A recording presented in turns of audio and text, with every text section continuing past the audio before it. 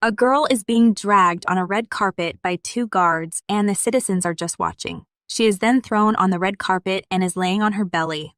One of the citizens yells and tells everyone that she is evil and cruel for killing Abe and how Abe did nothing wrong. Abe was this girl's cousin. The citizen then goes on saying that she should suffer the same way as Abe. Suddenly, the emperor arrives to calm the citizen down. However, she is not able to, as Abe was her child. She questions the emperor on how he has such a composed look as Abe was his son. The emperor then lets everyone know on how the girl laying on the ground is the emperor's sister and how there must be a misunderstanding. But the citizen named Emma still wants her revenge. The blonde-haired girl has been falsely accused for killing a child, and a series of accusations have been placed on her. She is guilty of many crimes, and her brother, who is named Lawrence, knows most of them. She states on how this was a conspiracy that was planned by Emperor Lawrence. The emperor approaches her and stops right in front of her. He then states on how he can't believe she killed him. We also learn that the girl's name is Tia. The citizen then yells, stating on how Abe threw up black blood and died after Tia's maid arrived. We then see the guards bringing the maid, and they throw her right beside Tia. The emperor then asks the maid if she was given orders to give poison to Abe by Marchioness Rosen. The maid accuses Rosen for killing Abe first and how he had the intention of killing the emperor next. The citizens are all shocked, and the emperor asks Tia if she has anything to say. Tia starts to get up and states on how the emperor is the one and only who has authority in this empire. He is carrying the empire on his shoulders and how he needs to quit his habit of placing the blame on others. That is her last advice as the guard suddenly rushes at her to grab her and throw her again. The guards then start dragging her and plan to lock her up. After the whole commotion outside, we see her hands tied up and is sitting on a chair.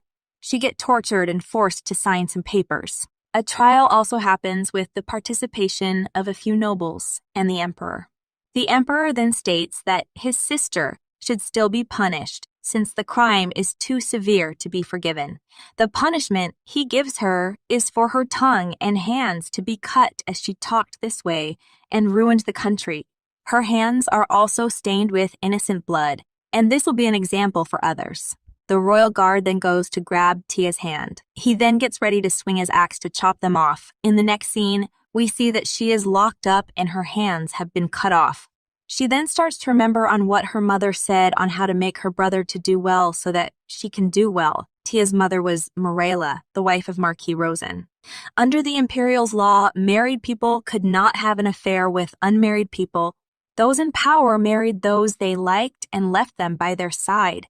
Michael Rosen lent the emperor his wife, Marchioness Rosen, in exchange for a sapphire mine. After that, she gave birth to the emperor's son, which was Lawrence. However, Tia was not the daughter of the royal family. She would constantly get bullied for this from citizens for being an illegitimate child. The citizens tell her on how she should not have been born. Her mother also tells her to be nice to her brother and how she is still alive because of him. She was told to live for her brother and how he has to be an emperor so that they can survive. The only time Tia would get praised would be when it is something beneficial for her brother Lawrence. She knew her mother's kindness would never be directed at her. But it was difficult for her to take a hold of the desire to be loved and had been built up since she was young. The family was all tied by blood. If Lawrence lost, then they would all die together. There has never been a case where the family of one's former enemy for the throne had been left alive. Tia had a talent for evil acts and conspiracies. She framed loyal servants to kill them and ruin the political state of the empire. There were many more trivial evil acts committed within the palace. She also made the citizens suffer and killed countless people from her actions. It was all done for her brother Lawrence. She knew that this was just an excuse. She committed countless acts calmly and indifferently. Lawrence was finally able to wear the crown. Tia was the top contributor for making her brother the emperor, but she quietly backed out, not wishing for anything, only because she was afraid. This was also the reason on why she disbanded the information guild that she had created over a long time with a huge amount of money. She thought that she would be allowed to live since they had worked together up till now. But She knew too much, and she had committed to many sins. So her tongue and hands were cut so that she can't speak and would not be able to leave records. She was Lawrence's dog. Tia then starts laughing. She knows the crime she has committed and does not want to be acknowledged as a pure person or be forgiven. She starts to remember on how she had asked Leisha, the saintess, if she resented her. Tia threatened her and forced her to marry Lawrence.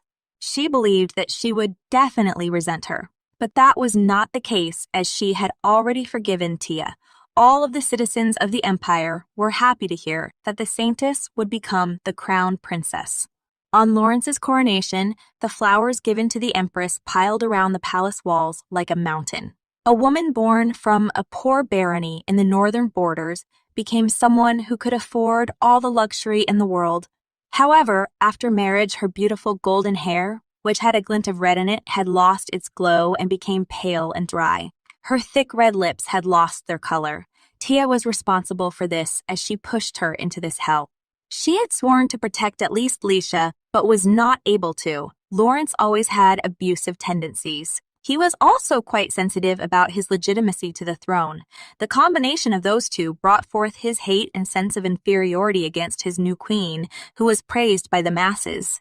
Leisha began to wither away, isolated and abused in a prison adorned with gold.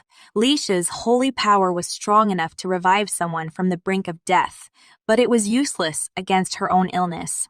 Leisha never blamed Tia for this, as she was the one who had chosen to marry Lawrence. She mentions that she has forgiven Tia and how she should take her off the great burden that is on Tia's shoulders. Lucia continues saying on how, if Tia ever meets Lord Cedric, tell him that Leisha had lived and passed on with no regrets. Tia agrees she will, and Leisha apologizes to her that she was not able to save her. Those were her last words as she passed away. We then see Tia still locked up in prison and she has no sense of time anymore. She suddenly hears a voice stating that she deserves this. The voice turns out to be Vinya, who was Leisha's maid who had come to visit her. She grabs Tia by the hair and tells her how there is not much left of the great and mighty Emperor Schemer. Her only regret is that she is not able to kill Tia right now. She then breaks her cuffs and starts to kidnap her. Tia was not thinking properly in her hazy state of mind. She knew she was being transported somewhere, but she couldn't tell where or for what. Tia was carried onto a laundry wagon, then dragged out of the imperial palace elsewhere. She wakes up and sees Lord Cedric watching over her. Lord Cedric did not expect that the greatest schemer in all of the empire was not able to save herself. Tia was surprised that she was in Cedric's military camp and was wondering why he had saved her. She had once blown up an embankment on the Ava River in order to frame Lord Cedric. During that time, Cedric was on his way back from organizing matters at the Empire's western borders, as per the Emperor's orders, but he didn't return to the capital city and instead developed his army to block the incoming flood. Since he had disobeyed an imperial order, the Emperor began to suspect him, which ended up leading him to be a fugitive who was running from the Emperor. Cedric then kneeled to the ground before Tia and started begging her for her help to put an end to Lawrence's tyranny. He believed he can achieve anything as long as Tia still has her determination. Tia starts remembering all of the things she had seen in the wagon on her way to the camp. The fertile town of Barkey, known for producing the greatest wine in all of the empire, no longer existed. According to Vinia, this had happened because someone from Barkey had planned an assassination attempt with Archduke Roygar. There were countless other places that suffered the same fate. Cedric continued by telling Tia to devise a plan. He wanted to take down Lawrence, no matter what it took. But currently, the power difference between their forces is far too great. His forces are only aware of how to deal with military affairs. They have no knowledge on how to reduce the gap. Tia started to shake as she has never heard such words even from Lawrence, to whom she had sworn her loyalty to for all her life. She wanted to have no regrets up until the day she dies. That is what she had decided when she had first dirtied her hands with blood. Cedric begins to stand up and believes that even Tia is not able to come up with a plan to overcome the current situation, as the power imbalance is far too great. As Lord Cedric is leaving, He tells Tia that he will assign some of his men to escort her to a rural village where she can live the rest of her days there in peace. Even though Tia had no plan, she did know that there was one way to fix things, which was by an ancient magic circle. It has been a long time since magic had disappeared from the world. Human sacrifices were one of the reasons on why the use of magic declined, but it was also because only a few people knew how to draw a magic circle properly. But for Tia, this was no problem. Since it is too late to set things right in the current timeline, Tia decides to go back in time before this had all occurred. She bites whatever is remaining of her tongue to draw blood. This was Tia's only chance. Tia is exhausted after she is done creating the magic circle with her bloody tongue. She knew that she was the perfect human sacrifice. Suddenly, Lord Cedric runs into the tent after seeing the bright light that was emitting from it. He is shocked and surprised on what is happening. As Tia is about to make everything go back in time, she prays that in her next life she can fulfill Cedric's wish. That is what she thought. However, she had returned back in time too and was alive and well. Tia was confused and thought that she might have misinterpreted the magic. It was supposed to turn back time in exchange for her life, but somehow she is still alive. Regardless of what the reason or issue is, she knew that there must be a reason on why she is still alive. However, one thing was for certain for Tia. She was ready to once again dirty her hands for Lord Cedric. She reads one of her notebooks and finds out that she turned 18 8 days ago. This made Tia realize that she only has 2 years before she turns 20, which is when she can inherit the Marquessate of Rosen. Tia is sitting at the breakfast table with her mom and Lawrence. Tia is impatient and wants to find out how the current situation is outside. As she rises up to go outside, her mother questions her on why she's already getting up since her brother hasn't even finished half of his meal. She tells her mother that she does not feel like eating, but her mother says to mind her table manners. She ignores her mother and then asks her brother Lawrence if it is okay with him for her to visit the temple in the outskirts of the city. Lawrence lets her with no hesitation. She thanks him, and as she is leaving, her mom praises Lawrence for being so considerate of his sister. She shuts the door behind her, and as she is thinking, someone is approaching her and calls out to her. It turns out to be Elsie, who is her maid. She was the first maid Tia had taken under her wing, but due to her unfailing loyalty, she ended up being poisoned in Tia's stead. Elsie asks her if everything is all right, but Tia tells her it is nothing. Tia then tells Elsie that she will be heading to the temple. Elsie smiles, but before Tia leaves, she whispers something into Elsie's ear. She goes back into her room and starts to get ready with the help of her other maid named Sophie. Sophie asks her how she wants her hair done. At first, Tia says neatly, but then changes her mind and says to make it pretty. From this answer, Sophie starts to smile and jokes around with her that she is now at that age too. She believes she wants to look pretty so that she can date cool men. Tia tells her not to say such nonsense as she is just going to the temple. But Sophie says to her that she is looking forward to it, which she denies. Sophie starts to tell Tia on how the spotlight now belongs to her, considering how old her mother has gotten. Suddenly, Tia's mother shows up, which catches Sophie off guard. Tia's mother then questions Tia if she is going to go seduce men with her ugly face. Tia responds to her stating that she is just going to the temple. She questions her mother on what good it would do to seduce a priest. Tia continues by asking how her brother was supposed to go out today. Tia's mother responds back stating on how he has already left and hopes he does not get bewitched by some sly, foxy girl. Tia assures her not to worry as he is a wise person. Her mother agrees with her and says that he is different from most men. However, her mother is worried since men change when they find their romantic partners. They tend to forget about their own mothers. She then questions Tia if she would ever be like that. Tia at first hesitates, but then tells her that she will always stay by her side. Her mother replies by stating how, of course, she will as she is her daughter. Sophie is finally done making Tia's hair. Her mom giggles and as she is leaving, tells Tia to enjoy her outing. She also tells her to offer donations and refresh herself, which Tia agrees to. Her mother slams the door shut, which changes the atmosphere of the room. Sophie asks Tia if she is all right, which Tia responds to stating on how this is a common occurrence. Sophie then helps Tia put her dress on. Sophie tells her on how she looks so lovely, but her hair is a bit curled, so she will straighten it out soon for her. Tia thought the word lovely seemed so strange, and it does not fit her. Elsie notices Tia and tells how she looks so pretty today. Sophie tells Tia that it would be great if she always went around like this. She tells them not to flatter her as it won't get them anywhere. She then leaves the house, and the only thing on her mind is to start changing the future, which starts now. Meanwhile, we get to see what the current situation is at the barracks on the outskirts of the capital of the Krates Empire. One of Lord Cedric's men is telling him not to be stubborn and to hold a victory celebration. His Majesty is trying to separate Lord Cedric from the Western Army. His men want to hold a victory celebration for the Evron Order and not invite the Western Army. We find out the name of this man is Frail. Lord Cedric tells him on how the Western Army have suffered for over a year on low wages. They deserve the glory too, and that riches aren't important. He continues stating on how if it was a resounding victory without glory and honor to unite them, the Western Army will be dissolved. And if the West collapses, the whole empire will be at risk. Frail questions him on what he will do then, which Cedric replies by stating on how he was going to ask the Archbishop to mediate.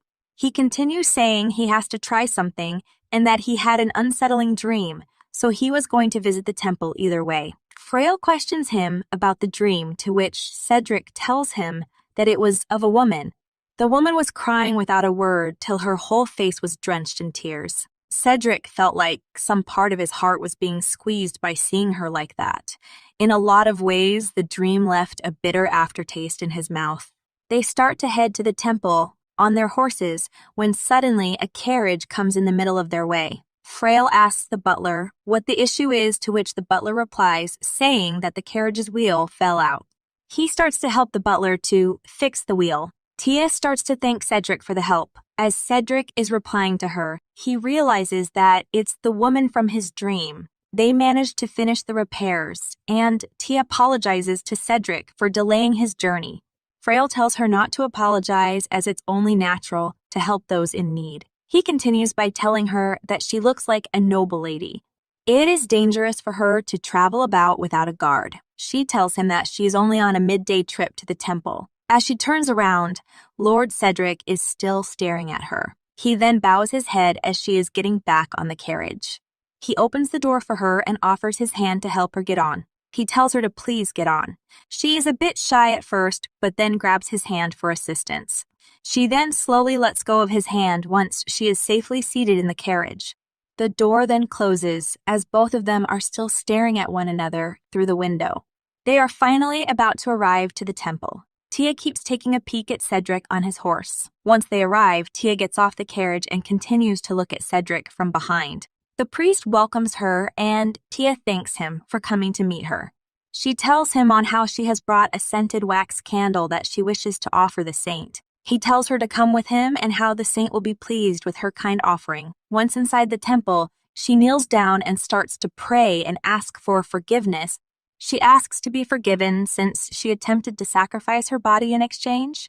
She also prays for him to watch over the foolish and wicked Grand Duke Cedric. Lastly, she asks that he protect the saintess daughter, Lisha. The priest then asks her if she would like to meet the bishop. Tia tells him that there is no need as she is leaving to rest and have some tea. The priest tells her that he will prepare a gazebo for her. Tia wishes to request for one more thing. She continues stating on how some knights helped her on the way here today. She wanted to thank them and wanted him to lead her maid to them. The priest takes the coins from Tia and agrees. We then see Tia at the gazebo. Cedric shows up to the gazebo. She stands up and suggests on how they should introduce one another. She tells him that she is Artesia Rosen. He questions her if she is Marchioness Roseanne's daughter, to which she replies that she is. Cedric questions her on how if she knew that he was the Grand Duke of Evron and deliberately broke her carriage so that they could meet, then she should also know that he dislikes the Marchioness Roseanne. She confirms that she knows. He then asks her how it is possible that a noble woman's carriage wheel would fall off like that. He continues stating that Tia even handed lunchboxes to the knights, as if she planned it from the start. Tia tells him that this necessary for her to do as she needs to tell him something. Cedric begins to think in his head that she is the woman in his dreams, but unlike the dream, her eyes are cool and bright. He agrees to listen to her and hopes that whatever she has to say is worth his time that she is wasting. She thanks him. Tia starts to pour some tea for Cedric as he sits down to talk. Cedric was curious on why the Marchioness Rosen's daughter was acting like this towards him. He decides to first drink his tea and see what she has to say. She then stands and tells the Grand Duke for him to please propose for her hand in marriage. Cedric starts to cough as he could not believe what he just heard. He never thought that he would hear such words from a young miss that he had just met today. Tia responds by stating that she is not asking for a real marriage. She only asked for this in order for them to solve a problem that Cedric has been struggling with. She continues stating on how Cedric and His Majesty have been in a stalemate for 2 months because of issues regarding the victory celebration. It's a problem that the ill cannot receive proper treatment, but because of that, one wrong move and both the Western and Southern Army structure could collapse. Dia knew that this is what concerns Cedric. She tells him that he has likely come here to request that the Archbishop mediate. He confirms, to which Tia tells him that this is a very unwise decision. Even if the Archbishop agrees to mediate, Cedric will give away his glory. Cedric will have to give all the glory to the Western Army. Cedric believes that it would be for the best, as one does not require merit to succeed. Tia tells him that someone must lead the Western Army. Others would be outraged if they heard that the Majesty replaced the true hero with another man during the victory celebration. She continues stating that the general will be disappointed and abandon the Western Army and how His Majesty greatly favors her brother. But she believes her brother lacks the noble's support. When the fight for the throne begins, that will surely be her brother's undoing. His Majesty is finding this regrettable as of right now. This is why Tia believes that Cedric is the ideal person to support her brother's legitimacy, as he is also in the line of succession. Cedric was the owner of both the North and influential in the West. Cedric understands what she is saying and states that he has no intention of colluding or begging for the recognition that the soldiers rightfully deserve. He then starts to stomp away, but Tia grabs his hand. She then asks him about the village of conspirators at the Grand Duchy. Cedric takes it as a threat. She tells him that she is just offering him advice with the utmost sincerity. She then pours him another cup of tea as he sits back down. As she is serving the tea, she tells Cedric that he must seek more practical profit. Cedric questions her if practical profit is obtained by using underhanded and unjust methods for the sake of winning. She clarifies that Cedric is throwing away his own honor in order to preserve the Western Army's and Grand Duke Everon's reputation. She continues by stating on how her mother and brother do not know about this meeting.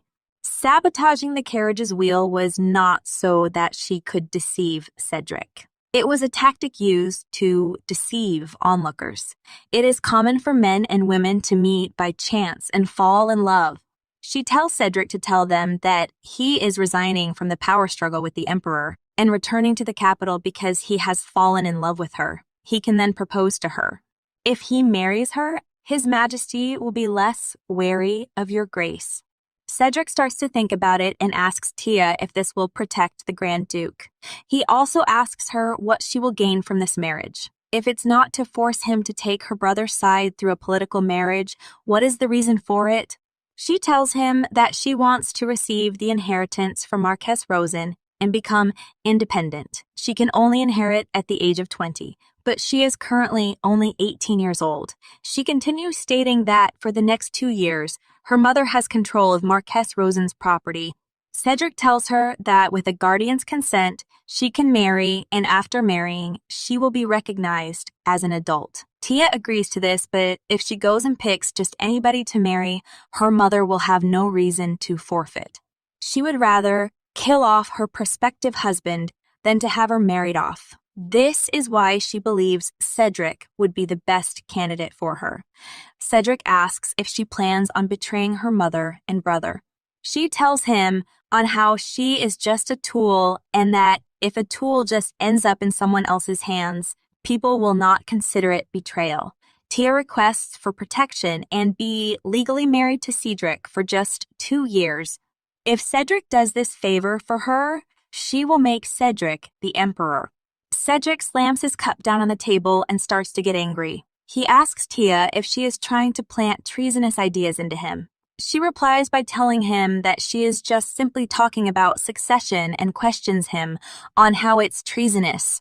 She continues stating that the emperor still hasn't named a crown prince as of yet, and how he has the right to the throne. If Cedric wishes for the citizens of the Krait's empire to live in peace, then he must ascend the throne as the emperor. She tells Cedric on how Lawrence is cruel, and behind the scenes, Roygar is greedy. If they were to ascend the throne, the empire will become a living hell. He bangs his hand on the table as he gets up and tells Tia that he can't listen to this anymore. He starts to leave, and Tia believes that he requires some more time to think this through. Elsie then dashes to Tia and asks if she is okay. Tia asks with what, to which Elsie replies on how Cedric got angry and just left, which was also really scary. She tells her that it was to be expected. As nightfall is approaching, Elsie asks Tia if she would like to return home now, to which Tia responds saying to wait a little longer as she takes another sip of her tea. Elsie starts to wonder why, as Cedric has already left. Suddenly, someone calls out to them. He mentions that his name is Benjamin Corner, who is from the Western Army. He has come to escort Tia of the Rosen household home under the orders of the Grand Duke Evron. Elsie is happy to hear this, and they start to leave as it is now nighttime. On their way home, they are stopped by 2 men on their horses. The coachman stops the carriage. Tia asks the coachman on what is wrong, to which he tells her that they have stopped them for an inspection. One of the men that stopped them asks what a Western Army member is doing here as he notices the Western Army's uniform. Benjamin salutes him and then tells them on how he is a knight of the 4th Corps in the Western Army. He was assigned to escort Tia by Grand Duke Evron. He is surprised to hear this and then goes to check on Tia. Tia seems to know him and calls him Sir Kishore. He asks her where she is returning from at this hour. Tia tells him that she was on her way back from the temple and lost track of time. Kishore then questions her on why she is with a Western Army soldier, to which she tells him on how the carriage broke on her way to the temple and how the Grand Duke was passing by, helped her. He also knew that she didn't have an escort, so he lent her Benjamin. He understands on what Tia has said and then tells her on how it seems like Tia is all grown up now. She starts to blush in front of him. Sir Kishore decides to escort her home. Benjamin then starts to take his leave, but then Tia tells him to stay for a cup of tea before leaving. He tells her that there is no need and that there is nothing safer than a royal guard escorting someone home. His mission is done, and he will now be returning, to which Tia agrees and thanks him. Once Benjamin is gone, Tia starts to tell Sir Kishore on how she received prayer candles today after praying at the temple. She wants to send some to his daughter, Miel. He smiles and thanks her for her concern. Tia states that she hopes to go on a picnic with him and Miel once she is better, to which Sir Kishore tells Tia on how lately she has been bugging him a lot. She smiles and tells him on how she is sure she doesn't mean to. Sir Kishore chuckles and says that he hopes this is true. Tia realizes that since Sir Kishore is here, this means that His Majesty was also here. She has finally arrived back home. Once inside, she tells her maid Alice to give the pouches that they prepared as gifts to each of the Emperor's aides. Alice tells her that this would mean they will be using everything that was prepared. Tia tells Alice that this is all right. She then stops in front of the Emperor's room and gives the guards a pouch of money. She then tells them to please tell the Emperor on how the daughter of Mirella has come to greet him. The guards tell her to go inside. Before Tia goes inside, she asks that if a guest comes over while she is inside, to please inform her first. The guards are a little confused upon hearing this. Tia clarifies by stating that she just doesn't want the Emperor and her mother's time together. to be interrupted. She will handle it if there is a guest. They bow and tell her, of course, to which then Tia enters the room as the guards shut the door behind her.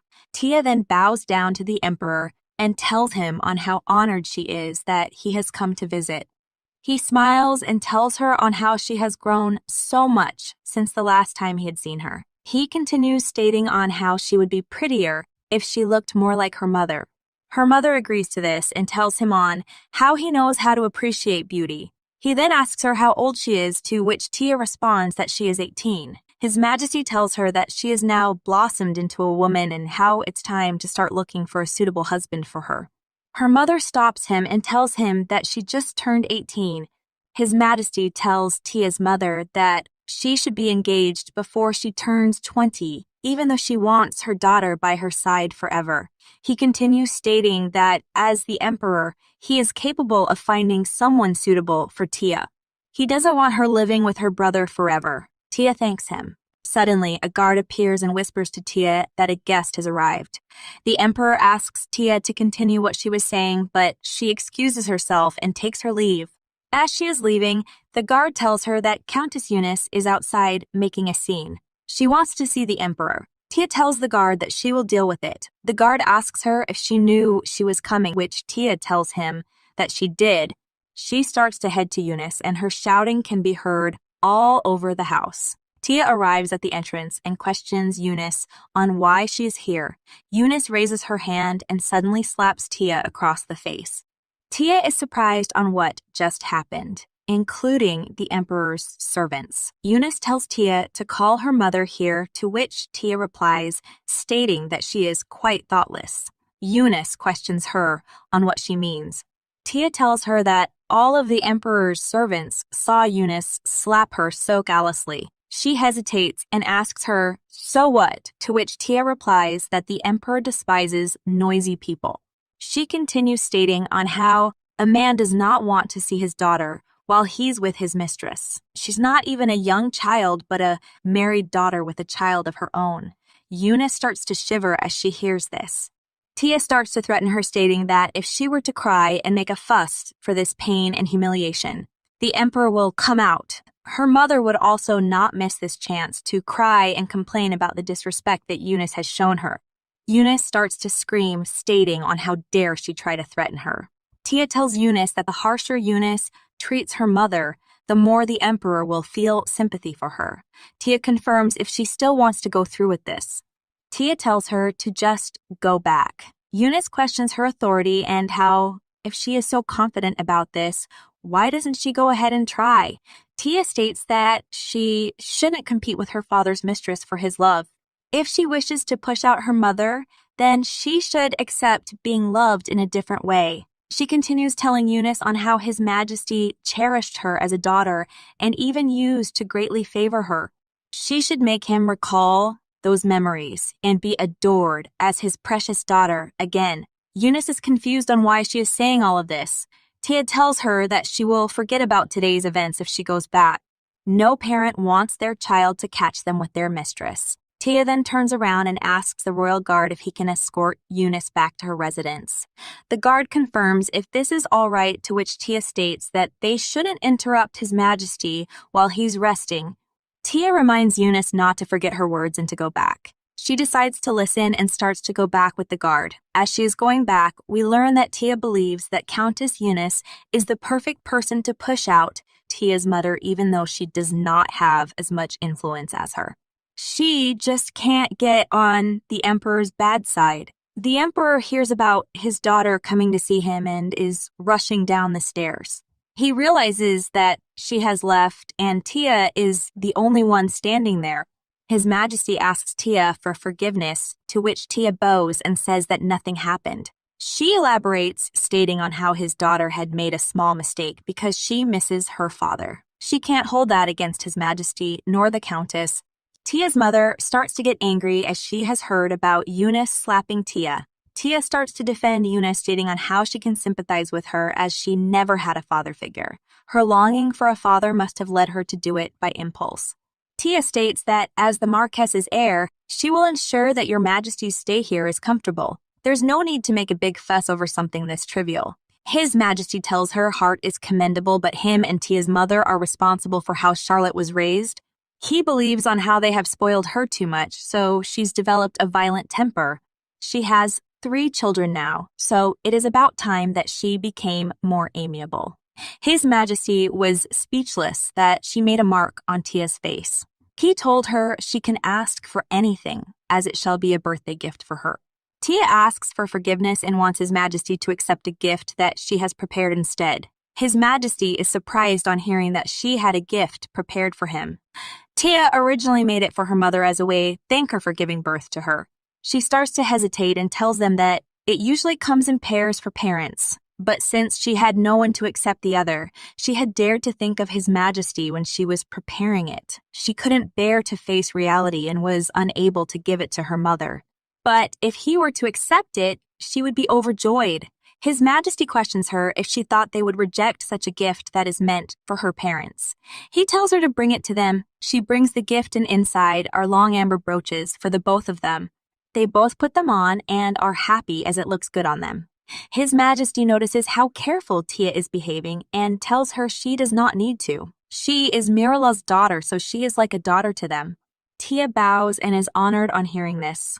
His Majesty and Tia's mother then decide to head off to the opera. They are very happy and were looking forward to seeing it. They slam the door shut and Tia starts to remember on how in the past, all she wanted to hear was that very sentence that she is his daughter.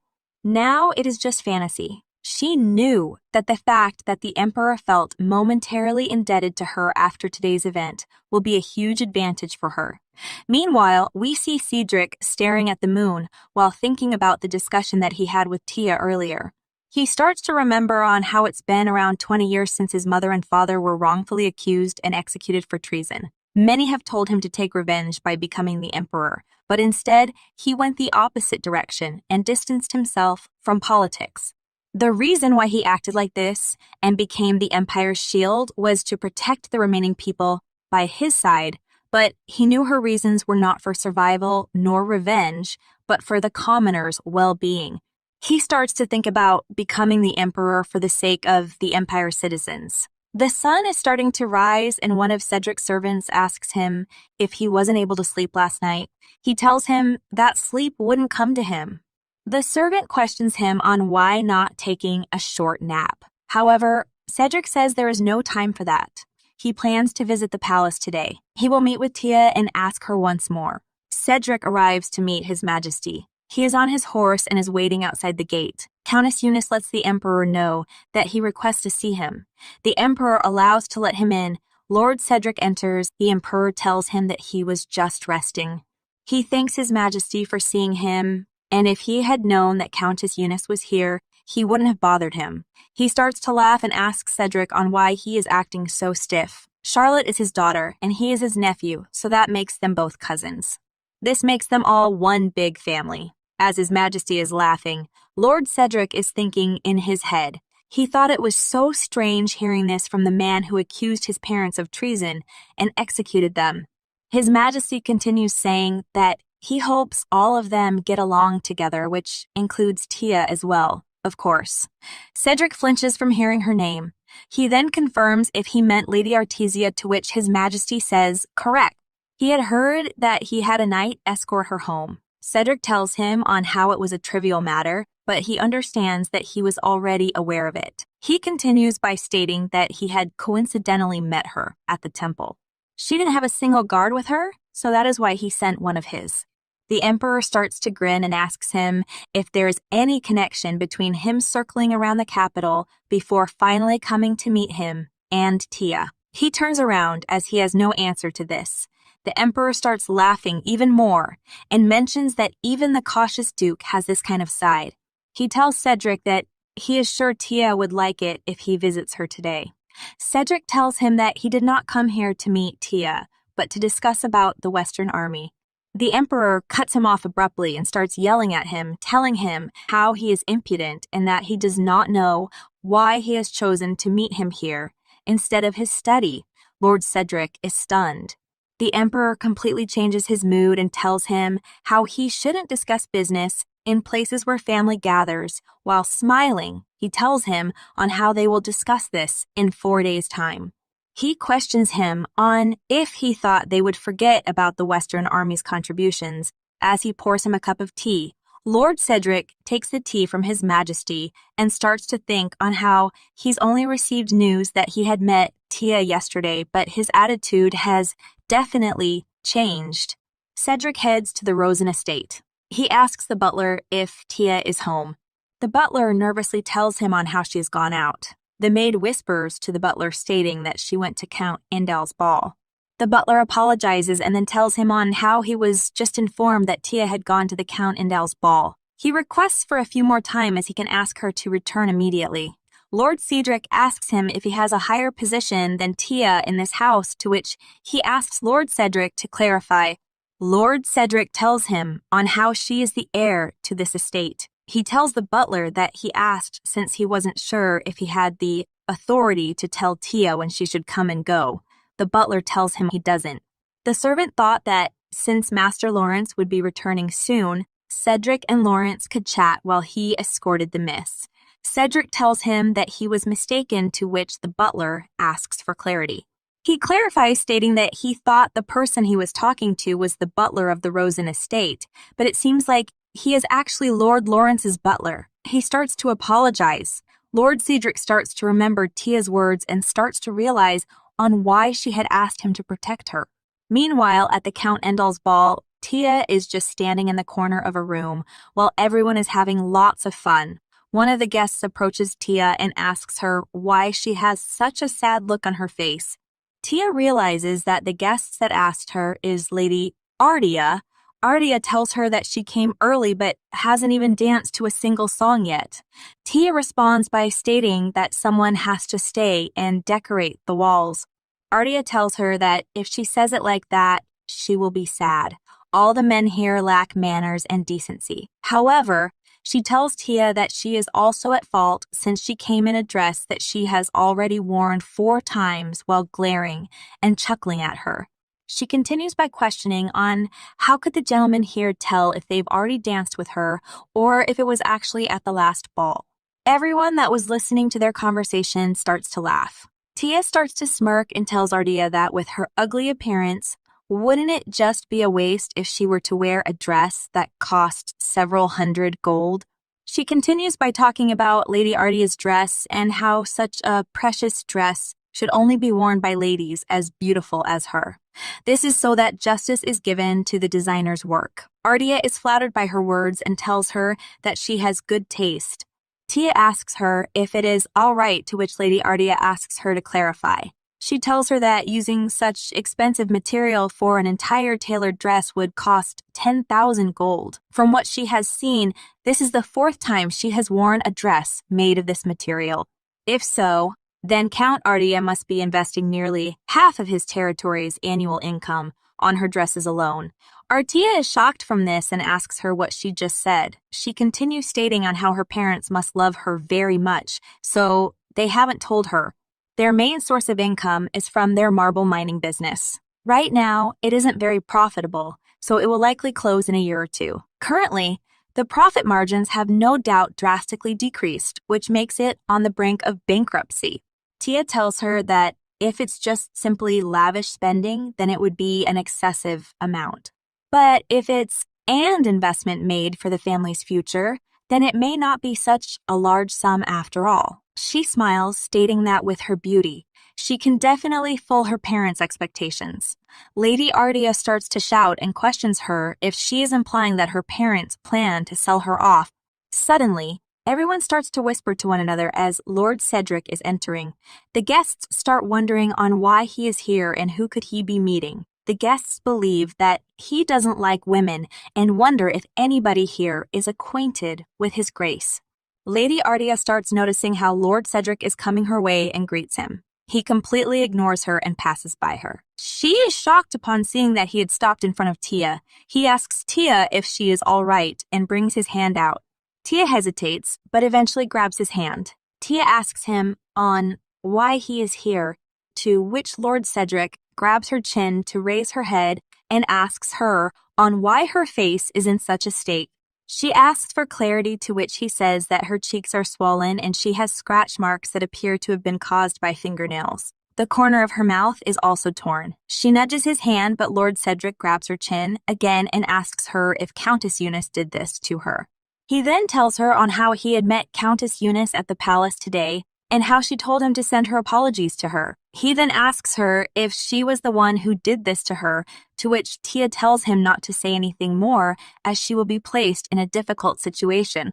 Lord Cedric then suggests to go back together, to which she agrees. As they are leaving, Lady Ardia stops them to introduce herself to Lord Cedric. She tells him on how it isn't proper for a gentleman to come to a ball and leave without dancing to a single song, especially when there are numerous young women without dance partners. Lord Cedric asks Ardia if she is friends with Tia, to which she smiles and says yes.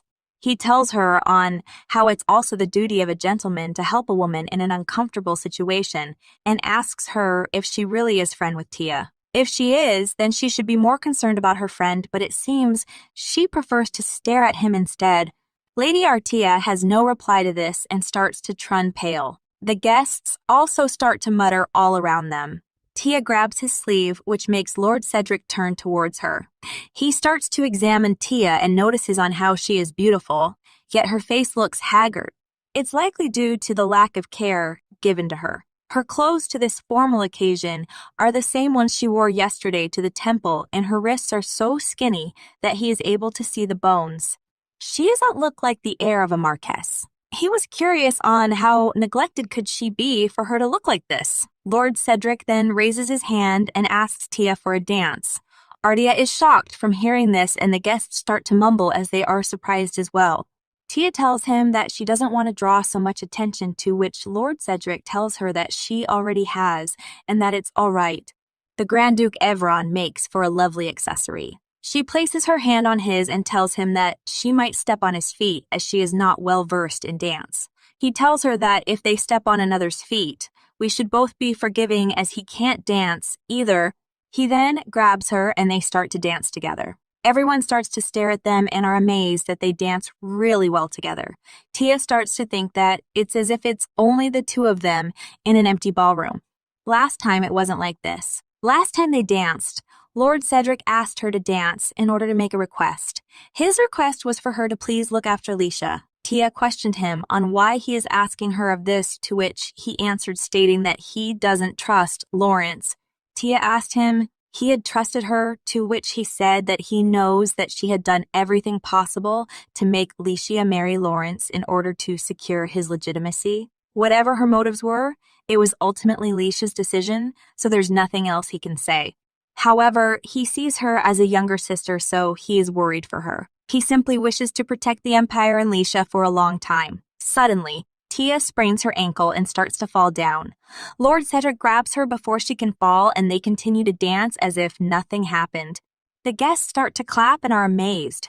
They start talking amongst each other on how they look so good together, and if Lord Cedric was always this good at dancing. Lord Cedric starts to smile and tells Tia on how he is a better dancer than her. Tia replies back, telling him on how he is a renowned warrior and how it is cruel to compare each other's movements because of this. He starts to laugh upon hearing this, and Tia is just staring at him. They arrive back to Tia's estate, and Lord Cedric helps her off the carriage. Tia thanks him, but Cedric asks her for what? She replies saying it's because of dancing with her, to which Lord Cedric says that it was his duty as a gentleman. Tia tells him on how she knows that he wanted to help her preserve her dignity in front of Lady Ardia. Cedric says that it was nothing. Tia then requests for another favor, to which Cedric agrees. She asks him if he would go to Levgay with her. Lord Cedric questions her on why she wants to go to a slum that even men avoid. She tells him that there is someone she needs to meet there. They start heading to Levga. Inside the carriage, Tia asks Lord Cedric if he has come to a decision about her offer. He questions her about if it's the offer for a 2-year contract marriage, where in exchange she'll make him the emperor. She replies with a yes, to which he says that before he gives his answer, he has a question for her. He asks her on why the marriage would only last for 2 years. Tia starts to think in her head that the reason is because he will fall in love with this Saintess Lisha, whose beauty rivals that of a rose in bloom. She doesn't want to be ridiculed as the person who had a divorce because her man had a new lover. Cedric starts to question her if she can't tell him. She replies by stating that she simply does not want to be Empress. She doesn't think she is suitable for the position. In fact, not having her as Empress would be for the greater good. He tells her that it seems like she is very determined to sacrifice herself for the Empire. He continues by stating that he has one condition. He does not want any harm to come to his people. If she wants to be with him, she must remember this. Tia tells him that she understands. Lord Cedric clarifies, stating that she doesn't sound like she does as it includes herself. She mustn't get hurt either. He doesn't want it to happen again. He would rather have her hitting them. They both start looking at each other in a serious way, and Tia starts to giggle. He starts to smile and tells her that what he meant is that he doesn't want her to get hurt. She smiles back and tells him that she agrees and thanks him for his concern. They finally arrive to Levga, and they start to get off the carriage. Lord Cedric offers her hand to her to assist her off the carriage, but instead grabs her with both hands. He then lowers her and tells her that a lady should exit a carriage without aid. Tia agrees with him as her heart is thumping. Suddenly, the citizens of Levga start asking for mercy from Tia and ask her to spare some change. They start to beg her and tell her that the more bread she gives to the hungry, the more favor God will bestow upon her when she ascends to heaven. One of Tia's maids gives her a hood to wear. She puts it on to disguise herself. Lord Cedric then asks her if she always prepares such clothing beforehand. It didn't seem like she had planned to come here. She replies by stating that her hair color tends to draw attention. After shooing away the citizens, Lord Cedric tells Tia that they should go, to which Tia agrees.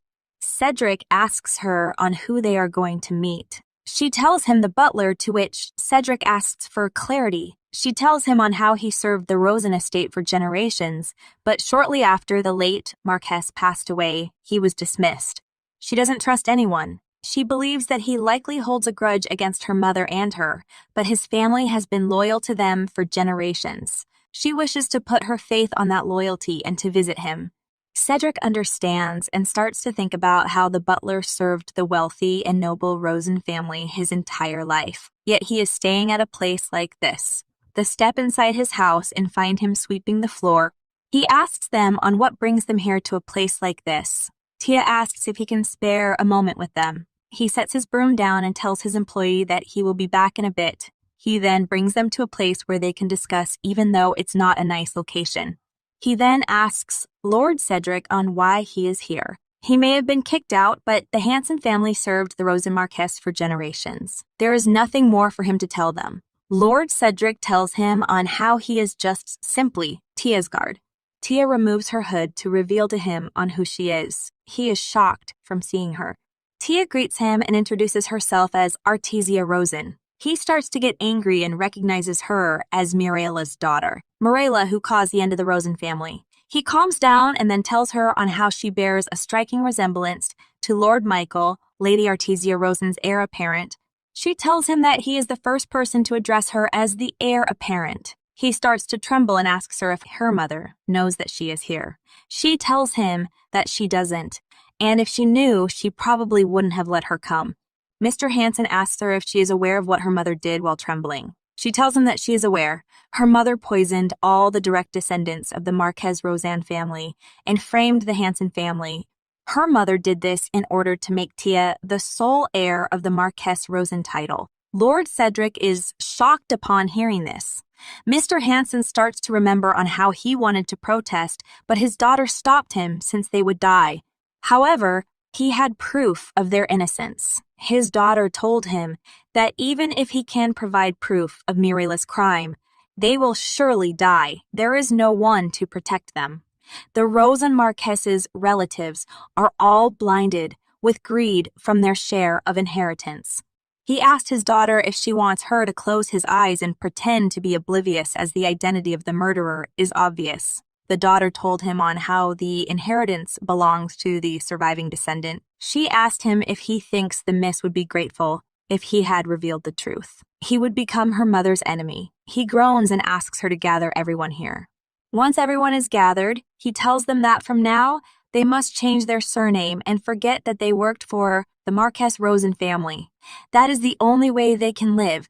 Although he instructed his family to do so, he was the only one who didn't change his name as he was still attached to it. He's already old and thought that if Mirella discovered him someday, he would have no choice but to die.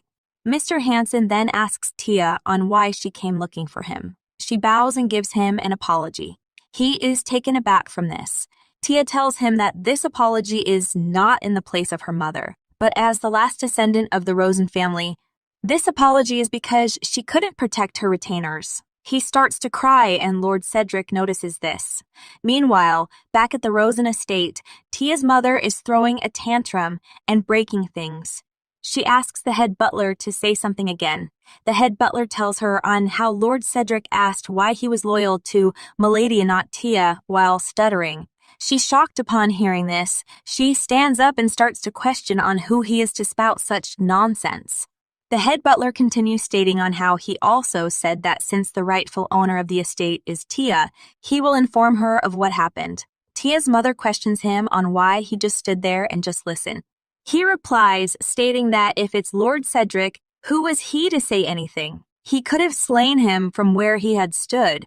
She turns around and beckons for a glass of water. She sits down and starts to think about where Tia could have met Lord Cedric while drinking her water. She doesn't have any feminine traits and her meager looks are nowhere near as hers. Suddenly, someone starts to knock on the door. The head butler opens the door and asks what happened. The other butler tells him on how a squire from Lord Cedric has arrived. He told them on how Lord Cedric went to Count in Dale's estate. Afterwards, he boarded onto Tia's carriage. The squire has told them to wait until they have returned to the Rosen estate. Suddenly, Master Lawrence arrives. The head butler kneels down and asks Lawrence if his outing was to his satisfaction. Lawrence asks the head butler about what has happened since he mentioned that Lord Cedric's squire is outside. He starts to panic, but then Lawrence's mother welcomes him home. He starts to ask his mother about if something has happened with Lord Cedric. She replies, stating that nothing has happened and on how she can never have problems with him. She continues telling him that Lord Cedric came to find Tia this afternoon, which she found odd. Lawrence stays silent. His mother asks him if something angered him as he looks unwell. Lawrence asks his mother if she offended Cedric. Lawrence's mother tells him that she didn't even greet him. He left as soon as he heard that Tia went out. Lawrence tells her that he understands and to stay away and not interfere for when he comes back. He will deal with him. His mother questions him why. He replies stating that Lord Cedric is a man of integrity. Tia was useful for a change, but if someone like Mother interferes, things will go awry. His mother becomes stiff and asks him on what he means by someone like her. He clarifies stating on how Lord Cedric despises her and unfortunately despises him as well. For this very same reason, Father Emperor can't appoint Lawrence as the crown prince. Lawrence's mother is shocked from hearing this. We switch back to Tia and she is telling Mr. Hansen on how soon she will be married and will reclaim the Rosen estate from her mother. She tells him on how she will need his help for when that time comes. She wants to ensure that she gets back all of the Rosen estate's assets. She questions Mr. Hansen for if he had kept track of most of the assets and former employees. He hesitates but tells her that she is correct. Tia requests him to return to his rightful position and to help her. Mr. Hansen tells her on how his family name is still suspected for poisoning the Rosen family years ago. So how could he possibly return? Tia replies by stating on how she will become the next Marchioness Rosen. She will take care of any issue that may arise as there is always a way. He understands and decides to trust and follow Tia. Tia and Lord Cedric start to head home. Lord Cedric tells her on how he's amazed. Tia asks him why, to which he says that appealing to a person's heart is the best way to persuade someone. It seems that she is well aware of this at such a young age. She replies by stating that her intention was not to appeal to Mr. Hansen's heart. She was just giving him a valid excuse. Mr. Hansen is facing some financial distress. He also has a 14-year-old granddaughter to care for. He likely wanted to escape Levga for a while now. But without a suitable excuse, he wouldn't have taken her offer. Lord Cedric is silent but starts to smile. Tia asks him on why he's smiling. He tells her that it seems like she sees herself as a villainess. She turns and tells him that this is true. He continues telling her on how, if a person remembers a time of honor, they'll want to escape from dishonor, but only that person can decide when they'll escape. You aren't giving Mr. Hansen an excuse. You're giving him a chance to regain his honor. He is returning to the estate for you. Tia is surprised that he's returning for her. Lord Cedric continues by telling her that it's because he loves the Rosen estate, and she is the heir of Rosen. They are suddenly interrupted as they have arrived. Lord Cedric helps her out of the carriage by holding her hand. The lead butler welcomes Lord Cedric back. He then bows and asks Tia if she had an enjoyable outing. He then tells Lord Cedric on how Master Lawrence wanted to invite him for dinner. He replies by stating that they should save that for another time. He states that his answer may change if Tia were the one to invite him while smiling towards her. Tia tells him that, as an unmarried woman, she is reluctant to invite a man who isn't a relative into her home at this hour. He smiles and replies that he knew she would say that. He then excuses himself, and Tia tells him to be careful on his way back. He sits on his horse, and then Tia remembers something. She asks him if she can ask him something. He tells her to go ahead. She asks him on why has he been acting so formal with her. Last time they spoke, he was much more casual. He tells her that it's not necessary to respect Mirella's daughter, but it's only proper for him to be respectful towards his future wife. Tia starts to blush as Lord Cedric starts to slowly ride away. Tia's maid starts to call for her. Tia turns and asks her what's wrong. She tells her on how Master Lawrence would like to see her. She tells her that she understands. She heads into Lawrence's room, to which he welcomes her. She asks her brother if something is wrong, as he was looking for her. He tells her on how he heard she went out with Lord Cedric. She replies by stating that she met him at Count Endel's estate, and how they went on a stroll together. He asks her if she plans to meet him again. She stares and asks her brother if she can. Her brother tells her that there is no reason why she can't, as she is 18 now. He turns and tells her that next time she should invite him to their house. He hasn't gotten a chance to get acquainted yet since he rarely attends social events. They both get startled as they hear someone scream. They hear their mother slapping someone else, and the person is asking to be spared. Lawrence tells Tia that it's just a bout of hysteria. It happens quite often, and how she should not concern herself with that. It would become a problem if she got hurt and if Lord Cedric notices. Tia understands. Tia starts to head to where the noise was coming from. She starts to remember on how, before, she would have tried to calm down her mother, but her mother wouldn't listen to her. She would instead start to beat up Tia since she would try to stop her. She would be beaten until she was black and blue. She turns around, to which Tia's maid asks her on if she will go inside. Tia responds asking her if she wants her to go inside and be beaten up. The maid tells her that's not what she meant. Tia tells the maid that she should intervene before it gets worse. She continues stating that she wouldn't be alone if they all share the beating. It wouldn't hurt as much. They'll compensate them generously and cover the medical expenses. Tia tells her to bring her over to her once it's over. It's the next day, and Tia's mother finds everything annoying. Tia knocks and enters into her mother's room. She gives her a drink, which is a lemon tea. Her mother tells her on how she is all grown up now, so she decided to ignore her outburst earlier. She replies by stating that Lawrence called for her, so they were discussing matters at the time. There is no way she would ignore her mother. Her mother starts to hug her and agrees with her. She tells her that when she's old, there's no one else she can rely on other than her daughter. She tells Tia that she is the reason on why she is still alive.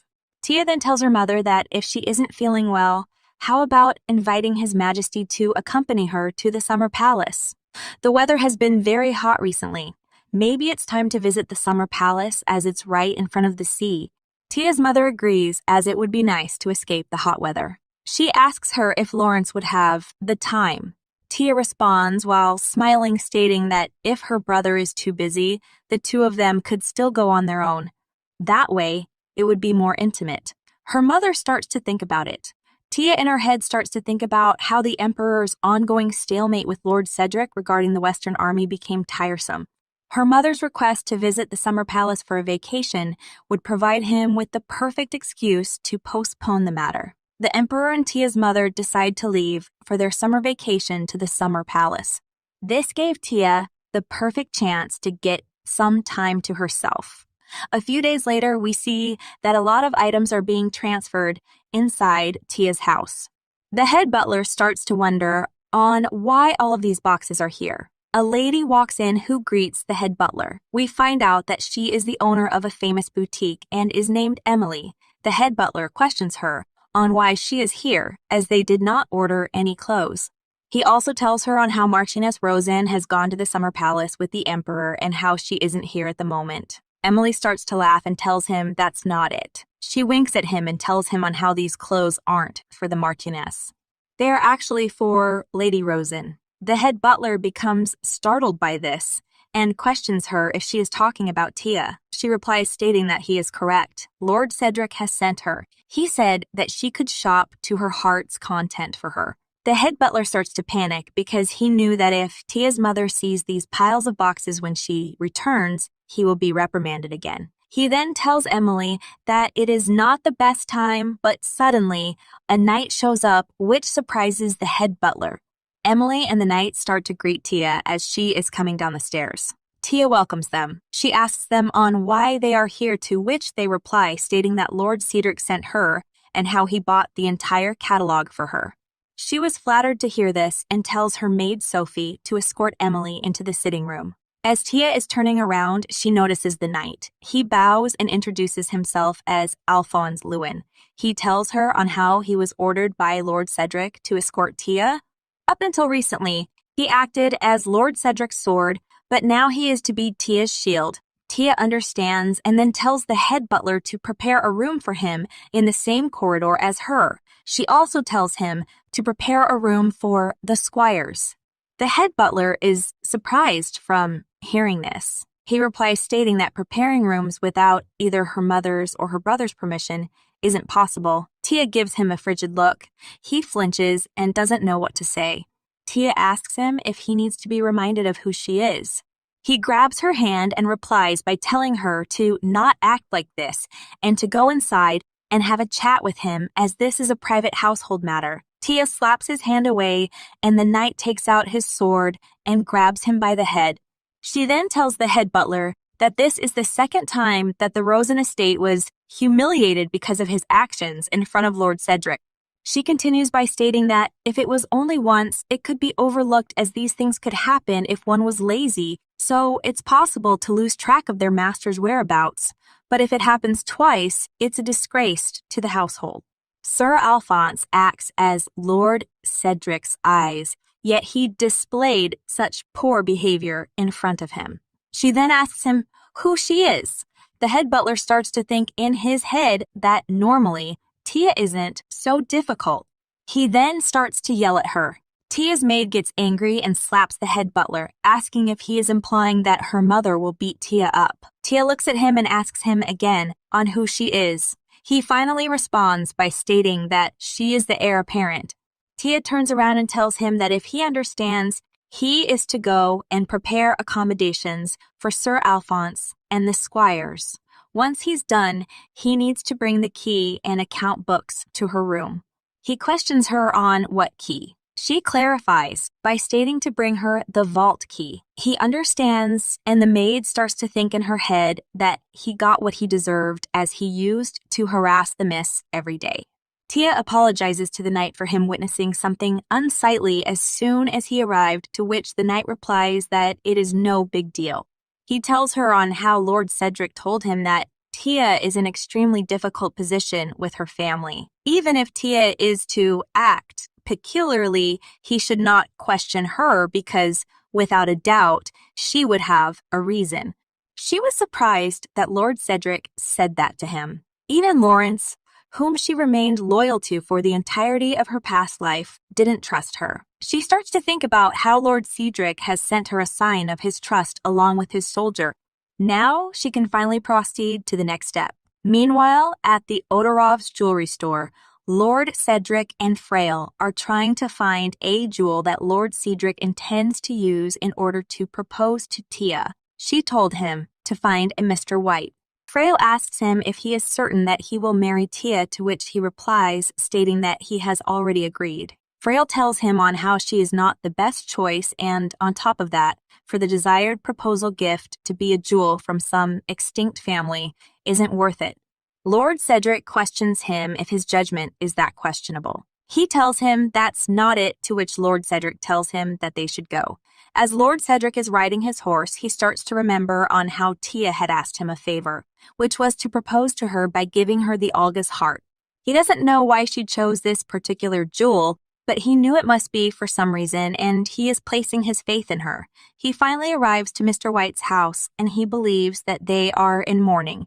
Frail understands that Lord Cedric feels bad. They need to do this now. They don't have the option to set aside another time to come back for the jewel. Lord Cedric agrees with him. Frail starts to knock on the door and asks if anyone is home. A lady opens the door and tells them on how they look like important people. She asks Frail on why they are here. Frail shows her a letter from Mr. Odorov, which states that Lord Cedric is looking for a jewel that Mr. White has. They walk in and sit down. Lord Cedric apologizes for intruding during a difficult time. She tells him that it's fine. However, in Mr. Odorov's letter, he mentioned that Lord Cedric is looking for a jewel. He confirms, stating that Mr. White has it. She tells him that her father may have passed away, but all of the ledgers from when he was a jewelry merchant remain. She tells him that she will help him to the best of her ability and asks him on what jewel he is looking for. He replies by telling her that he is looking for Saintess Olga's heart. She starts to tremble. Frail and Lord Cedric start to notice this. Frail tells her to calm down and takes the teacup from her. Lord Cedric then asks her on who she has sold it to as she is tearing up. She walks away and then comes back with a contract that transfers ownership of Saintess Olga's heart. Someone named Baron Yitz bought the jewel with a promissory note 7 years ago, but he continued to delay the payment to this day. Frail takes a look at the contract and notices that it stipulates that full payment must be made for ownership to be transferred. He tells her that if she sues him, she will be able to win the case. She starts to wipe away her tears and replies by stating that if they could sue, they would have already done so. However, the diamond was given to Marchioness Camellia, so they couldn't do anything. Frail turns to Lord Cedric and asks him if she is the sister-in-law of Grand Duke Roygar. Due to the large age gap, Grand Duchess Roygar obeys her sister, like one would to their mother. Moreover, the Marchioness is Grand Duke Roygar's staunchest supporter. The lady starts to cry even more and tells them on how her father had invested nearly all of his savings into Olga's heart. This incident brought him to the brink of bankruptcy. Afterward, he worked himself to the bone until his last breath. They are the ones that killed her father. Lord Cedric tells her that he will buy this contract. He throws a bag of money on the table and tells her that this should cover the amount due in the promissory note. He also tells her on how he has given a bit of extra compensation as well.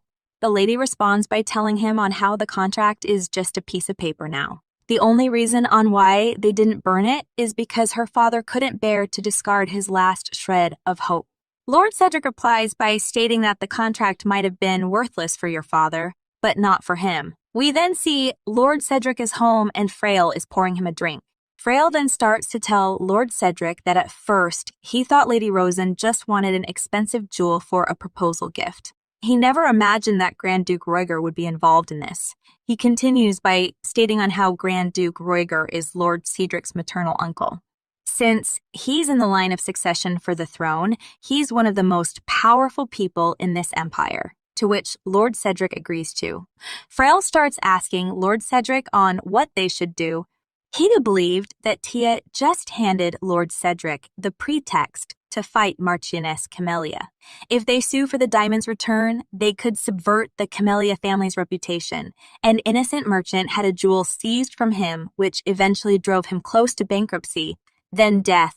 As a result, his children were left as orphans. This would be a huge scandal, especially if it emerged while Lord Cedric was searching for a proposal gift. Lord Cedric sighs and then tells Frail on how he has no intention of exposing the White family to the public just to besmirch Marchioness Camellia's reputation. There's no sense in fighting a battle that will drag Miss White's character through the mud. He tells him on how it's like a riddle, to which Frail asks for clarification. He states on how it's like an old folktale. In the East, a beautiful princess gave out 3 riddles for her suitors to solve if they wished for her hand in marriage. Frail knew this riddle and mentioned on how, after hundreds tried and failed, a wandering young man came and solved the riddles. He ended up marrying the princess, to which Lord Cedric said that he is correct. Lord Cedric raises his head and prays that this is his only riddle. They start to review the facts, to which one of Lord Cedric's soldiers tells them on how Baron Yitz is a casino owner. Along with several others, he owns the large casino located in the Fontaine family's territory. Frail asks the soldier named Daniel on how he knows this jokingly, as he believes he has been gambling, to which Daniel tells him of course not. His younger brother incurred some debt with the Yitz casino, and he just helped pay off the debt a couple of times, so he's familiar with them. Lord Cedric starts to think and believes he knows where the issue might be. He believes that he is probably one of his uncle's sources of income. Frail then asks Lord Cedric on what he will do, to which he replies by questioning him on what he thinks he should do. Frail starts to grin and knows that since a merchant was taken advantage of and subsequently died because of a noble who owned a casino, it's something that Lord Cedric can't ignore. Lord Cedric wears his coat and decides to head to the casino, as it should be in full swing by now. Frail tells him on how he will prepare a group of knights. The 3 of them then start to march to the casino. At the Fontaine Casino, we see that everyone is laughing, having fun, and profits are looking good for them. Suddenly, one of the employees dashes to Baron Yitz to let him know that something has happened. Baron Yitz tells him not to cause a scene in the main hall, or the gullible people won't be able to focus on their games. He replies by stating that it's an emergency. He tells him on how Lord Cedric is here. He is shocked from hearing this, as he finds out that he has the certification of ownership for Saintess Olga's heart in his possession. Lord Cedric opens the door wide open, which makes a banging sound. Baron Yitz greets him and asks him on why he's at this humble place. Lord Cedric then shows him the contract and asks him if he knows what it is, to which he says that he's not sure and questions him on what it is.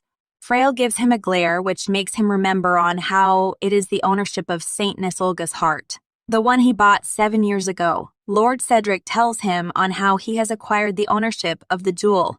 He tells him on how there should be no issues since he hasn't made a single payment within the 7 years. He continues by stating that he must check the area for the diamond and his ledgers. Baron Yitz is shocked from hearing this. Lord Cedric tells his knights to search the area. Baron starts to shout at him, stating that he doesn't have the authority to do this at his place of business. Lord Cedric replies by stating that if he has an issue, he should bring the diamond right now.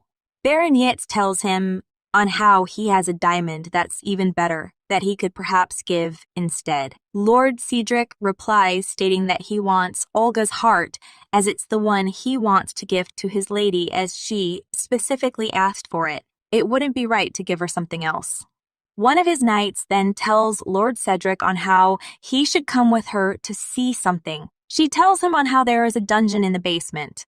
They head to the basement, and Lord Cedric is shocked. He realizes that human trafficking is occurring secretly within this casino. Frail questioned what these bastards have been doing. Lord Cedric couldn't believe that someone could do this, as they were very young children. Back at Camellia's house, Tia is having some tea with Marchioness Camellia. She is mentioning to her on how she read somewhere that The things a crown prince experiences will have a lasting influence on his reign as an emperor, to which Camellia is surprised to hear. Tia continues by stating how gambling, drugs, bribery, and even violence are acceptable. The public would simply view those things as typical characteristics of nobility. But if one were to harm a young child, the public would be outraged. In order to placate them, His Majesty would have to feign anger as well. Camellia feels as though she is being threatened. Tia puts her teacup down and responds by telling her that she is simply just letting her know that it would be of her best interest to withdraw for Grand Duke Roiger's sake. Camellia responds by stating that she has no idea what she is talking about. She questions Tia on what kind of relationship she thinks Grand Duke Roiger and Baron Yetz have. Tia responds by stating that Baron Yetz is a crude man, so he has likely bribed an influential figure in hopes of gaining protection for times like these. Tia starts to smile and tells her that a lady of her standing couldn't possibly suspect that the jewel the Baron presented to her was forcibly taken from a civilian. Camellia in her head starts to think on how Tia is very clever. It's a pity that they didn't meet sooner. Camellia tells Tia to wait a moment and then brings a box back to her. The box contains the Olga's heart necklace, and she requests Tia to accept it. She tells Tia that back when she was not acknowledged as Marquess Ludin's daughter or even considered a lady, she was the most honorable empress from afar. At the time, she heard tales of the family jewel that Her Majesty's friend and attendant, Countess Vesher, possessed. Her Majesty treated her friend of lowly status well and even praised her family's jewel. She was so envious that she cannot forget that moment. She couldn't stand seeing that vulgar man, who is not even a legitimate noble, with such a precious object. The necklace is merely a temporary setting, because the statue of Saintess Olga is gone. Tia understands, and she is impressed by Marchioness Camellia's excuse. If she truly respected the Empress, she would have already presented this to her. In reality, this jewel is a trophy of sorts for the Marchioness. It symbolizes her attainment of status. Tia decides to leave, and Camellia takes her to the door. Camellia smiles, hoping that Tia will properly communicate her feelings to Her Majesty, to which Tia replies, stating that she will keep them in mind. As she is stepping on her carriage, Camellia tells her on how she believes they would make excellent friends and to drop by once in a while. Tia smiles and starts heading back home on her carriage. Afterwards, Tia sent out missives to begin the process of reinstating the Hanson family into the Rosen estate. She had finally finished the preparations to claim the estate for herself. The next morning at the Rosen estate, Lord Cedric comes to visit Tia. The maid bows to him and welcomes him. She tells him on how Tia has instructed her to bring him to the Twilight Room. Lord Cedric starts to think about how the Twilight Room is meant for lovers or people who intend to seduce one another. He then realizes that it makes sense since he is her suitor right now. As Lord Cedric is approaching Tia's room, Tia is getting ready for him with the help of Emily. One of the maids tells them on how Lord Cedric has arrived. Emily and the maids bow and tell him on how it's an honor for them to meet him. However, Lord Cedric is only focusing on Tia, as she looks so beautiful. Emily notices this and makes Lord Cedric turn. Tia tells her on how this is enough. Lord Cedric apologizes for his intrusion so early in the morning, to which Tia tells him that she had breakfast 2 hours ago. It can hardly be considered early in the morning now. Emily tells Tia on how she will take her leave now that Tia is ready. She also takes everyone else in the room along with her. Now it is only Lord Cedric and Tia in the room. It's awkward for them. Tia smiles and tells him to sit, and she will prepare tea for the both of them. They sit down and start to sip their tea. Lord Cedric feels more awake now, as he wasn't able to sleep much last night. Tia tells him on how meeting Emily has exhausted him more than the lack of sleep he had. Lord Cedric clears his throat and tells her on how he isn't used to it. Many things happened last night, so he wants to apologize and confirm some things with her. Tia tells him to go ahead.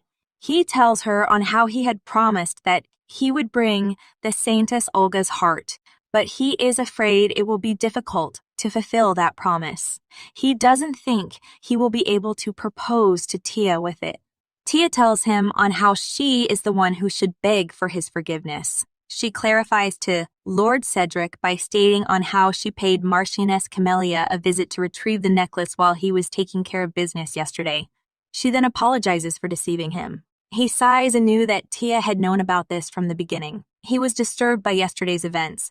He wondered if he should feign ignorance about those atrocities and bargain for the jewel, or if he should deal with the situation, even if it costed him the jewel. He questions her if she had anticipated that he would not find the jewel. Tia questions him back, asking him if he knows why she likes him. Lord Cedric freezes on the spot from hearing this. Tia tells him on how he was born a noble, so he had every reason to live in his own bubble. Instead, he always considered the commoners in his heart. After hearing this, Lord Cedric realized on what she meant and questioned himself on what he was expecting. He places his cup down and then tells Tia on how he plans to go visit Chancellor Lin later. Tia smiles and tells him on how Chancellor Lin is a just and admirable person. She continues by stating that since Lord Cedric is part of the military and remains separate from politics, he doesn't need to give up this image just yet. It should be enough if he just checks on how things are progressing every once in a while. Lord Cedric then questions her on what she plans to do with Saintess Olga's heart. She replies by stating that she will present it to the Empress. Since it is a keepsake of her decreased friend, it's only right for her to have custody of it. Lord Cedric tells her that he understands as he raises his cup for another sip. She then asks him if he is disappointed, to which he replies, stating that he suspected she would do this as he heard about Viscountess Fescher. There is nothing for him to be disappointed about. But now that the gift is gone, an extravagant proposal will be difficult. He then raises his hand and asks for Tia for her hand. He gives her another proposal gift instead, which seems to be a bracelet. It caught his eye while he was at the jewelry shop searching for Olga's heart. He wanted to give this to her. Lord Cedric then kneels down on one knee and asks Tia for her hand in marriage. Tia's heart starts to flutter as he asks this. Meanwhile, in front of the Office of Public Security, the citizens are demanding that the criminals are to be arrested and publicly executed.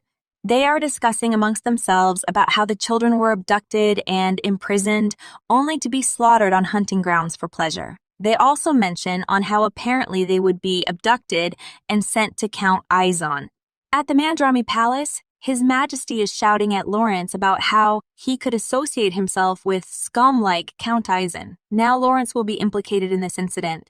Lawrence replies by telling him how they aren't close acquaintances and how he had introduced him to the previous Count Izon. The Emperor yells back at him, asking him if he is unable to judge a man's character on his own. He continues by stating that of all the things, it had to be human trafficking. Young children were killed. He then asks him if he knows what Cedric said. The Emperor continues by saying that Cedric said that he could handle the corruption case. However he sees fit, as long as the Emperor lets him put a decisive end to human trafficking. A straight-laced man like Cedric is willing to overlook such a massive corruption scandal. This just shows how serious this human trafficking case is. Suddenly, Lawrence's mother walks into the room. She starts to calm down the Emperor and tells him not to get so angry. The Emperor tells her on how she came running in the first sign of her son being in trouble. She tells him that the doctor just said that he shouldn't get too agitated as it's bad for his heart. She tells him not to stay angry. He sighs and tells her not to cuddle him too much. This is the reason why he's incapable of accomplishing anything by himself. When he was his age, he had already attained the position of Crown Prince through his hard work. Lawrence's mother whispers into his ear, stating that it's simply because His Majesty is so exceptional. He then tells Lawrence to quickly cut ties with Izon and he will handle the rest. He tells him on how he should consider himself lucky.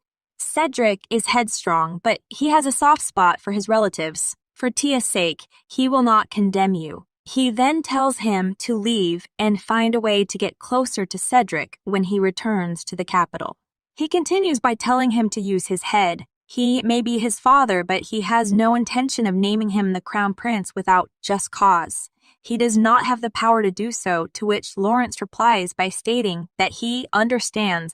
The next day, at the Rosen estate, they are preparing for a tea party. Tia is getting ready with the help of her maid. The maid rolls up the sleeves of Tia's dress. Once they are rolled up, she starts to blush as she notices the bracelet that Lord Cedric gave her. The maid starts to giggle and tells her on how slightly shortened sleeves is the trend these days. Suddenly, two ladies named Hazel, whose parents own an influential newspaper, and Miel, who is Sir Kishore's daughter, greets Tia. She greets them back by telling them on how it's a pleasure for her to meet them. The two ladies notice the bracelet that Lord Cedric had gift her and mention on how it's so pretty. Hazel tells Tia that nowadays there isn't a single person who hasn't heard of this diamond bracelet. Miel smiles and agrees, stating that numerous papers stated that it was a token of Lord Cedric's love. Suddenly, one of the maids is calling out to Tia and is dashing towards her.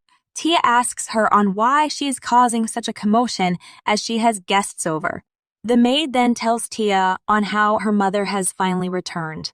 We then see that Tia's mother has arrived and asks the maids on why there are carriages here. The maids bow and tell her on how Tia is hosting a tea party, which shocks Tia's mother. As she is walking towards the house, she thinks that this is crazy and how Tia has become quite bold while she was away. She starts to shout inside the house and states that she was going to be nice to her because she helped Lawrence. But now she has angered her yet again. Tia's mother finally finds Tia and is very angry. Tia apologizes to her friends and tells them on how she must take her leave. She then approaches her mother and welcomes her back home. Her mother starts to scream at her and calls her crazy. She then grabs her by the hair, and her friends start to panic. She then raises her hand and tells her that she told her that an ugly and stupid child like her should just obediently stay indoors and do housework or embroidery. She then slaps Tia across the face. Miel starts to faint and Hazel tells Tia's mother to stop. Miel drops to the ground and Hazel starts to ask her if she is all right and asks everyone to call a doctor for help. Tia's mother grabs Tia's hand and takes her inside the house. Inside the house, Tia's mother starts to beat her up and the maid is trying to stop her. She starts to yell at Tia and tells her on how even if she receives clothing or jewels, a man's interest is still fleeting. She calls her stupid and tells her that at the end of the day she can only rely on those of your own blood. Suddenly, the door opens and makes a loud banging noise. We see one of the maids guiding someone to Tia. Tia's mother is still beating her up and yelling at her, stating that she's the one who gave birth to her and made her the daughter of a marquess. She then grabs a flower vase and throws it at Tia. Someone catches the flower vase before it hits Tia. The person who catches it turns out to be Lord Cedric. He asks Tia if she is all right. Tia is surprised to see him here.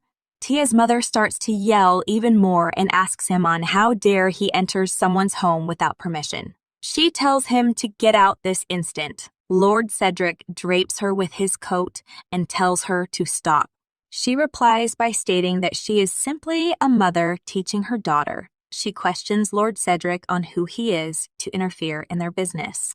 He responds by asking her on how this is teaching someone. She responds by telling him that she will decide what she can do to her daughter. Lord Cedric grabs her by the hand and starts to squeeze it. He tells her to stand down and she starts to scream in pain. As Tia is gasping for air, she tells Lord Cedric not to hurt her, as it will be a problem for him if her mother gets hurt. The Emperor will be angry. Lord Cedric then lifts Tia up and starts to carry her. He then tells her to stay still. Tia's mother tells him to put her down as she's her daughter. Lord Cedric ignores her, which makes Tia's mother even more angry. She tells him again to put her down. He responds by stating that she isn't her daughter anymore. She responds by telling him on how she's her daughter.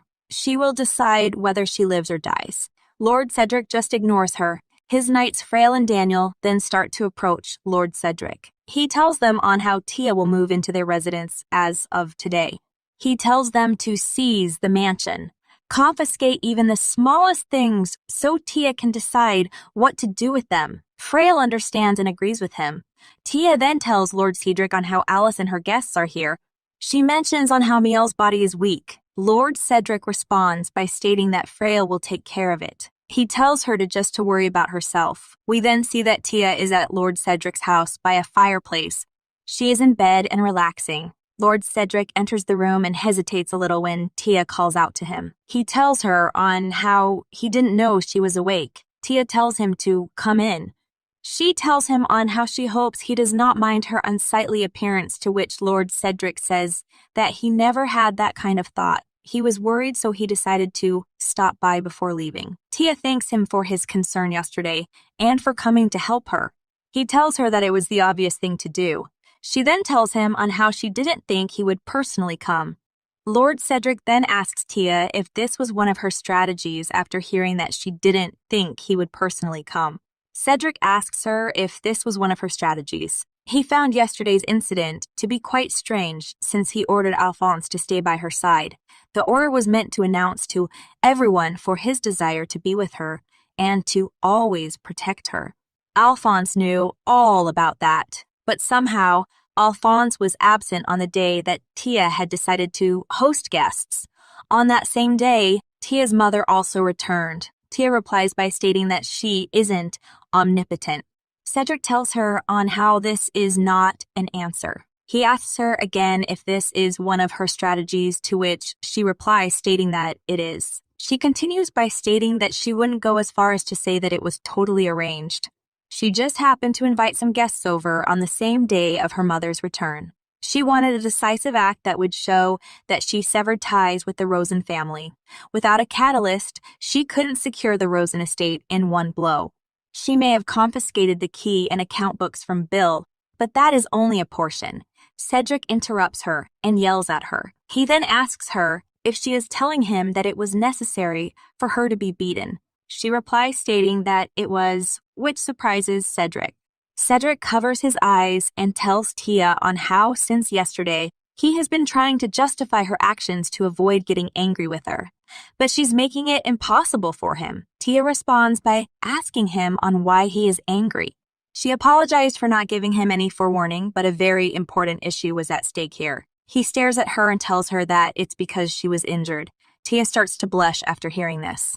She then replies stating that she wasn't injured too badly. It may have seemed dangerous at the time, but her mother had no intention of killing her.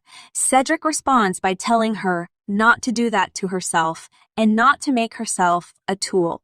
Once she starts to consider this as an option, it will go down a slippery slope. He tells her on how one day she may even sacrifice her life if she keeps thinking this way. Tia starts to remember on how she has already gone through a fate worse than death.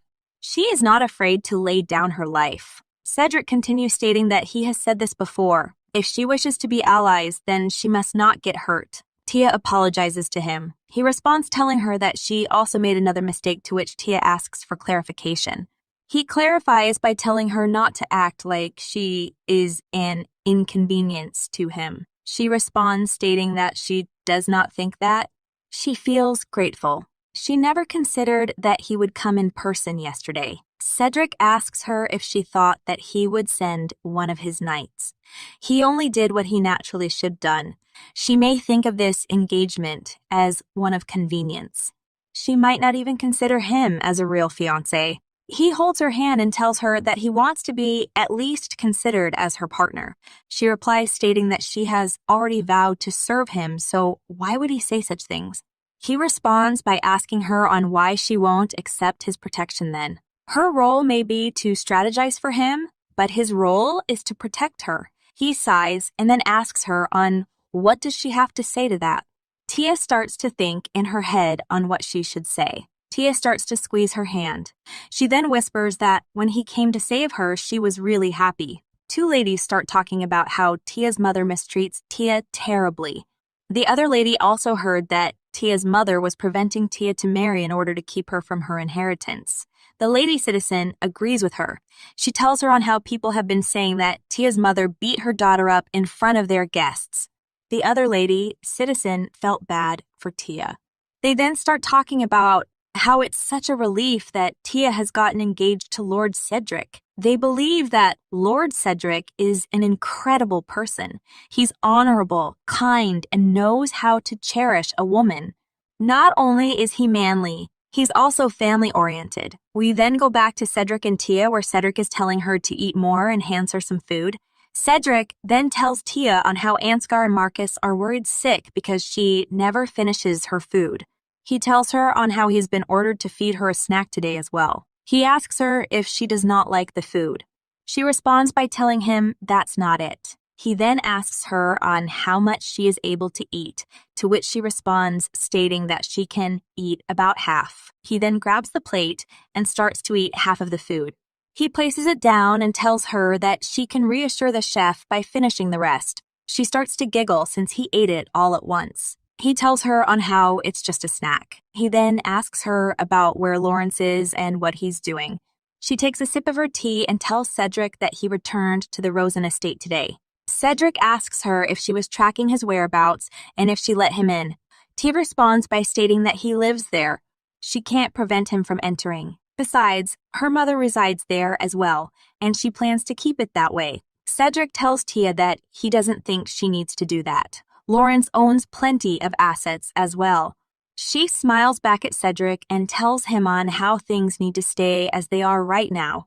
Cedric sighs and then tells her not to push herself, to which Tia agrees to. Suddenly, they hear a knock on the door, and Tia's maid calls for her. The maid tells Tia on how she has a guest waiting outside in the sitting room. Tia asks her on who it is. She responds stating it's Lawrence. Tia starts to walk to the sitting room to meet her brother Lawrence. The maids start to whisper to one another as she walks past them. She removed the makeup that concealed her bruises because it wouldn't do if Lawrence didn't see the full extent of her injuries. She enters the room and notices that Lawrence is sitting on a chair with his eyes closed. She bows and asks her brother about him being here. He opens his eyes and tells Tia to sit down. She sits down and then tells him on how she has heard that he chose not to stay at the Summer Palace. He responds by telling her that he needed some space. Tia then asks him if he has heard of the news and if he has been to the estate. He replies, stating that he has, and he noticed on how her belongings had been organized. She tells him that even though the wedding has yet to take place, Lord Cedric insisted that staying with him would be the best. Tia asks about how Mother is. Lawrence tells her on how she is the same as usual. She switches between fits of hysteria and rest. He continues by telling her to go visit her if she is concerned. Tia refuses this offer and tells her brother that it will take her some time before she wishes to see her mother again. In fact, this situation has presented her with the perfect opportunity.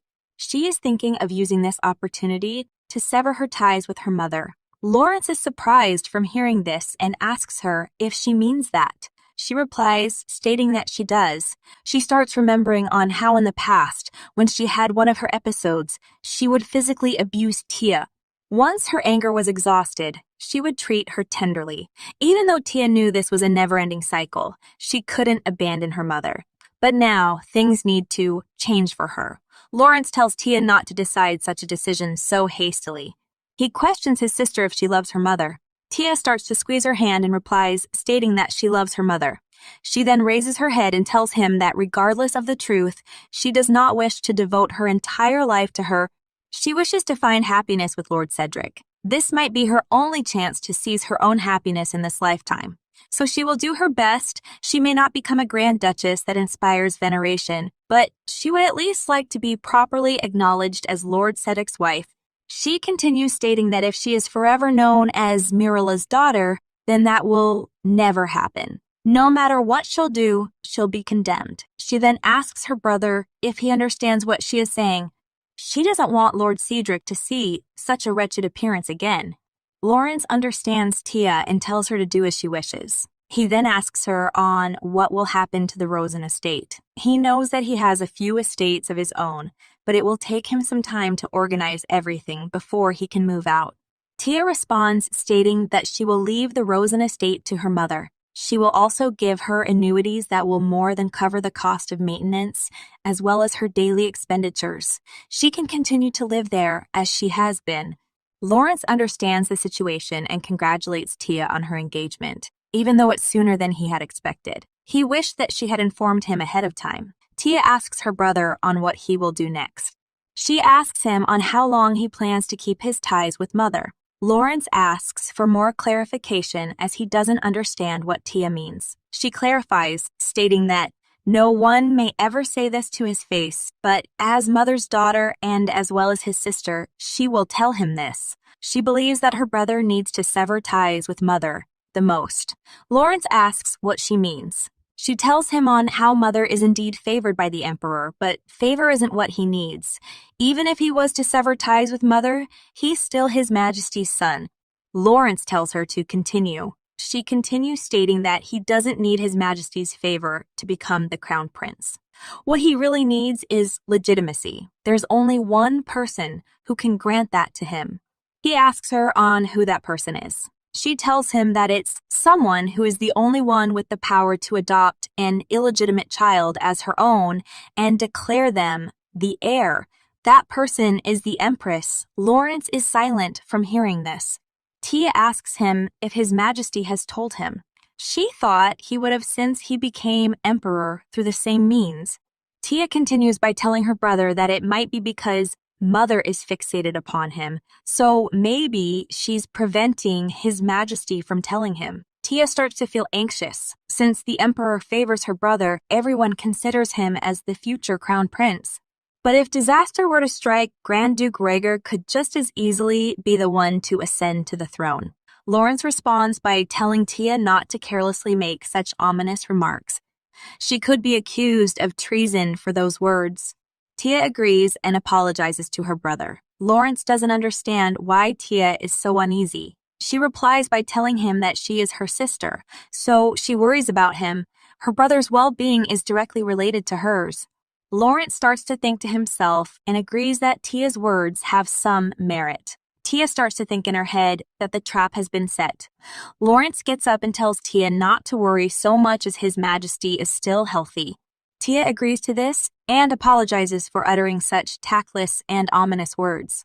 He tells Tia that she does not need to see him off. She tells him to be careful on his way home. He shuts the door behind him, and Tia starts to think that with no legitimate crown prince, the emperor would favor Lawrence for only one reason. The emperor loves her mother dearly and has decided to build a family with her. But if fractures were to form within that happy little family, then his favor would disappear and various factions would try to take advantage of the resulting void. She decides to create that fracture as the first goal. Someone starts to knock on the door. Tia tells them to come in. The butler walks in and tells Tia that the letter she's been waiting for has arrived. The butler was worried that Lord Lawrence would see it, so he brought it personally to Tia. She notices that the letter is an invitation from the Empress. She was happy that she finally received the letter that she has been waiting for. Lawrence is heading home in his carriage. It is raining very heavily outside. He starts to remember on what the emperor told him, which was to get Cedric on his side and he will handle the rest. He makes it back to the Rosen estate and gets out of his carriage. His mom notices that he has returned and runs to him. She is restless and asks him on what Tia said and if she is coming back. Lawrence asks her if she thinks she'd want to come back after she beat Tia in front of her guests. She replies by stating that this is her home. She has to return. He tells her that there's no way Cedric would let that happen. She starts to shout, stating that this is ridiculous. He shouldn't be the one to decide that. She is her daughter, and she's still so young. She hasn't even permitted her to marry him. Lawrence questions her mother about if she wants to ruin his future.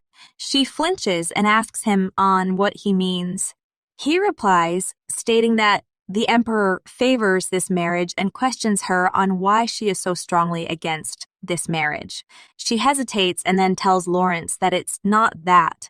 She just couldn't believe that Tia did this to her. She tells him that she wouldn't have hit her on purpose. She continues by stating that she had to sacrifice a lot in order to give birth and raise her. Lawrence understands and states on how he knows that she went through a lot in order to give birth and raise her.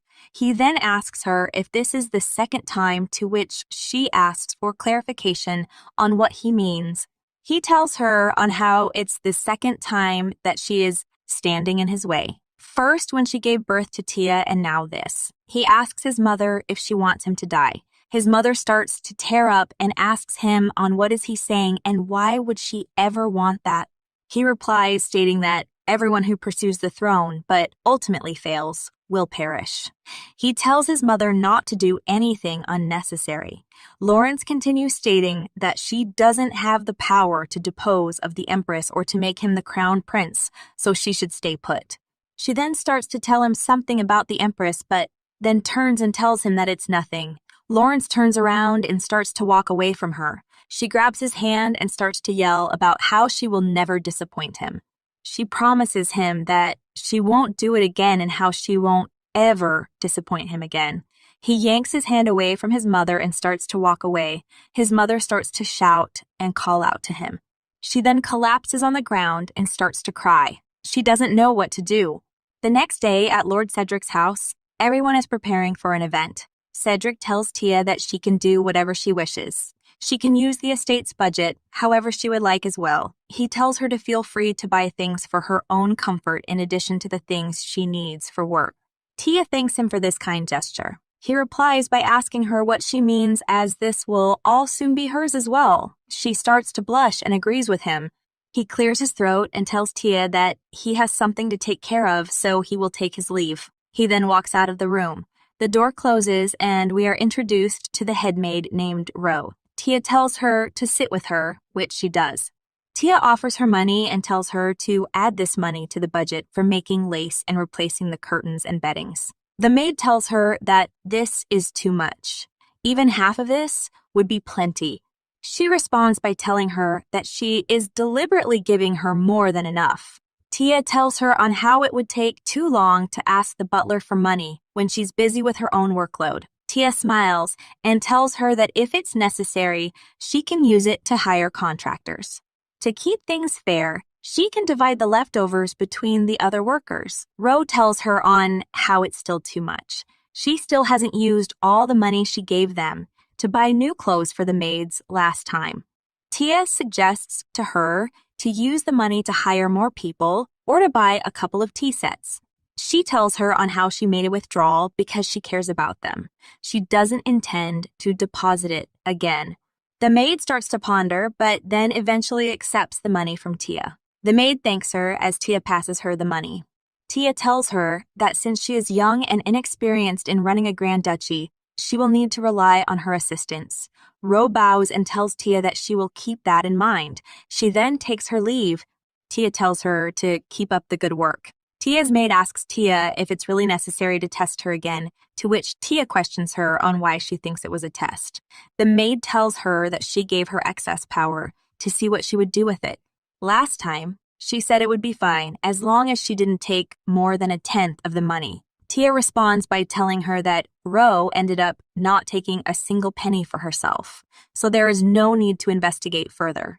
She wants to find out what her motives are. The maid replies to Tia stating that she could simply be an honest person. Tia tells her that this would be all the better since she would be able to trust her. She would rather test her now and replace her if she makes a mistake than place her trust in her only to be betrayed by her later on. Tia's maid starts to whine that she spent so much effort to reclaim the Rosen fortune. It's such a shame to spend it. Tia responds by telling her not to worry as money is just a tool. Plus, it's just pocket money for her. Tia's maid starts to giggle from hearing this and believes that Tia is amazing. They suddenly hear a knock on the door and someone enters the room. Tia smiles and welcomes him inside. We find out that Frail was the one who entered the room and greets Tia. Tia remembers him and tells him that it's been a while. She mentions to him on how this is their first encounter since meeting at the Rosen estate. Frail states that she remembered even despite the chaos. Tia sits down and tells him that, of course she does, as she met him at the temple as well. He helped them when the wheel of her carriage had fallen out. Frail remembers that moment as well. He then tells her on how he heard that she personally appointed him as her escort for today's outing. She agrees with him. Frail tells her that he is not proud of it, but he isn't as skilled as the other knights in the Everon Grand Duchy. Not to mention, he can't even compare to Alphonse. Tia replies by telling him that she didn't request his presence to be protected from danger. It's just that Alphonse is a bit unsuited to accompany her for this. She thought that Frail would want to know what kind of person she is, which is why Tia thinks that he immediately agreed to her request because of this. Frail was a little surprised to hear this. He tells her that since she was chosen by Cedric and is the lady of this house, he wouldn't dare to make judgments. He knows as much about her as Lord Cedric does. Tia smiles and asks him to draw his conclusions after today's task is complete. They get on the carriage and start to head somewhere. Inside the carriage, Frail asks her if she goes on these outings often. She responds stating not until now. But this will become routine whenever she has to go out unnoticed. Frail starts to think to himself and stays silent from hearing that response. They finally arrive to a liquor store and walk in. Tia tells the bartender to tell Ray Fidget that she's here to buy 1 bottle of Columbine liquor. The bartender asks her on where she heard that from, to which Tia tells him that she heard it from Ray. She continues by stating that her and Ray are well acquainted. Ray comes down and asks Tia on who she is and how does she know his name. She tells him that this isn't important. Tia continues by telling him that she is here to buy a bottle of Columbine liquor. She knows he'll sell anything when it comes down to money. He turns around and tells her that he will connect her with someone who's willing to sell. Tia responds by telling him no. She wants him to make the arrangements himself. Of course, she doesn't expect him to dirty his own hands. Ree starts to think to himself on how Columbine liquor is slang for assassination. He starts to have a bad feeling about this and thinks about refusing her request. Tia then tosses a bag of coins on the ground. She asks him if this will suffice. He tells her that he will introduce her to someone who's selling. She then tosses another bag of coins on the ground and tells him that she will double the amount. He gets agitated and turns around to tell her to leave. Tia tosses even more money on the ground for him. He starts to stare at the gold as he can't resist. Tia tells him on how it's 60 gold and asks him if this is still not enough to sell his humanity. He tells her to stop this. Tia then takes out a paper and gives it to him. He takes it and asks her on what it is. He starts to read the letter and we find out that someone is taking care of his younger siblings. He starts to tremble while reading the letter. He then tells Tia on how he had never sent her any money or a doctor. He realizes that she must have sent them to her. He then starts to dash and shouts to Tia about if she intends to use his younger siblings to threaten him. Frail shouts back and tells him to stop while taking out his sword. Tia stops Frail from taking it out. Ree starts to get ready to swing at Tia and tells her on how he won't tolerate this. He stops himself from punching her.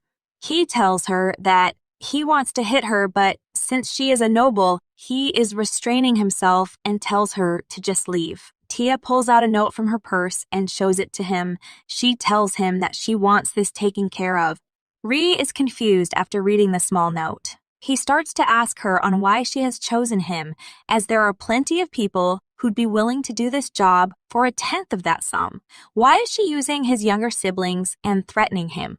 She replies stating that she desires perfect results. She knows that it'll be better if she can get him to work for her as well. She puts the note back into her purse and closes it. Ray sighs and then tells Tia on how he can't fathom how nobles like her think. He understands and tells her that in 2 days' time, she will hear the news. Tia tells him on how he doesn't need to get in touch. She then leaves the liquor store with Frail. Frail questions her on what her request was. She stops and turns around to tell Frail that it was a request to eliminate a trail. Frail and Tia head to a restaurant. Tia asks Frail that if he is worried about being recognized, why doesn't he wear a mask? Frail asks her if she is joking, to which Tia turns around to give him a mask and he realizes that she is serious. She then tells him on how she doesn't think anyone would recognize him, but if he's nervous, then he can wear it. Frail tells her that it's all right, and it's not like he is Alphonse. Frail asks Tia if this is her restaurant, to which Tia tells him that it's more like her building than her restaurant. He asks her on when she had purchased it. She replies stating that she bought it when she obtained the key to the Rosen estate vault. Frail knows that it's public knowledge about how the Rosen family owns 8 estates in the capital. It's unusual for a single entity to own such a large pool of assets. He was unaware that they were also buying Main Street buildings. Tia and Frail head inside the sitting room, and Tia mentions to him on how she thinks they'll have some time left over. She pulls back a chair to sit down and tells him that he can ask her any questions. He starts off by asking her if she does a lot of undercover work. She responds, stating that she is sure the people of Lord Cedric are not used to secrecy. If he's asking if there will be secrets because of her, then the answer is yes. As she is pouring tea, she tells him that so far, Lord Cedric has been too honest. Someone has to be in charge of keeping secrets. Frail responds, stating that honesty is a good thing and how Lord Cedric is a good man. She responds by telling him that she also knows this. Lord Cedric's words are trustworthy, and he is honorable, but in reality his only position is to wander the battlefields. Frail was surprised to hear that Tia thought that about Lord Cedric. Tia asks him if he really thinks the Emperor sent Lord Cedric to the Western Front in the hopes that he would merely earn military acclaim. Before he is able to answer her question, someone opens the door to interrupt their discussion. A person named Lexin barges in, and the guards tell him on how he shouldn't be so rude. He tells the guards on how he doesn't mean to do anything bad. He only wishes to speak to Tia. Frail starts to get into his battle stance. Tia tells the guards to let him go. Lexin tells her on how she is a difficult person to meet with. He continues by stating that he has been telling the guards that he needed to see her in person, but her representative didn't listen to him. Tia tells him to calm down and sit. He apologizes and states that he's just a bit tired. He then goes on by saying that Tia wanted him to divorce his wife in exchange for control of the farmland. He thought this was unreasonable. Tia tells him on how there is a misunderstanding as she has no interest in the Lexin family. Lexin bangs his right hand on the table and tells her that her representative asked her to divorce his wife and marry her. Tia interrupts him and asks him if he really thinks that the Western farmland is worth that much. She is simply buying his title, and she thought that he was aware of this. We then learn about how this low-ranking noble from the western part of the country was in such dire straits that he was willing to sell his title. He has no influence or reputation and will go unnoticed even if he disappeared. So instead of buying his position, it's more beneficial to buy the name of Madame Lexin. Tia starts to think about how the wife of a native nobleman will have more social advantages than a foreigner who buys a title. Lexin tells her on how he can't abandon his wife. Tia responds by stating to go bankrupt together. If he wants to stay together, the two of them will then face many problems. Suddenly the door opens and the pastor walks in. He tells Tia on how no matter how informal, wearing a black veil to the wedding is a bit much. He then places a bunch of documents on the table in front of Lexin. He tells him on how they are the divorce documents and marriage vows.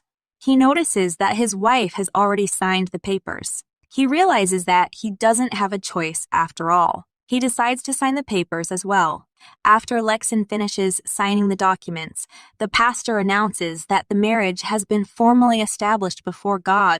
He congratulates the both of them. He then gives them a gift as a token of his gratitude. Once the pastor and his assistant leave, Tia tells Lexin on how his property manager will organize the rest of his money and tell him where to go. She hopes for him to spend the rest of his life living quietly and happily with his wife, away from the public. Lexin leaves and shuts the door behind him. Frail glances at Tia and starts to think about how the marriage vows were signed under the name of Terry Ford. It probably isn't Tia's fake name. Whoever they are, they're likely her close-eyed.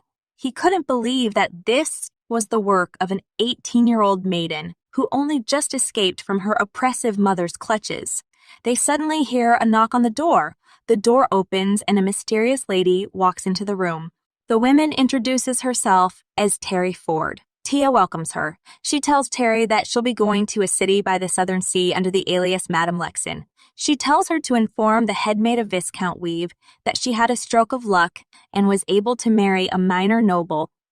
Tia continues by telling her that on her way there, she'll receive a reference letter addressed to Duchess Regan's lady-in-waiting. After that, she'll be on her own. She tells Terry to try to earn the Duchess's trust. It would be best if she could become her lady-in-waiting, but if she can't, she should at least befriend one. Tia then offers her a wedding ring and tells her to wear it. She continues by stating that she'll contact her once she's become useful. Terry slips on the ring and kneels down to Tia. She tells Tia that she prays to God that she'll be contacted soon. Tia responds by stating that it isn't God she should be praying to, but the devil. Terry responds by telling her that it doesn't matter. Tia smirks back and wishes her good luck as Terry leaves the room. Frail starts to ask Tia on if she bought a Western noble's title so that she could send a spy to the Riegan Duchy. Tia responds by stating that he's correct. Frail questions her about why she's doing this. Tia responds by telling him that the Riegan Duchy merely follows the Majesty's orders. She continues by telling Frail that we can't ignore influential figures in the South if we want to unify the Empire. Frail was curious about if she was referring to the fight over the throne, to which Tia states that he's correct. Frail questions her about if she truly intends on this. Tia questions him back on why would he think otherwise. She turns around and then tells him that Lord Cedric's mother was the legitimate princess. Should they adhere to bloodlines, Lord Cedric would be first in line for the throne. Frail starts to get a little irritated and tells Tia not to pull Lord Cedric into meaningless battles. Tia responds by telling him not to act like the idea hasn't occurred to him before. This is something that must be done for the sake of survival. Frail turns and starts to think about how a military commander who is respected by his troops is someone to be feared, especially one who is a hero of the people, and if he's also of royal descent, he would definitely be the first one eliminated. If they don't do anything, he will be purged. Frail replies to Tia that he understands what she's saying but doesn't know how he can trust her since she is related to Lawrence by blood. Tia tells him on how she understands why it's difficult for him to trust her when she says that she believes an unworthy person must not become the emperor. She continues by telling him that she wants to prevent the empire's demise and how Lord Cedric is the only one who can do that. She asks Frail if he believes that her brother Lawrence or Grand Duke Roygar would be able to unify the empire like His Majesty Gregor has done. She tells him that the north would be abandoned. The monsters would overrun the west and the east would rebel. The south would be subjected to threats of conquest from the Imel Kingdom. The empire will be torn asunder by the war. That's why the contract lasts 2 years, so that he can carry the tasks that his grace cannot. Frail has no answer to Tia upon hearing this. He then tells her that he won't inform Lord Cedric of today's incident. He kneels down to Tia and kisses her hand. He asks Tia if she needs support, to which Tia nods to. Frail agrees to assist her. We then see Tia and Lord Cedric outside in the garden. Cedric tells Tia on how a new path should be paved. Tia tells him that it's fine as it is, but it seems more like a forest than a garden. Cedric tells her that he'll mention it to the gardeners. Tia tells him that Ansgar mentioned that he had summoned new workers. She believes that the estate is quite large, so it would have been difficult for just the two of them to maintain the garden. Lord Cedric asks her if he's summoning gardeners from afar, to which Tia responds, stating, yes, they're from the Grand Duchy. She tells him that it's better to use people they trust, even if it takes longer. Cedric responds, stating that he knows this but still believes that he should make them construct a temporary path. Tia tells him that's wasteful. They don't know when it'll be tidied and asks Cedric if it's difficult for him to walk on. She gracefully tells him that this is only an occasional thing. Besides, it's refreshing. Cedric responds by stating that won't do. Her doctor recommended her to take walks every day. Tia responds by telling Cedric that she's taking care of herself. He questions her about if she's doing as the doctor recommends since he was scolded by Ansgar today. She responds by telling Cedric that she has breakfast with him every morning.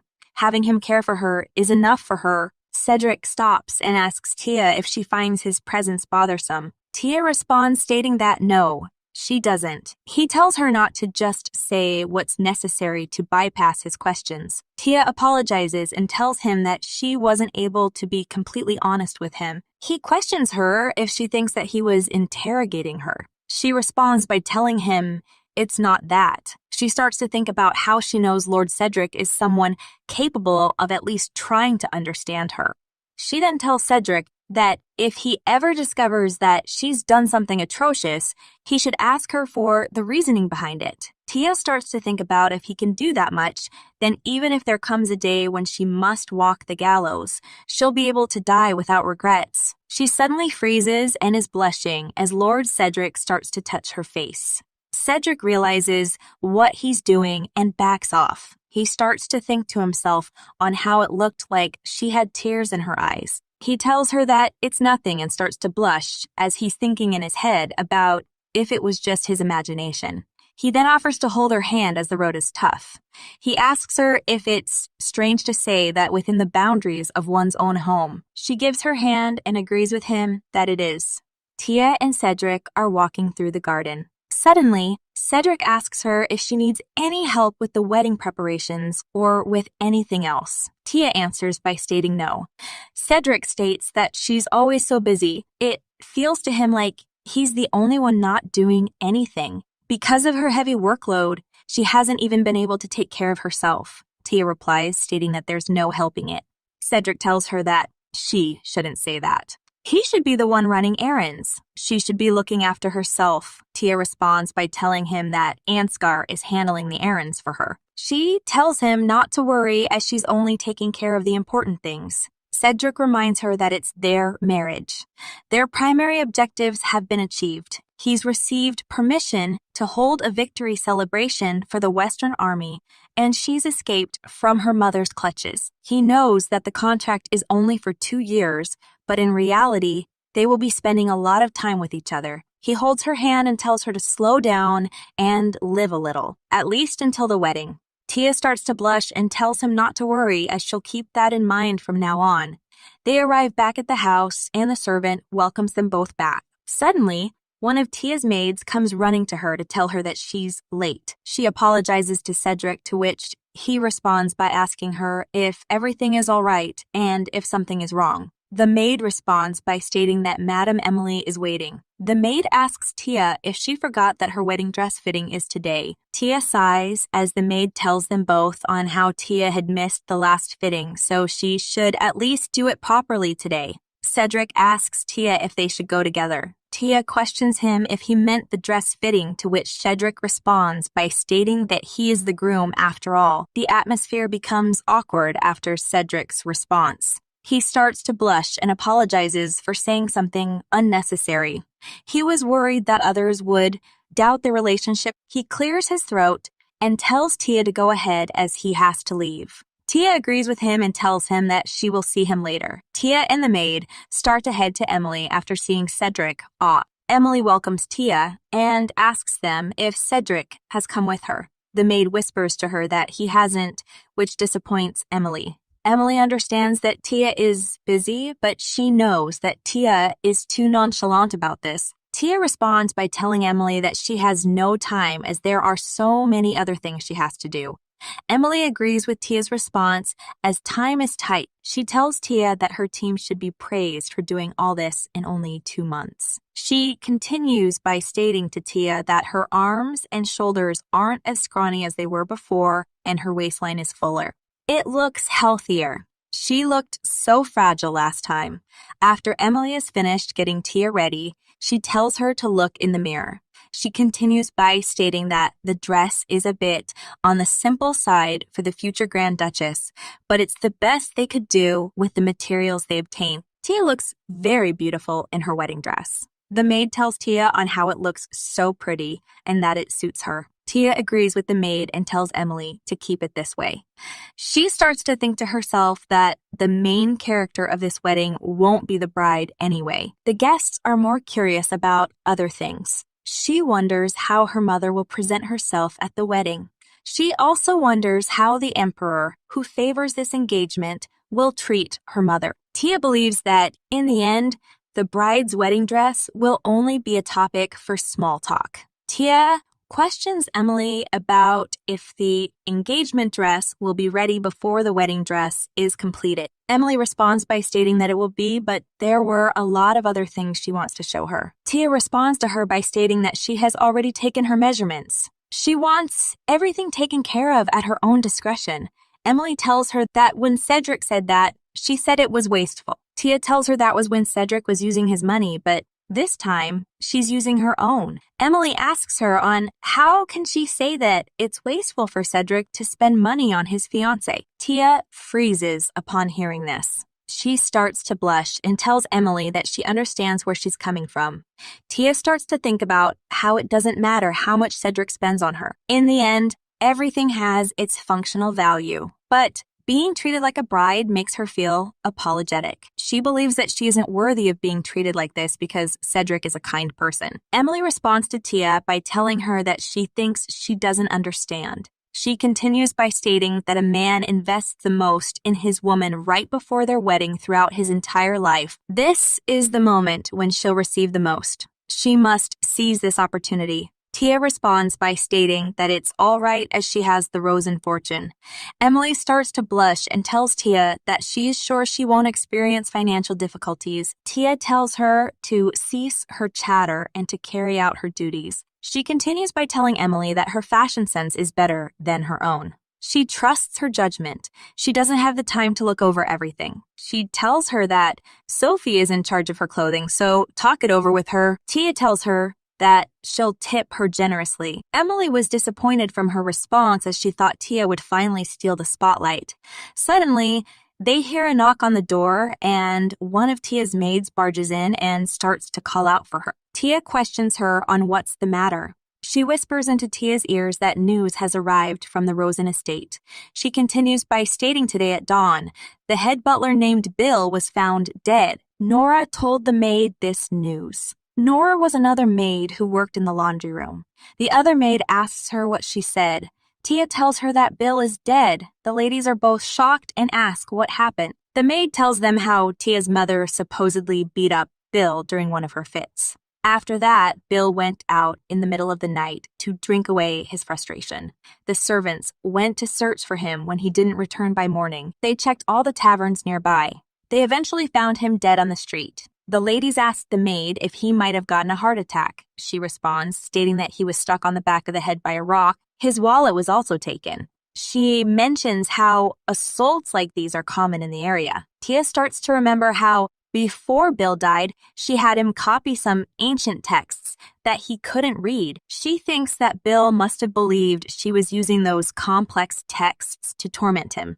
Tia thought that if she had let him live, he would have become a problem later on for her. She has never once been disappointed by Ray regarding tasks like these. She knows that thanks to Ray, the book's origin could remain a secret. The next morning, Tia's maid is asking Tia about which dress she thinks is prettier. Tia responds, stating that they are both too light and that she plans on wearing darker colors. She continues by telling her maid to put the dresses away. She tells her that such effort for appearances will be unnecessary there. The maid replies by stating that it'll be her first time visiting the palace as Rosen's heir apparent, and it'll be her first time meeting the Empress as Lord Cedric's fiancé. Tia responds by telling her that this is merely an audience with Her Majesty. There have never been any rumors involving Her Majesty's palace, so it's fine to keep it simple. Suddenly, they hear a knock on the room door. The door opens and Frail walks in. He was glad he made it barely in time and is holding a large box. The maids wonder if the box contains the jewel. He replies, stating that it's salt that's native to the southern area. He believes that it must have been difficult to procure such a large and beautiful crystal. He continues by stating that it looks expensive. It may be salt, but it's so pretty. Tia tells him on how it's an item that even commoners can use as decoration in the Riegan province. Frail sighs and responds to Tia by telling her not to say it like that. It wasn't easy for him to bring it into the capital. Tia tells him that he's worked hard. She tells him on how he still had another month or so. Frail is shocked upon hearing this and questions her about whether this is true or not. He sighs again and believes that he was cheated. He ran around like a madman. Tia tells Frail that he has a tendency to ignore certain details when he listens. It's because he isn't careful enough. If he isn't careful, he may lose his life. If he accidentally dies from drinking poison, she hopes he doesn't regret it. Frail replies back by stating that she is getting ahead of herself. He then questions her on what is there to gain from poisoning an ordinary knight. Like himself, Tia is silent upon hearing this response and walks away. Tia and Cedric then both get into Cedric's carriage to head to the Empress's palace. Tia asks Cedric inside the carriage about how the Empress is like. Cedric responds to her by stating that she is not benevolent. He last saw her when he turned 20 and acceded the title of Grand Duke. He suspects that was when the Emperor last saw her as well. His encounter was very brief, so he believes that his impression of her will probably not be of any help to Tia. When he was young and his cousin Fable was still alive, he used to visit her occasionally. Tia asks him that if Prince Fable was still alive, would he have become the successor to the Riegan Duchy? Cedric tells her that he would have, since the Empress was the only legitimate daughter of the Duke. They created a contract which stipulated that their youngest child would inherit the Riegan Duchy. Tia responds by stating that she's a bourgeois and ambitious as well. Imposing such a condition while marrying into the imperial family must have not been easy. We then learn that 18 years ago, the Empress lost all her children. The princess was the first to pass. A year later, 2 of the princes died. Prince Fable followed right after in less than 6 months after that. Her friend and lady-in-waiting, Viscountess Fescher, and her husband committed suicide as a means to atone for failing to protect the successors. The Empress's parents, Duke and Duchess Riegan, died in an accident shortly after Viscountess Fescher's suicide. However, no one could figure out whether it truly was an accident or the Emperor's doing. The loss of her children, friend, and parents caused the Empress to fall into despair. For 18 years, she has only ever worn mourning clothes. In addition, her palace doors have since been closed off to everyone. This gesture was also done out of respect for her loved ones. On the outside, the Empress looked as if she had given up on life, but she was never the type to wallow in despair for long. Tia believes that the salt crystal that Frail brought may play a bigger role than she expected. Cedric asks her if they're close, to which Tia asks for more clarification. He clarifies by stating that it looks like to him that they are close, but Tia denies this and states that they aren't. Cedric clears his throat and starts to blush as he believes that he asked a strange question. He knows that Frail is quick on the uptake and trustworthy. Tia smiles and agrees with Cedric. The carriage suddenly stops. They both get off the carriage and are welcomed to the Empress's palace by Countess Marta. Tia responds by telling her that it's a pleasure to make her acquaintance. Marta tells Cedric that he's become even more handsome since the last time she saw him. As Marta is taking them to the Empress, she tells Tia on how Her Majesty was looking forward to the day that she would get to meet her. Tia tells her that it's an honor. They make it to the Empress's room and Marta tells them that they can head in now. Her Majesty is waiting for Tia in the drawing room. Cedric and Tia enter the drawing room to meet the Empress. Cedric kneels down and tells the Empress on how it's been a while. He apologizes for not visiting her more often. The Empress replies back by stating that he isn't even able to stay that long in the capital. She can't be hurt for him not visiting more often because of this reason. She's grateful that he's at least remembered to come by. The Empress starts to look at Tia and questions Cedric about if she's the Rosen's heir apparent. He tells her yes and mentions on how she's his fiancée. Tia kneels down to the Empress. She then introduces herself as Artesia. The Empress tells her that she resembles Michael quite a bit. She continues by stating that even though she doesn't feel well and is busy recuperating in the palace, that doesn't mean that she can't make time to meet Cedric's fiancé. She occasionally hears news secondhand. Tia replies and tells her that she was the one who should have taken the initiative to come and meet her. Tia was reticent, so she dared not request an audience until she summoned her. The Empress knew that Tia had a lot going on. She continues by telling her that it's not a small matter to move residences, even more so when family affairs must also be straightened out. Tia responds by telling the Empress that the Emperor was kind enough to allow Cedric to become her benefactor even before their wedding ceremony. Her loyal servants have also returned, so things are going well for her. The Empress is glad to hear this. Tia tells Her Majesty that since she has granted her an audience, it feels as though her previous worries were all for nothing. She then gives a box to Marta and tells the Empress that to express her gratitude, she has brought an item to present to her. The Empress takes the box from Marta. She opens the box and is at first silent. It has been so long since she last saw the necklace. She thought it would look different from what she remembered. Even after crafting, it still looked so beautiful to the Empress. She suddenly remembers that she heard that Cedric presented this to Tia when he proposed. Tia replies by stating that after learning of its history, she couldn't treat it like any other diamond and wear it around her neck. Tia believed that it was only right to return it to her. The Empress gives her a serious look and questions her on how can she say this even though she knows the knowledge about the original owner of this jewel who committed suicide after failing to protect the imperial family's offering. She continues by stating that it's all right if she simply treats it as a jewel. Such a magnificent diamond is worthy of being a wedding gift as well as the Grand Duchy's heirloom. The Empress gets angry and tells Tia that by giving her a criminal's belonging to keep is implying that she was complicit in their crimes. Tia questions her by stating that how could one's will disappear after it's been made already? Tia continues by telling the Empress that an object's history does not simply disappear.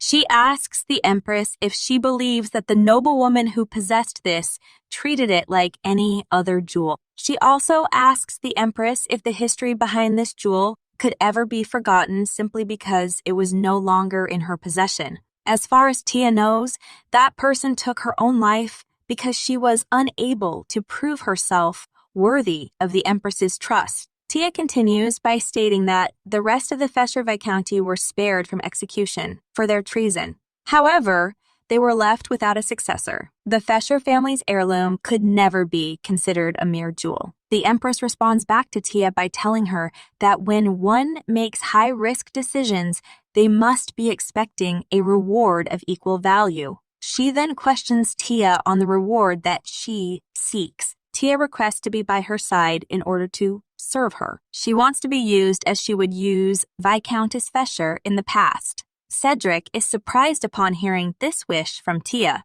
Tia then tells Cedric to bring the box she left in the carriage, the same one that she received from Frail. She continues by stating that she can't leave this task to another person. Even though this is the Empress's palace, Tia believes that the Emperor may still have eyes and ears here. Cedric bows and then takes his leave as he shuts the door behind him. The Empress sighs and tells Tia on how she's impertinent.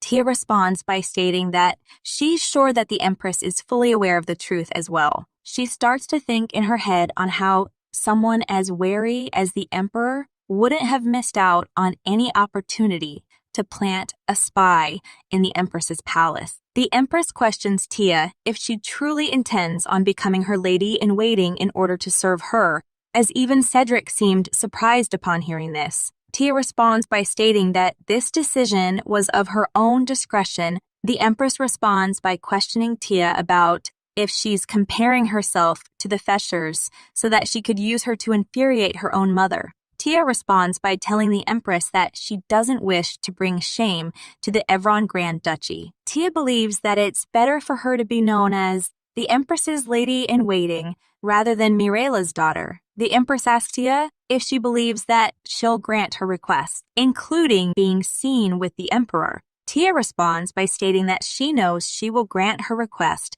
for the sake of her revenge.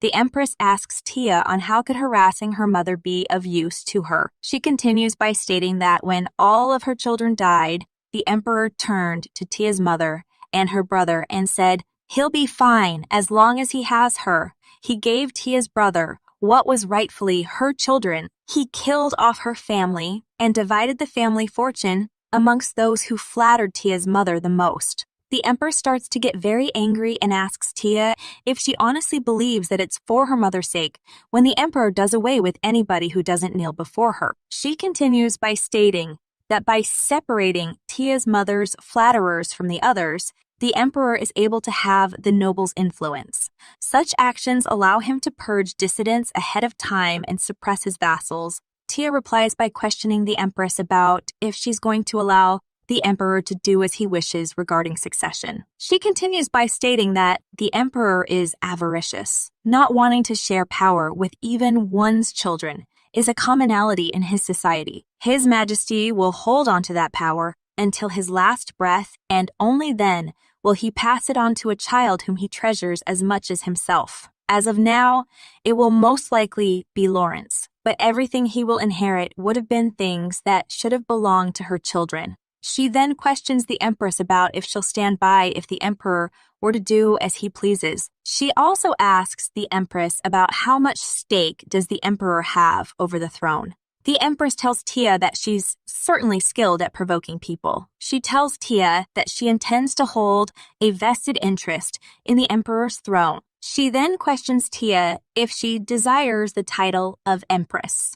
Tia responds by stating that she simply wishes to reclaim what was rightfully hers, as well as have the power to live free from servility. That will serve her as the greatest revenge against those who have scorned her. The empress starts to smirk and asks Tia that if she grants her request, what will she do in return for her? Tia tells her that before the emperor passes, she will make him the world's loneliest and most wretched person. The empress questions Tia if she realizes that her words could be construed as treason. Tia replies by telling her that she could have approached it in a more roundabout manner, but she knows that she isn't very fond of such rhetoric. Suddenly, Cedric comes back into the room with the box. He notices that Tia is kneeling down on the ground. He asks her why she's kneeling down as he picks her up. The empress questions Marta about what the box is for. She replies, stating that it's a gift that Tia prepared for her and that Olga's heart was rightfully hers, so it shouldn't be considered a gift. Cedric stops her and tells her that in his opinion, the gift box shouldn't be opened right now. The empress couldn't fathom how Cedric managed to find such a wife like Tia as she's influenced him. She continues by stating that, according to the rumors, Cedric was the one who became enamored with her. Cedric responds by stating that he thinks Tia is splendid. She seems a bit immature to him, but he believes it's because of her young age. The empress tells him that most people obsess over lineage and inheritance, but some will simply remain loyal to their chosen partner. She knows someone similar to him, so she doesn't abhor his desires. The empress continues by telling Marta to bring something from the bedroom. Since she has received a gift from a young maiden, it is customary to grant her a royal gift of higher worth. Marta bows and states that she'll do as she wishes. She brings back a statue that is covered with a cloth. The empress asks Tia if she has seen Saintess Olga's statue, to which she replies, stating that she hasn't. We learn that 200 years ago, Saintess Olga wandered the entire empire doing good deeds. After her death, her sacred image was carved out by her lover himself. On the day the sculptor died, her sacred image shed tears.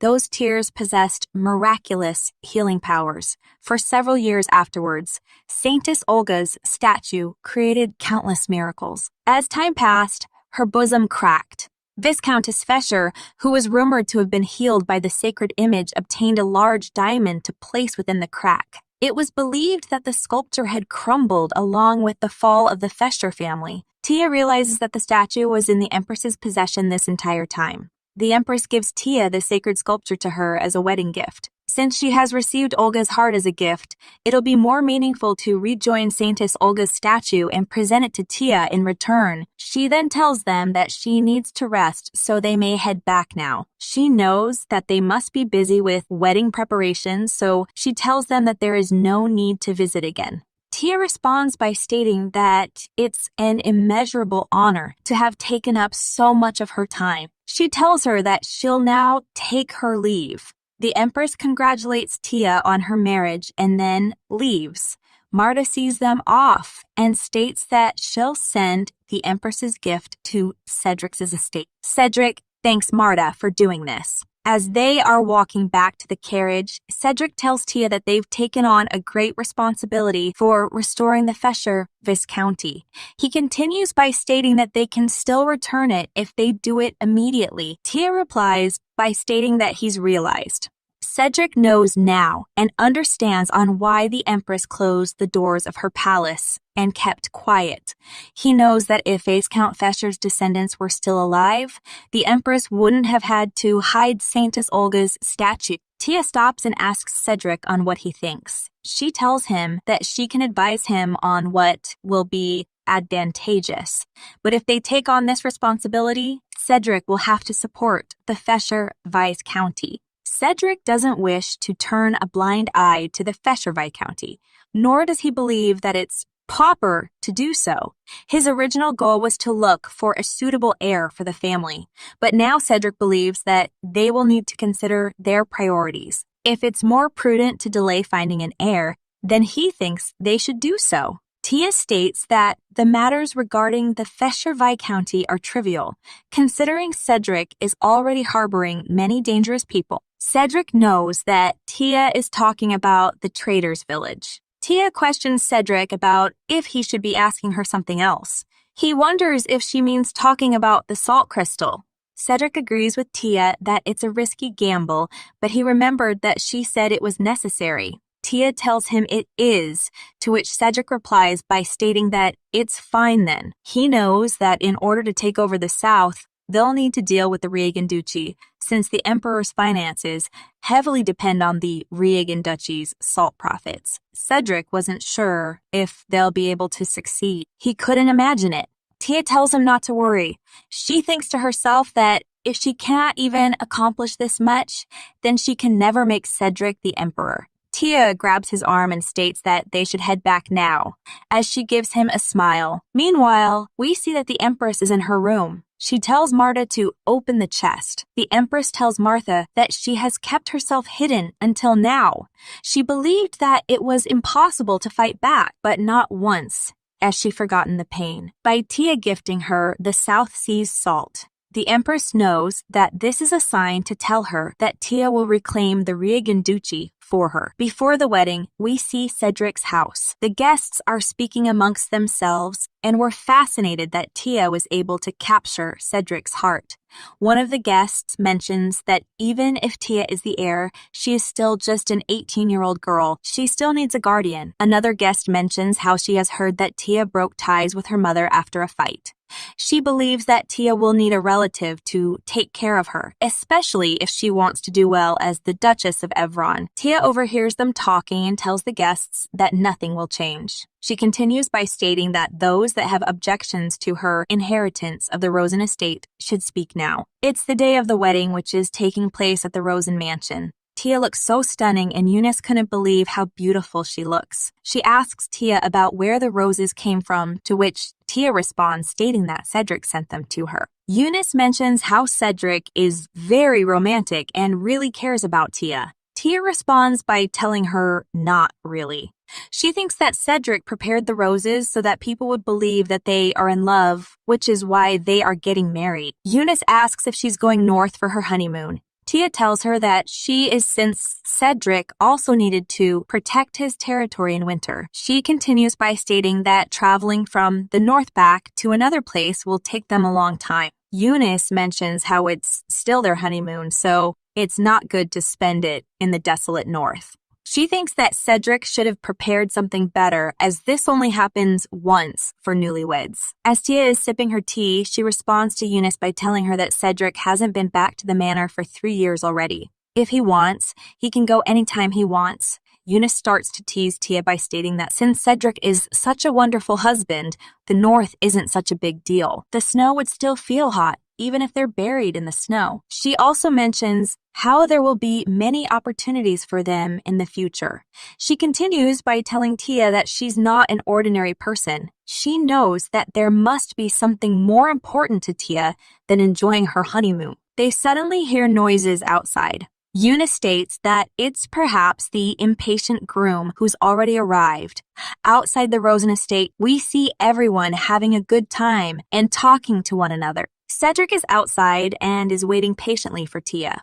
Cedric's Western army start to approach him and tells him how they wouldn't miss his wedding, no matter what. They question Cedric about why nobody told them earlier that this was happening. Cedric replies by stating that it doesn't matter as they are all here at his wedding now. They start to ask him if he's really going to the manor for his honeymoon with Tia and if that's okay. He replies stating that it's fine and has nothing more to say. He knows that Tia is hiding something from him. Before the wedding, Tia told Cedric that they don't have much time. He replies back by questioning her if it would be better to stay in the capital since they have a lot of work to do. He continued by mentioning that the north is cold, desolate, and there's nothing to see there. Tia responded to him by telling him that there is someone Cedric must meet in the north. When Cedric asked who it is, Tia stayed silent and didn't tell him. He wanted to know who on earth this someone was, as this person made Tia look so sad. The Emperor arrives and calls out to Cedric.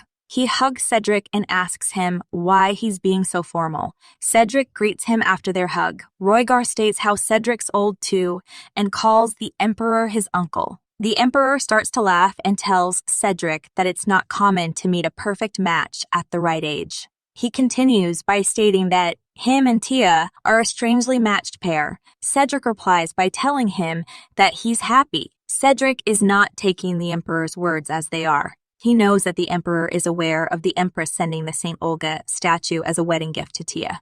Since the Emperor knows this, Cedric believes that there's no way he doesn't know what deal has been made between Tia and the Empress. Cedric plans to never let his guard down. Everyone is outside of the wedding hall. Roygar asks Cedric about why doesn't he take over the title of the Marquis. He continues by stating that if he were to combine the families, he would have been stable. Once he holds the title, no one would want to touch him. Cedric replies by stating that the families won't be united. Tia is still young and she's never had her own. The Emperor feels like he's getting married by seeing Cedric dressed up like this. Cedric states that he'll give everything back to Tia. Roygar mentions how Cedric doesn't want to hear about him wanting to be the Marquis of Rosen. He continues by stating that now he's a member of the family. The way he lives will be different from before. Even relatives can't go in and out of the royal family without permission. He mentions how Lawrence is a little too much for a nephew. He tells Cedric that if he finds anything difficult, he can call him. He thinks that Tia is more smart in that respect than he is. Roygar continues by asking Cedric if he understands what he's saying about his bride. He clarifies by stating that Cedric can't be the same as Tia. Cedric finally responds by stating that he understands. He thinks to himself about how Roygar is acting as if it's an irreplaceable family. Cedric is not surprised from seeing this. All the guests start to sit at their designated seats.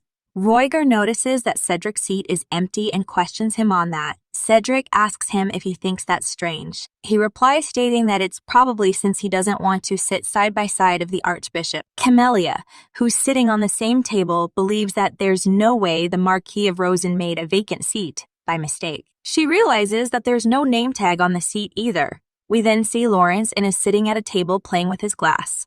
Lawrence's servant comes up to him and calls him, which makes him stop playing with his glass. The servant whispers to him and tells him that they have a problem. Lawrence stands up upon hearing this. Suddenly, the guests start to chatter and couldn't believe who Tia is coming out with. She comes out with the Empress beside her.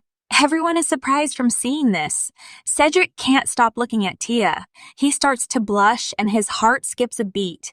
Camellia jumps out of her seat as she couldn't believe that the Empress is here. Tia and the Empress stop right in front of Cedric. Cedric thanks the Empress for coming. They both stay silent and just stare at Cedric. He questions them about if he said anything strange. The Empress smiles and tells him that he didn't. She continues by stating that what he said last time doesn't seem to be true. Cedric and Tia are both surprised upon hearing this. Cedric clears his throat and tells the Empress not to make fun of him. The Emperor calls out to the Empress. We learn that the Empress's name is Catherine. He asks her about how it feels to be outside of the imperial palace. He starts to grin and questions her about how she feels. The king continues by questioning the Empress about her health. The Empress replies back to him by stating that her condition wasn't so dire that she couldn't attend her lady-in-waiting's wedding. The Emperor takes a glance at Tia and is surprised to hear that she is the Empress's lady-in-waiting. Tia looks down and is silent.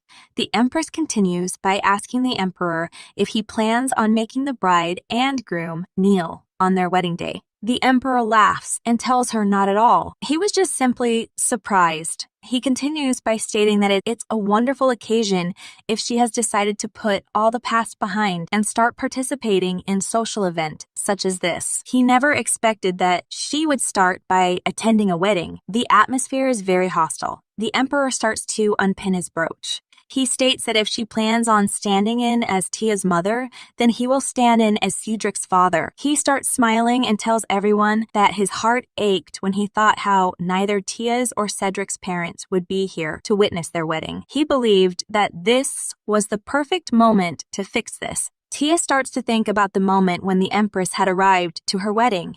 Both Eunice and Tia stood up. Tia bowed to the Empress and thanked her for honoring them with her presence. The Empress stated that she assumed Tia would expect her appearance. Tia responded by stating that her only thought was that the Empress's appearance would grant her the greatest honor. The Empress smirked and told Tia that she seemed to be quite experienced in swaying the hearts of others. However, she didn't believe that Tia was aware of the potential effects. The Empress then told Tia to raise her head. Tia stood up as the Empress held her hand. The Empress continued by stating that the clothes she is currently wearing are inappropriate for a wedding. She then told Martha to bring her some flowers. Martha brought some flowers and gave them to the Empress. The Empress put one of them on herself. She fixed Tia's veil and gave her the flower bouquet to hold onto. She also gave Tia a golden orb. She explained to Tia on how traditionally mothers would give the bride an orb made out of pure gold to keep her heart shining and pure from the day of her wedding until the end of her days. The groom would be given a diamond by the father as a reminder to protect his unwavering heart for eternity. After the ceremony, it's customary to combine both gifts into a single memento. Suddenly, music starts to play. Tia and Cedric start to walk together with the Emperor and Empress. Everyone is clapping and cheering for them as they're making their way to the altar. Once they arrive to the altar, the Empress turns to Tia and tells her that she'll be watching. As she is taking her leave, the Emperor takes his hand out. He states to the Empress that it's a wedding. The Empress takes his hand. The Pope starts the ceremony by mentioning that even God has given his blessings to Tia and Cedric. He continues by telling everyone that not only are these two young people being brought together, but their marriage even gave the estranged couple the chance for reconciliation. He asks everyone what finer occasion could there be. The guests start to clap upon hearing this as the Emperor and Empress are leaving the stage to take their seats. Suddenly, Tia's mother starts to scream from the audience and couldn't believe that Tia was doing this.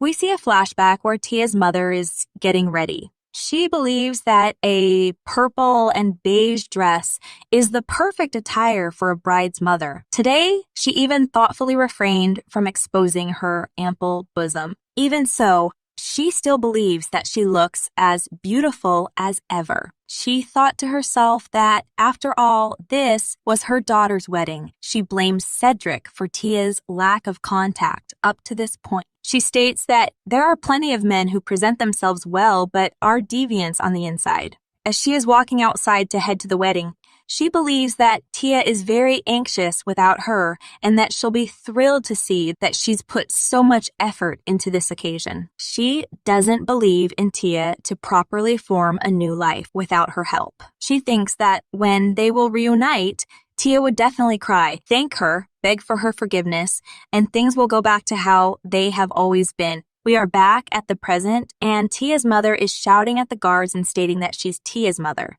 Lawrence approaches his mother and asks her if she's planning on ruining this marriage as he's giving her a cold look. His mother was shocked upon Lawrence saying that to her. In the background, the guests are cheering and clapping for Tia and Cedric being officially married. Tia's mother shouts out to Tia, but Lawrence tells her that it's no use. He questions her about if she's trying to make Tia seem like a child whose own mother won't attend her wedding. He continues by stating that she's the one who made Tia seem like that. She was confused upon hearing this from Lawrence. Lawrence clarifies by telling her that she used to beat her and drag her by her hair in front of guests. That's why Tia left the house and severed ties with her. Lawrence understands how Tia must feel. Even in his eyes, he believes that his mother crossed the line. He continues by stating that if she thinks about things from Tia's perspective, then she wouldn't even attend the wedding. He asks her if she thinks that Tia would like to enter the wedding ceremony holding hands with her, and if she knows what kind of position she's in. Tia's mother is still confused from hearing this and states that she's Marchioness Rosen. She's Tia's mother, so she has nothing to be ashamed of. Lawrence tells her that her existence itself is shameful and how there is no significance of a title and name that she's acquired through marriage. His mother was even more shocked and surprised by Lawrence telling her all this. Lawrence continues by stating that he told her not to come as nothing good would have come out from her meeting Tia. Lawrence believes that Tia is much smarter than his mother. She knows what she really needs and what she has to do. He starts to think about how Tia said she would be fine without their mother, but he never expected that she would appeal to the Empress and become her lady-in-waiting. He remembers how the Empress personally held her hand and walked her to the altar. He questioned who would dare to attack her identity and lineage.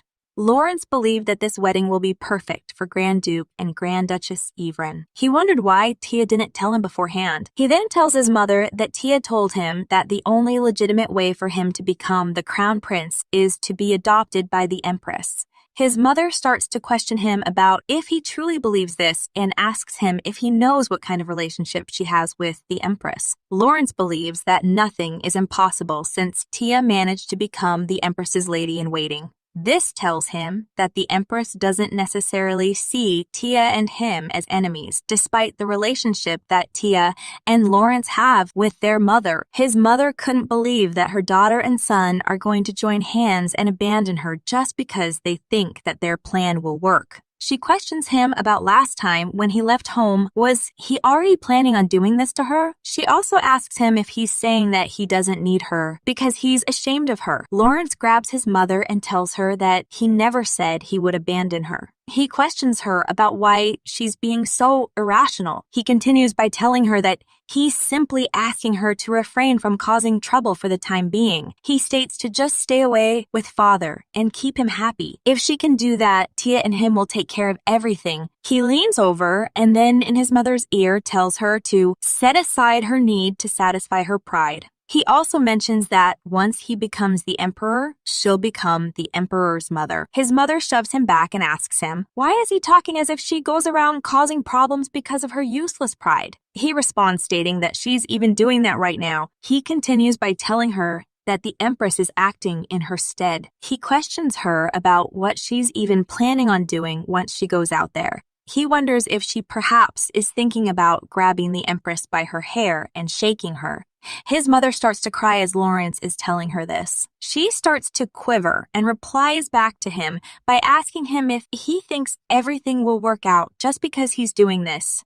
She states that in this world, the only thing he can trust until the end is his bloodline. Lawrence agrees with her and tells her that's why he's putting his faith in the Emperor's bloodline. He then raises his hand out and tells her to go back home and rest. Lawrence believes that once his mother gets some sleep, she'll regain her rationality. His mother yanks her hand away and tells him to forget it. She then states that he doesn't have to watch her as she was going to go back home anyway. Everyone at the banquet reception is having lots of fun and dancing to the music. The Grand Duchess envies Tia. She clarifies by stating that she isn't saying that she has complaints about her husband, but she always wanted to see what it was like living with a handsome man. Camellia tells her that she shouldn't say something so reckless. She chuckles and asks Camellia if she has ever thought that before. She questions her if she ever wondered what it would feel like to kiss a man as handsome as Cedric. She believes that her heart would flutter. She continues by stating that, of course, Lawrence is also very attractive, but it's a little bit odd to think about him in that light because he's the splitting image of Mirella and she prefers more masculine men over the delicate type. Camellia responds stating to please stop saying things that might cause misunderstandings as Cedric is her nephew. As the Grand Duchess is staring at Cedric, she responds stating that Camellia doesn't have to be so stern. She just has an active imagination, which isn't a sin. Cedric is looking around for Tia and notices that she's all alone. Tia sits down on a bench and is relieved to sit down. As Cedric is approaching her, he asks if he is all right as she seems exhausted. She tells him that she is exhausted because ever since the banquet reception started, she's been dancing with him nonstop. Cedric responds by stating that now that he thinks about it, this is their first time ever since that day. He clarifies by telling her that he's talking about the last time he had asked her to dance. Tia starts to remember and reminds him about how he said that they should feign ignorance if they were to step on each other's feet. She then asks Cedric where he learned how to dance as she was made aware that he rarely attends social events. He responds by stating that he thinks he has a sense of rhythm. Ever since he was young, it's been easy for him to learn dances. His dance instructor even praised him several times. Tia replies by mentioning that he knew that he was a good dancer then. Cedric starts to blush and tells her that he didn't say that to make fun of her. He was simply just being honest. Tia tells him that she doesn't think he said that to make fun of her. She was grateful that he said that to her on that day. It was her first time dancing like that at a ball. Suddenly, they are interrupted by a servant as he tells Tia and Cedric that it's time for them to start getting ready. Cedric starts to smile and mentions to Tia that the reception is in full swing. He then asks her if they should get going. After the reception, Tia went back to Port City. One of the maids asks Tia where Cedric is. She replies stating that he was kidnapped by a group of knights that are apparently having a second celebration. She continues by telling her that it's obvious that he won't be returning home until late at night. The maid replies back by stating that he won't be able to make it back by a respectable hour. Tia's maid tells her that the other maids made sure to thoroughly clean the room beforehand. She continues by stating that it may not be the most glamorous accommodation, but it's the nicest room. She then heads off to prepare Tia's bath. Tia sits down and is tired. She starts to think about how she's managed to make it through the wedding without any incidents occurring. She starts to remember how the Empress held her hand while the Emperor held Cedric's hand. She believes that this alone made the wedding incomparably respectable. Tia also thinks that everything proceeded smoothly without any issues. Tia remembered that the Empress stated that she'll be watching, but then left before the banquet reception even began. When she noticed this during the ceremony, she thought that the Emperor will leave soon too. During the banquet reception, when Tia was dancing with the Emperor, he told her that he shouldn't carelessly call her Tia anymore. Tia responded by questioning him about who is she to tell him how he should address her. She continued by stating that since the Grand Duke is his nephew, she would be honored if he could treat her as his niece. The Emperor agreed and told her that he'd be happy to. He was sure that it would be a great honor for Tia as well. He continued by staring at Tia and told her that he knew she was clever, but he never expected her to be this straightforward. Tia replied by telling him to believe her as she never intended to deceive him. He responded by stating that he's not saying he's disappointed in her. He only realized that despite his old age, he doesn't have a great eye for discerning a person's character. Tia was very obliged. The Emperor continued by mentioning how Cedric is outspoken, but he believed that this kind of disposition is a virtue and it doesn't suit the secular capital city. He thought that Cedric is a good man and told Tia to take good care of him so that he doesn't get hurt. He also told her not to resent her mother too much, even though she's a pitiful woman. Upon Tia hearing this, she knew that the Emperor was aware that her mother attended the wedding. However, the Emperor wasn't the only person who knew about this. Camellia stated to Tia about how His Majesty thought that she brought the Empress to the wedding for Lawrence's sake. She continued by telling Tia that since the Empress had appointed her as her lady-in-waiting, the Emperor will believe that Lawrence has a chance. She started to smirk and told Tia that there's no way that the Empress will accept Lawrence. She believed that men mistakenly believe that once a woman bears his child, she will love the father of that child unconditionally for the rest of her life. Tia asked her for more clarification. Camellia clarified by stating that anyone who is aware of the important role she's currently playing will know the true meaning behind her actions. She then lightened the mood by telling Tia that she's glad that the gift she gave her turned out to be useful. Camellia heard that Tia received the statue of Saintess Olga as a wedding gift. She requested Tia to show it to her once she's back from her honeymoon. Camellia continued by stating that Roigar has never seen it before and he's practically dying of curiosity. She was going to set aside a day to see it. She also congratulated Tia on her wedding and told her to enjoy her honeymoon. Camellia bid Tia farewell with a smile on her face. After that, Tia exchanged greetings with and was congratulated by many people. There were no problems during the whole event and Tia had accomplished all of her intended goals. As she's brushing her hair, she thought to herself that the only thing left now is to wait for the results. Suddenly, Tia's maid opens the door and asks her how she should address her now. She decides to address her as Madam and was happy to since now she is addressing Tia as Madam and not Tia's mother. Tia asks her if she has prepared the bath. The maid replies stating that she has finished preparing it and tells her that Frail has arrived. Frail enters the room and tells Tia about how her mother returned straight home after the wedding venue. He assures her not to worry as he personally made sure of it without getting caught. He continues by stating that once her mother arrived home, she went inside her room and helped herself to some liquor. The Emperor also went to the house Rosen's estate as soon as the reception was over. After confirming all of this, Frail came to Tia immediately. Tia replies by asking Frail about her brother. Frail responds by telling her that from what he knows, Lawrence went to Baroness Andamann's house, where he's currently residing.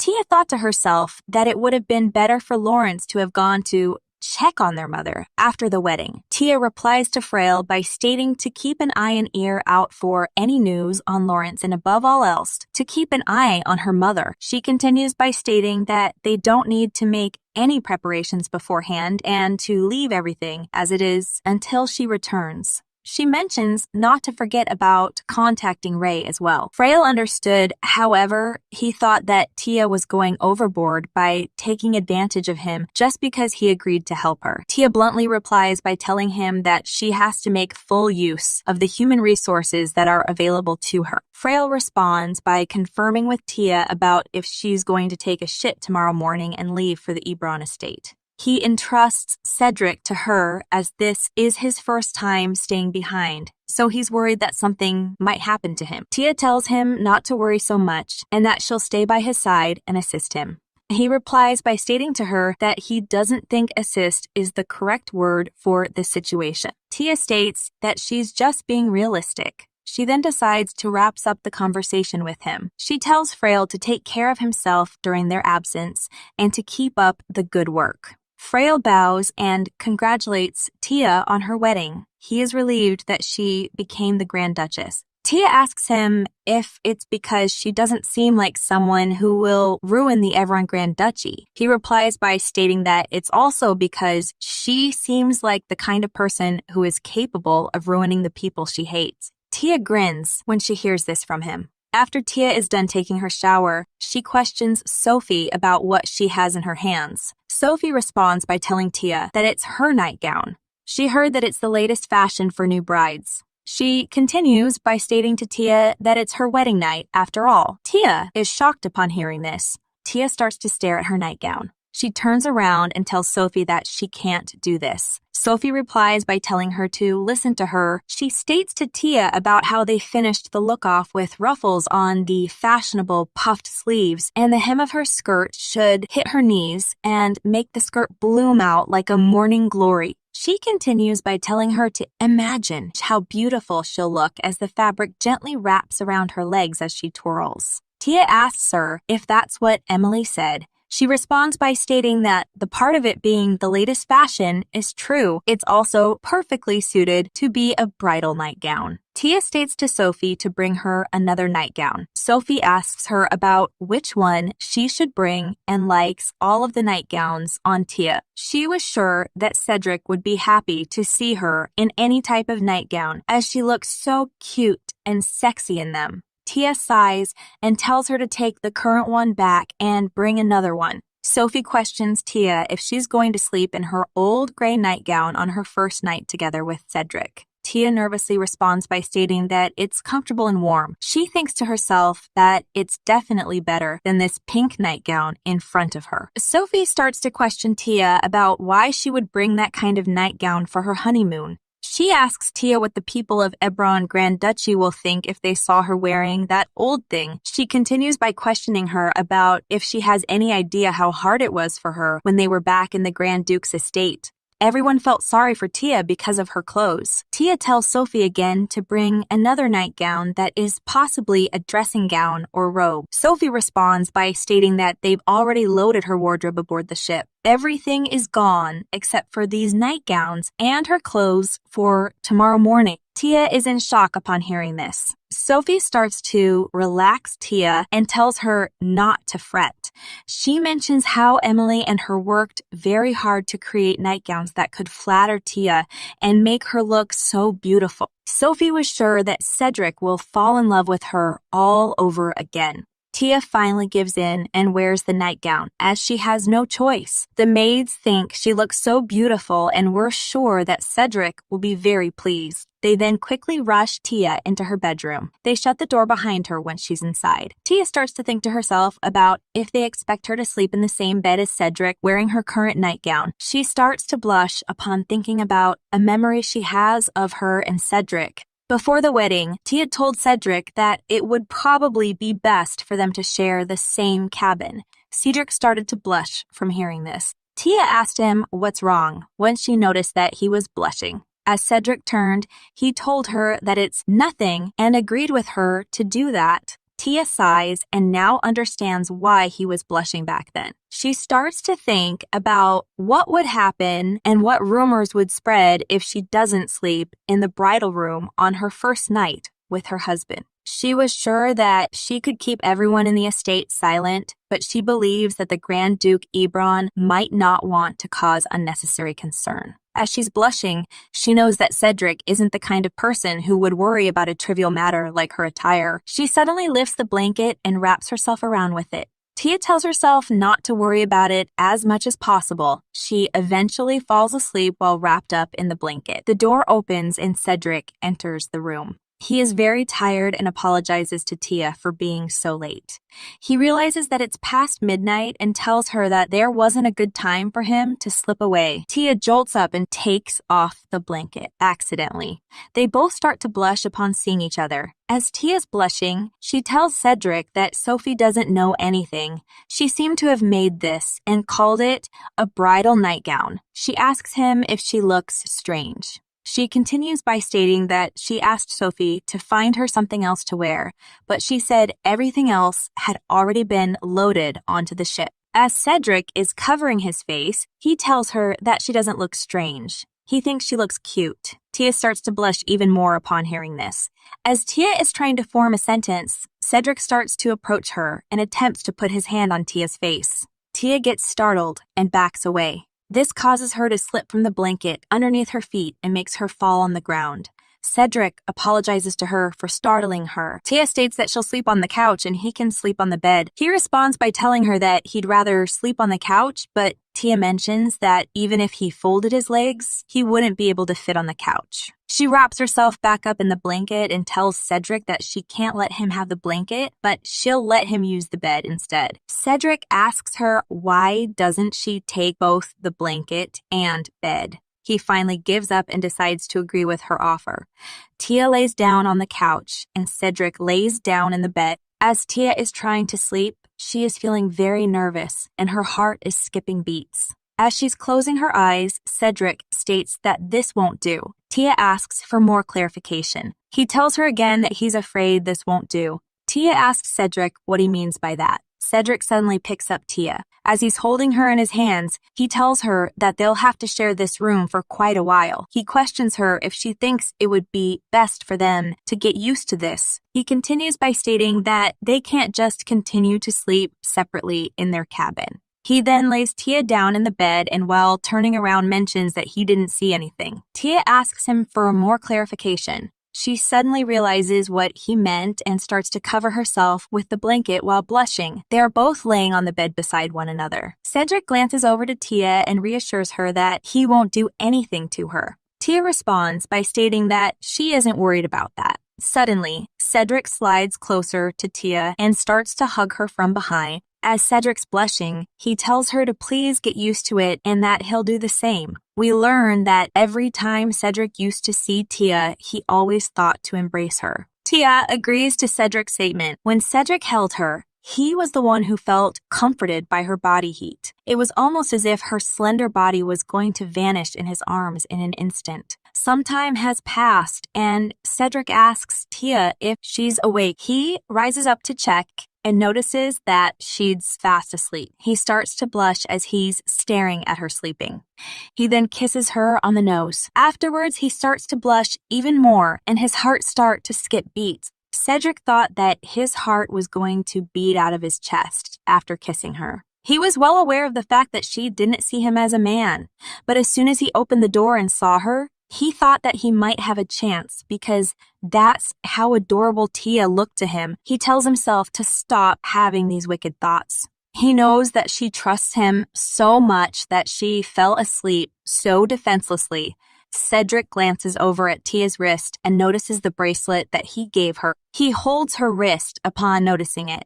Meanwhile, we see that the Emperor just arrived to the Rosen estate in his carriage.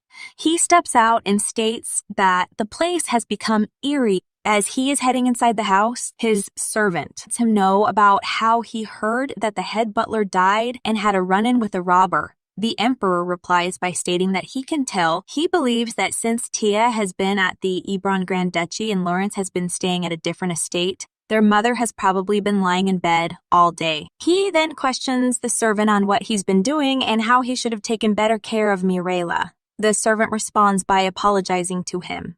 He then mentions how Lawrence usually doesn't like anyone meddling in House Rosen's affairs. The Emperor responds by stating that this is only the case when Lawrence is actually home. As he's heading to Mirella's room, he asks the servant if Lawrence is still at the wedding reception. The servant responds by stating that he is according to his sources. The Emperor thought that Lawrence is a fool for not sending anyone to take care of his mother. All of the maids and butlers start to bow and greet the Emperor as he making his way to Mirella's room. As the Emperor is approaching Mirella's room, he notices one of the maids outside of her room and catches her off guard.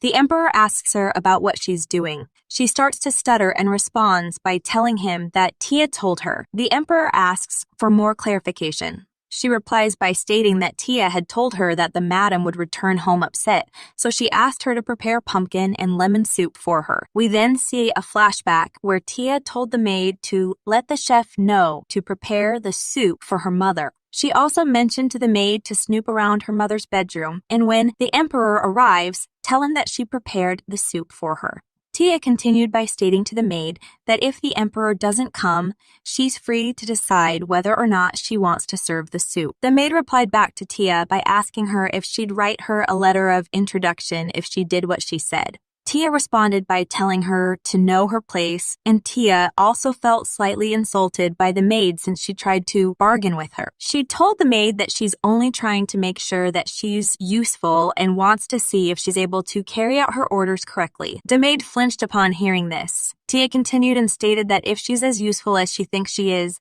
then she's sure she won't have to ask for a reward. The maid starts to tremble and thinks about how if she's unable to do as Tia instructed, she won't be able to become Tia's maid. The servant who arrived with the Emperor takes the soup from the maid and tells her to head back. She thanks him for doing this. The Emperor believes that Tia at least has some sense. He mentions to the servant that if one of his children were like Tia, he would have already chosen his successor. The servant responds to the emperor by asking him if he thinks that highly of Tia. The emperor clarifies his statement by mentioning how Tia knows exactly how she should behave. She knows how to put her pride and emotions aside. He first thought that she was overly timid and a coward, but after seeing what she did to the empress, he's realized that she's a determined and broad-minded person. He then decides to finally walk inside Mireille's room. He grasps the handle to open the door, and as the door creaks open, he walks in. The emperor notices cracked glass and liquor bottles on the ground. He walks over to Mireille, and as he grasps her hair, he asks her if she's that angry. She replies back by telling the emperor to leave. Mireille starts to remember how Lawrence believes that her existence itself is shameful, and that her title and name means nothing to him since it was acquired through marriage. His words constantly haunted her thoughts. In the past, Mireille's body was draped with the world's most expensive and extravagant fabrics and jewels. She didn't tolerate anyone who disobeyed her. She even purposely treaded on people, simply to reassure herself of her power. She only felt satisfied when the wives of noblemen bowed to greet her. She once beat a maid to the brink of death for annoying her. But more than anyone else, she was painfully aware of the reason why she wasn't honorable. During her wedding, she simply sat face to face with an old man who wasn't even able to walk properly and signed some documents. There were neither flowers nor guests. She didn't even have the orb of pure gold that she should received from her mother. The priest who conducted the ceremony looked down at her as he thought he was gazing upon something foul. As soon as they had both finished signing the documents, he hurried off without giving them a proper blessing. That night, the emperor dressed her in a pure white dress. However, that wedding dress was completely covered in mesh. It was a proof of his affection, but it wasn't evidence of an honorable wedding. The emperor stated that the corpse of a woman who stays locked inside the empress's palace is not his wife, and that she's his wife. The emperor spoiled Mireille with many things. She acted as the emperor's wife, and whenever they attended imperial events, she always entered holding his hand. As long as the emperor is alive, Mireille is the one who will lay beside him in his bed. However, the empress will be the one who is buried in the same cemetery as the emperor, and her name will be engraved on the same tombstone as his. Lawrence was right to state that she was shameful. But even if everyone in the world criticized her for being foul, Lawrence and Tia were the only two who were not supposed to do the same. As she's crying, she couldn't believe that they did this to her after everything she did to raise them. The emperor couldn't bear to see her sad and thinks about punishing Lawrence. Mireille tells him not to. He responds by asking her if she's still worried about him, even after everything that's happened. She questions him back by stating that he knew everything from the beginning. The emperor asks for more clarification. She continues by telling him that he knew about Tia becoming the lady in waiting and the reason why Lawrence told her not to attend the wedding. That's why she believes that the emperor didn't ask her to accompany him to the wedding today. The emperor turns and states that this is not true. No matter how keen his sight and hearing is, he could not know what goes on inside of the empress's palace. He knew that Tia paid a visit to the empress's palace and received a wedding gift, but he believes that it's natural that she would go and greet the empress since Cedric is her husband. However, he never expected that Tia would accomplish such an incredible task. Mireille realizes that the emperor is praising Tia and still couldn't believe that her children are doing this to her. She believes that the empress got everything. Her son and daughter were the only things she had over her. The emperor tells her not to be upset as she still has him. He continues by telling her that it's natural for children to leave their parents once they grow up. He then grabs her and gives her a hug to comfort her. He states that he'll give her anything she wants, so she shouldn't be this upset. In her head, Mireille wonders if he can make her the empress and can make her honorable. She realizes that there's no way the emperor would be able to grant those requests because in the end, she believes that men are untrustworthy. She knows that, as of right now, he loves and adores her. But as time goes by, she knows that her beauty will fade and he will abandon her. If she ever angers him, he'll toss her aside. If she's unable to satisfy him, he will discard her. As she's hugging him back, she knows that the only thing she has is her family. But even her family has abandoned her now. It's a month and a half later. Tia and her maid are on a boat and are admiring the view. The maid notices a deer and tells Tia to look. Tia asks her how she isn't tired of seeing them since she's seen so many by now. The maid responds by stating that she finds them fascinating. They don't even run away after seeing people. Tia agrees with her that it's difficult to see wild animals in the capital. The maid responds by mentioning how it honestly feels a little bit scary and foreign. Even though an entire day has passed since they switched ships at the port, they haven't seen a single person. Tia responds by stating that the ports are frozen during the winter, so trade with the Empire is reduced. The maid understands and knows that this must be why everyone differentiates people from the north as being northerners. Suddenly, Cedric comes from behind and slips a jacket on Tia. He tells her that it's cold and asks her about what she's looking at. The maid is admiring this interaction from afar. Cedric asks Tia how she's feeling. We learn that Tia has been suffering from seasickness for the past 15 days. She's been looking quite ill, so Cedric was very concerned about her. She starts to blush, and as her heart is skipping beats, she tells him that she's fine now. Cedric states that since they've passed the wall of Alia, the Grand Duchy's southern border will be quite cold. He continues by telling her that it may be fine now, but once they arrive at their destination, the wind will be strong. It will only get colder from here on out. Tia replies by stating that she won't overexert herself. Cedric is having a hard time trusting those words. He knew that they should have stayed in the capital. Tia responds by telling him that it would have been strange for them to be separated so soon after their wedding. She'd rather spend the winter away from the capital. Tia thinks in her head that this is only true until the seeds of her conspiracy have sown bare fruit. She starts to remember how it was the same way in the past, until Cedric showed her the ruined empire. She used to be the person who sat at the back of a dark room, moving the pieces on a chessboard. There had been times when she was forced to personally take care of matters that occurred in the imperial palace or at social events, but as both the number of her subordinates and the efficiency of her schemes increased, she no longer had any reason to deal with things in person.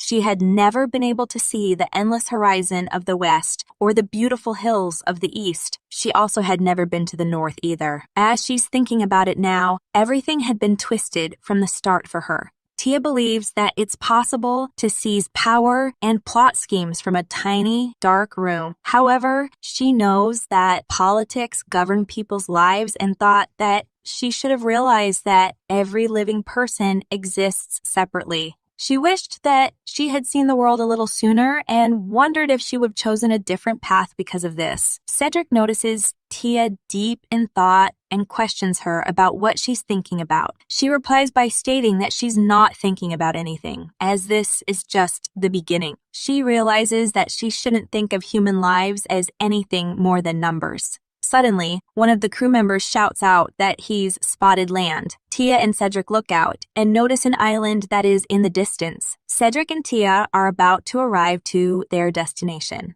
Cedric states to Tia that he hopes the place doesn't disappoint her. She replies by asking him how someone who is aware of the Ebron Grand Duchy's history can be disappointed. She continues by stating that the castle is the pride of House Ebron. Cedric smiles upon hearing this. Tia has heard that the Ebron Grand Duchy's history consisted of endless wars. The reason why they recently built a fortress near the border is because a group of monsters called Karam regularly come over from the Told Mountains. She questions Cedric if she's correct. He tells her that she's correct and that their priority was also to protect the refugees when the defenses at the Told Mountains collapsed as well. He continues by telling Tia that when the signal fire that indicates the collapse of the defenses is lit, everyone from the surrounding area gathers in the main castle. And while the main castle holds off the monsters, the people from the south are instructed to evacuate to the Alia Wall, which is the second line of defense. Cedric further states that the main castle is a sign showing that the Ebron Grand Duchy is protecting the Told Mountains, and it's also a symbol representing the house's determination to protect the lives of its people. For that reason, House Ebron is known as both Ebron of the North and the Shield of the Empire. He tells Tia that in reality, the southern region is more resourceful and populated. He clarifies by telling her that if they take the smooth governance into account, then the main castle should have been built a little further south. If they consider the trade with other regions, then it should have been built near a port that doesn't get frozen over. Cedric lets her know that the interior is just as plain as the exterior, as the castle was never designed to put comfort first. Tia responds by stating that it's fine, as she's sure it'll protect them from the wind. He replies by stating that this is the standard for people who are familiar with the castle. They finally arrived to the destination. Tia and Cedric get off the ship and someone suddenly is approaching the couple. The stranger asks Cedric if he had a pleasant trip. We learn that the stranger is Aaron Margaret. Aaron and Cedric hug each other. Aaron is glad to see that Cedric is well. Cedric explains to Tia how these people are Count and Countess Jordan. He continues by mentioning that they've been in charge of the main castle while he was away. They both start to kneel before the two of them and state that it's a great honor for them to meet Tia. They have been expecting her. Tia smiles and responds by telling them to please rise. She tells them that she's happy to finally meet the trusted retainers of the Ebron Grand Duchy. She hopes that they will give her all the assistance she needs until she gets used to the territorial circumstances. They reassure her that they will do their utmost to aid her. The couple arrive to the castle of House Ebron.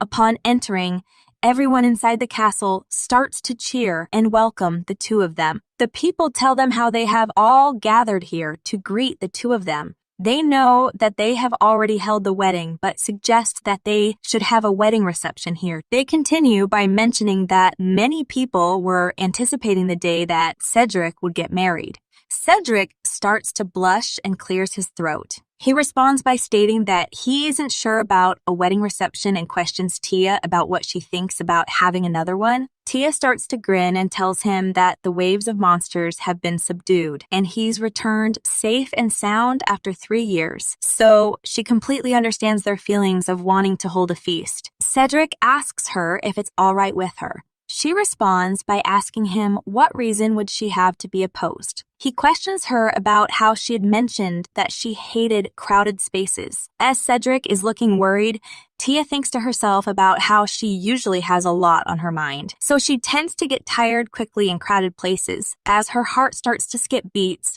she's surprised that Cedric remembers that. Suddenly, one of the ladies starts to dash towards Cedric as she calls out to him. She embraces him and tells him that he's back. She tells Cedric about how she missed him.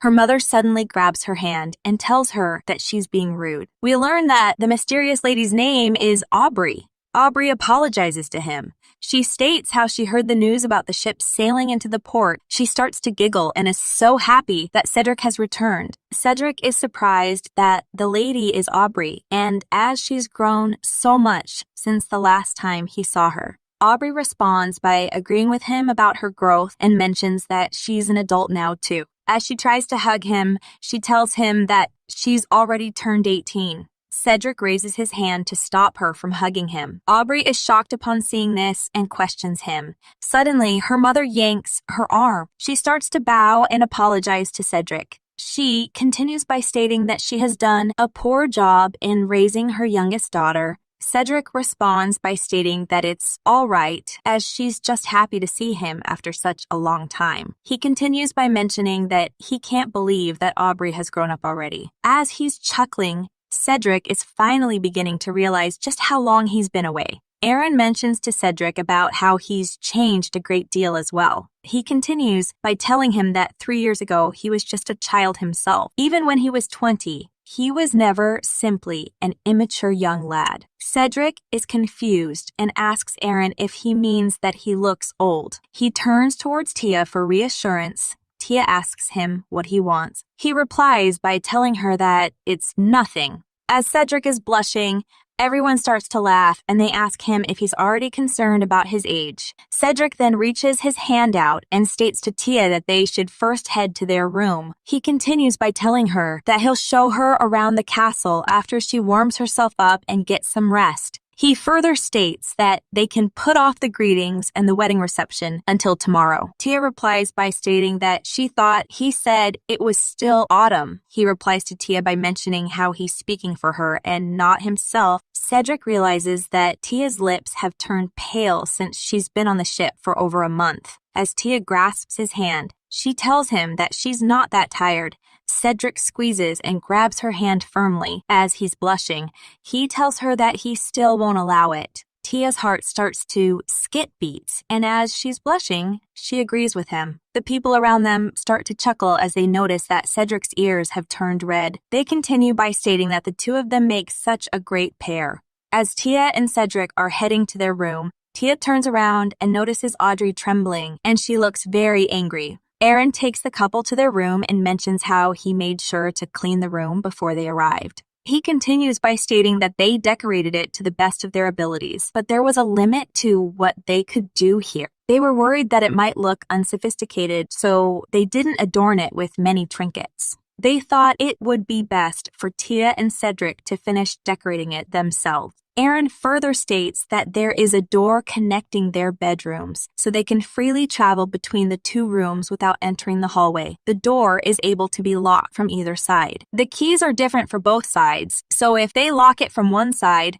they won't be able to open it from the other side. Tia starts to laugh and responds by questioning him about if this is in case of a marital quarrel. She continues by asking him if this is the reason, wouldn't it have been better to have assigned their rooms far away from each other? Tia then realizes that the door must be for emergencies. Aaron agrees with her realization. Cedric mentions to Tia on how there's an escape route in his room. He tells her that he'll show her how to open it later. Tia wonders if it's a secret passage. Cedric replies by stating that the path that leads to the outside is not a secret since it's only for emergencies. He continues by stating that since nobody is able to communicate with Karam, any retainer of the main castle should know about it.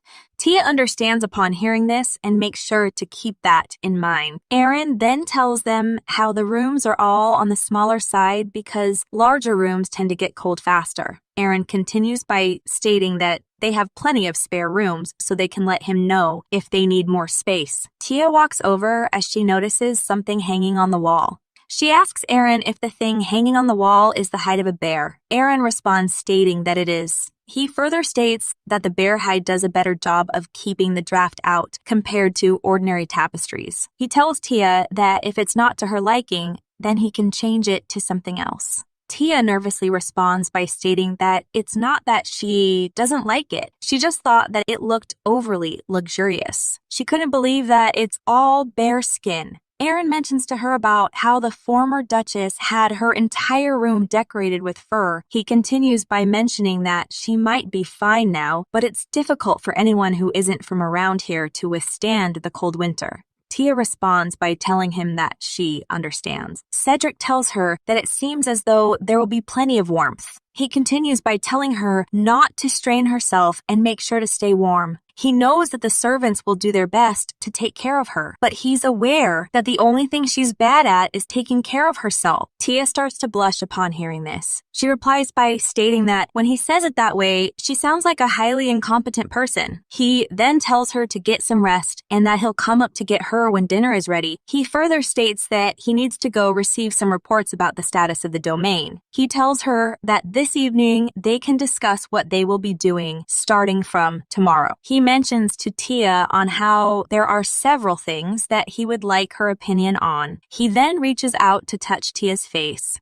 As he's touching her face, he tells her to rest up. As Aaron and Cedric start to leave, Tia starts to blush. Tia is sitting by the fireplace and thinking about earlier events that occurred on the ship. As she's squeezing the brooch that Cedric put on her, she couldn't believe that this is real. For the time being, she's become the madam of this castle, but knows that it's simply a formality.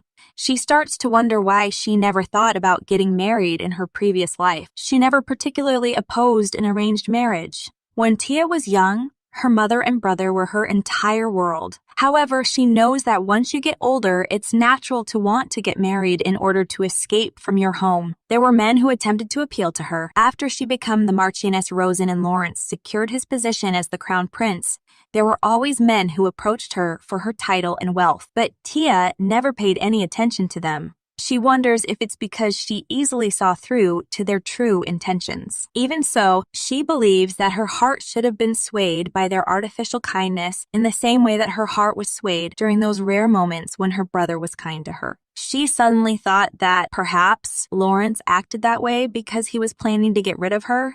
Tia leans back in her chair and is tired. She then tells her maid Lise to go call Margaret as she thinks it's time for her to greet her properly. Lise finds Margaret and tells her that Tia wants to see her. Margaret is surprised from hearing this. Once Margaret arrives to Tia's room, Tia mentions to her that she called her here because she has something to say to her. As Margaret is taking a bow, she states that, of course, she can ask her anything. Tia continues by stating that she knows that maintaining a castle is no simple task, so it would be silly for someone who is only going to stay here temporarily for a few months to a year to be in charge of it. She further states that she would like her to take care of this place as she has been. Tia mentions that she trusts anyone who has the trust of Cedric. Margaret bows again and thanks her. Tia then mentions to everyone in the room on how most of her servants will be the maids that she brought with her. However, since she'll still be needing more, she'd like for the head maid to pick a few good ones and send them to her. Tia continues by telling them that even though they'll be serving her, she doesn't want anyone who won't be able to say what needs to be said or someone who can't give orders when necessary. The servants understand upon hearing this from Tia.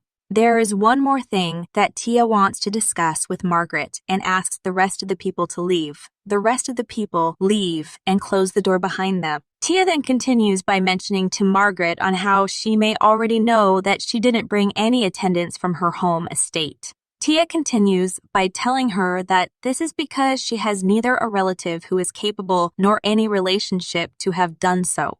Tia then mentions on how she would like to select girls who have deep connections with House Ebron, and the first person that comes to her thought is Aubrey. Tia clarifies by stating that since Aubrey is the daughter of a count, her pedigree and loyalty are irrefutable. Tia also mentions how she's the same age as her, so they'll get along just fine. Tia believes that Aubrey can be of great help while she adjusts to her life here.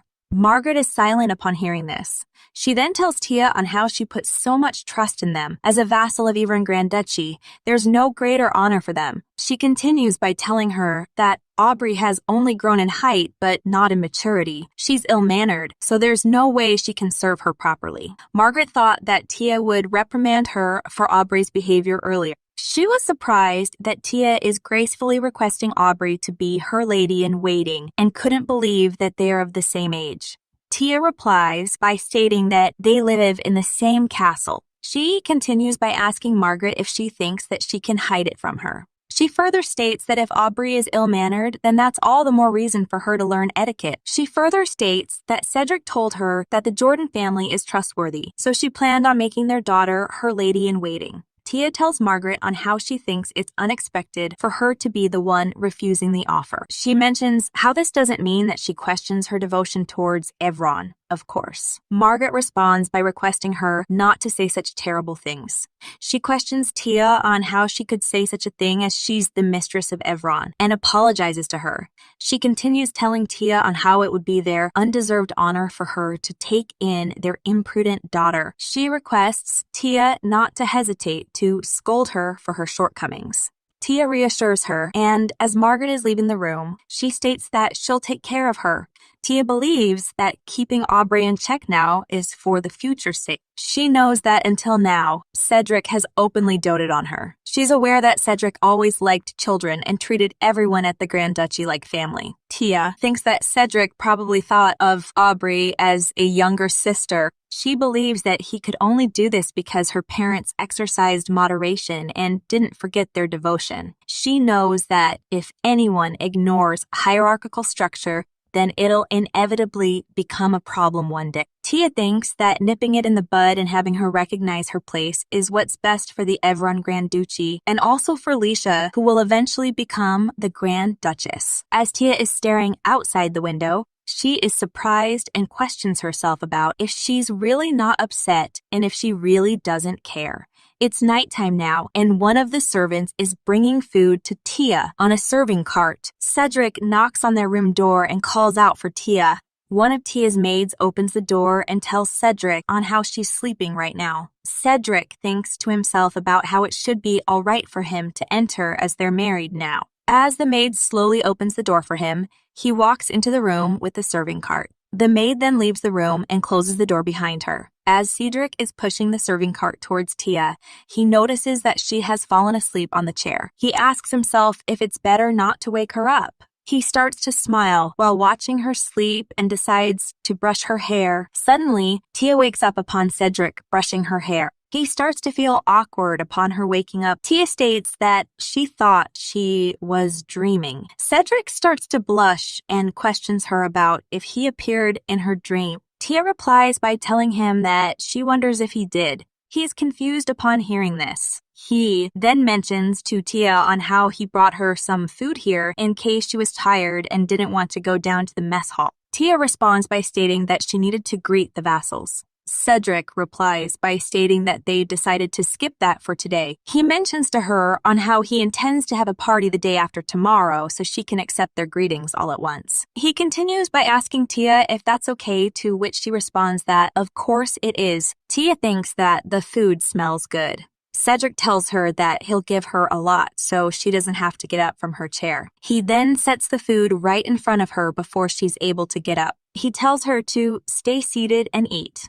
As Tia is blushing, she thanks him for the meal. As Cedric is sitting on a chair, he asks her if the room's comfortable. Tia responds by stating that it is, and how even the bathroom is very warm. Cedric is relieved to hear this as he was worried since the room hasn't been used in a long time. Tia questions him about how his mother used this room before. He replies by telling her that each generation's Grand Duchess uses this room. He clarifies by telling her that it was rare for the Grand Duchess to be a northerner ever since they merged with the Empire, so this room was made with special care. He continues by stating that it would be problematic if a Grand Duchess who came through an arranged marriage falls ill from the cold. Tia agrees with his clarification. She then questions him about if there were any issues while he was away, since 3 years is a long time. Cedric responds by telling her that it's not like he didn't receive any reports during that time, and mentions on how this region doesn't experience change very often. He clarifies by stating that this is true as long as there's no war with Karam. Tia understands upon hearing this.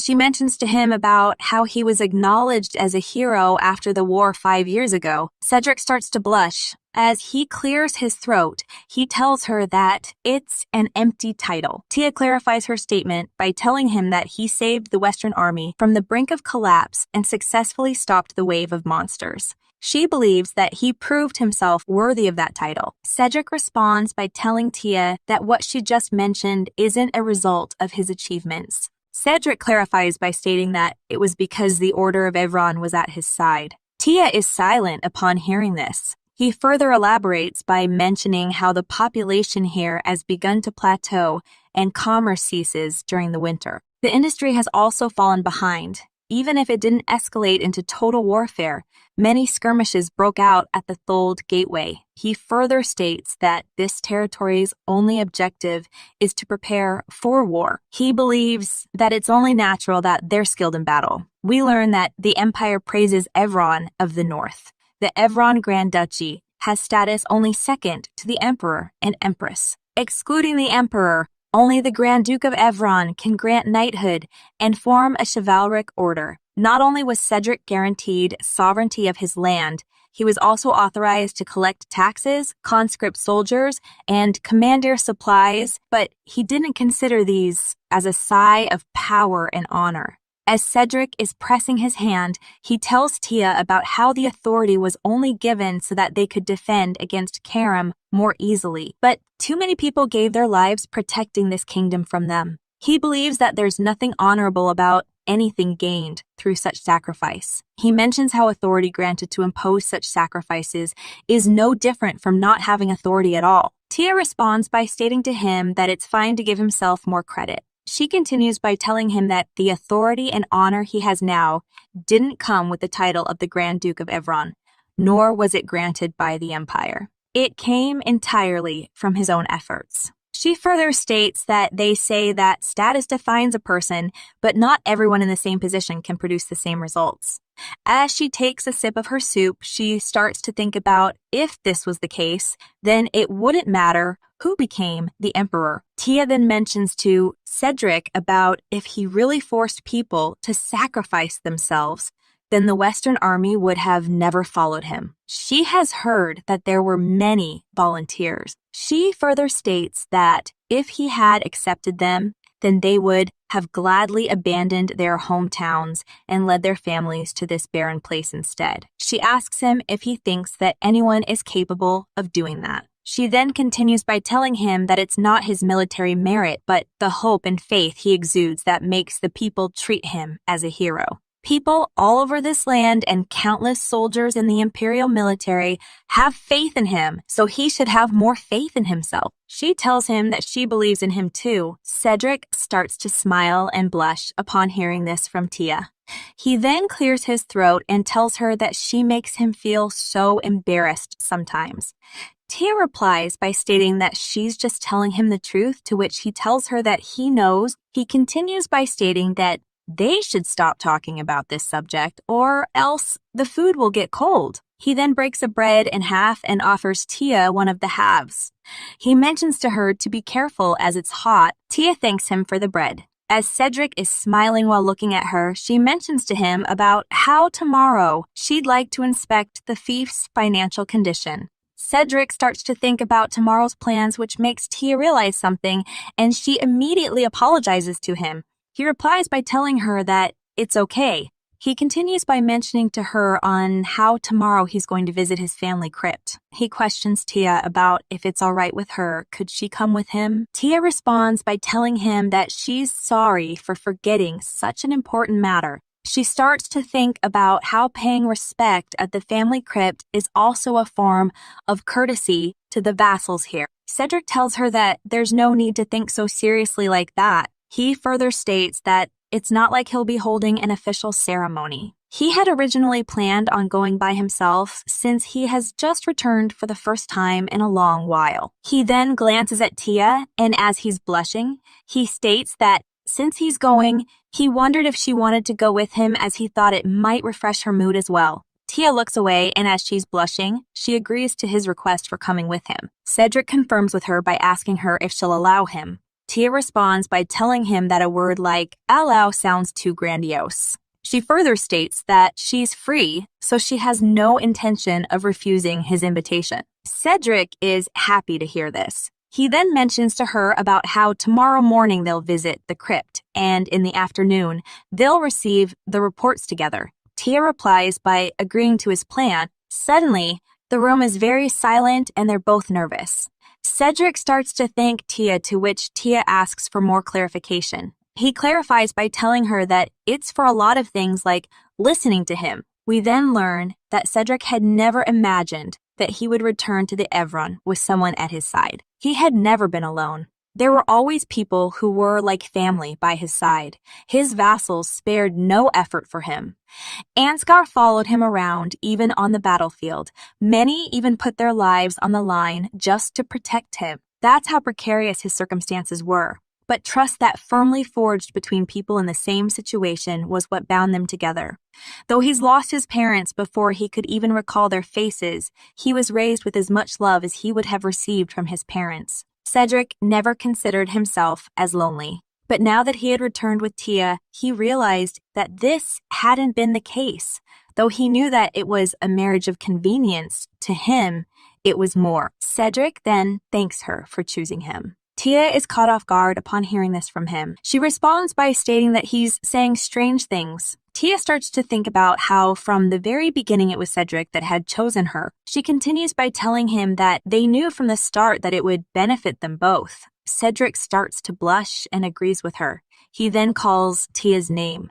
As she starts to look up, Cedric makes his move and goes in to give her a kiss on the lips. After they are done kissing, he tells her goodnight. Cedric leaves the room, and when she's done shutting the door, she starts to blush and is surprised from what just happened. Meanwhile, we see Aubrey walking through the castle and is angry. She starts to clench her teeth and questions herself about who said that they were going to accept Tia as the Grand Duchess. It's the next day, and Margaret is telling Aubrey not to say anything foolish or to get any stupid ideas. She continues by mentioning to her on how Tia is the Duchess that Cedric chose and also the Marchioness of Roseanne. Aubrey starts to shout at her mom. Margaret further states to Aubrey that Tia decided to keep her by her side as her lady-in-waiting to repay them for their loyalty until now. Margaret can tell after being in Tia's presence for only a few minutes about just how astute she is. She asks her daughter not to do anything that might offend her.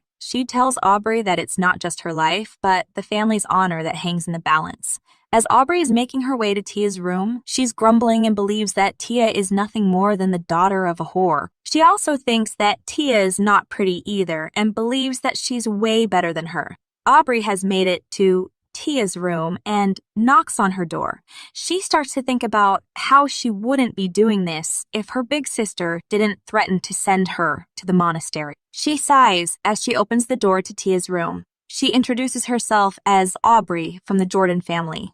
Aubrey notices that her maid is having Tia try on a furry coat. The maid mentions to Tia on how the coat was sent this morning by Cedric. The maid continues by stating that if they hem the sleeves a bit, she should be able to wear it later. Tia agrees with her statement, but questions her about if this is a men's garb since she thinks it's too big on her. The maid responds by stating that it makes no difference, as it suits her perfectly. She further states that since her hands are covered with the long sleeves, she won't have to wear gloves. This may be better for her since her hands get cold even with gloves on. Aubrey is just listening to the whole conversation and is angry. She suddenly realizes that the coat is the same one that Cedric made from the white sables he caught. One of the maids realizes that Aubrey has entered the room and questions her about what she needs from here. Aubrey starts to grind her teeth. Tia tells her maid named Lizzie to stop and welcomes Aubrey in. Aubrey comes closer to Tia and greets her. Tia asks her if she's heard from Margaret. She replies stating that she has.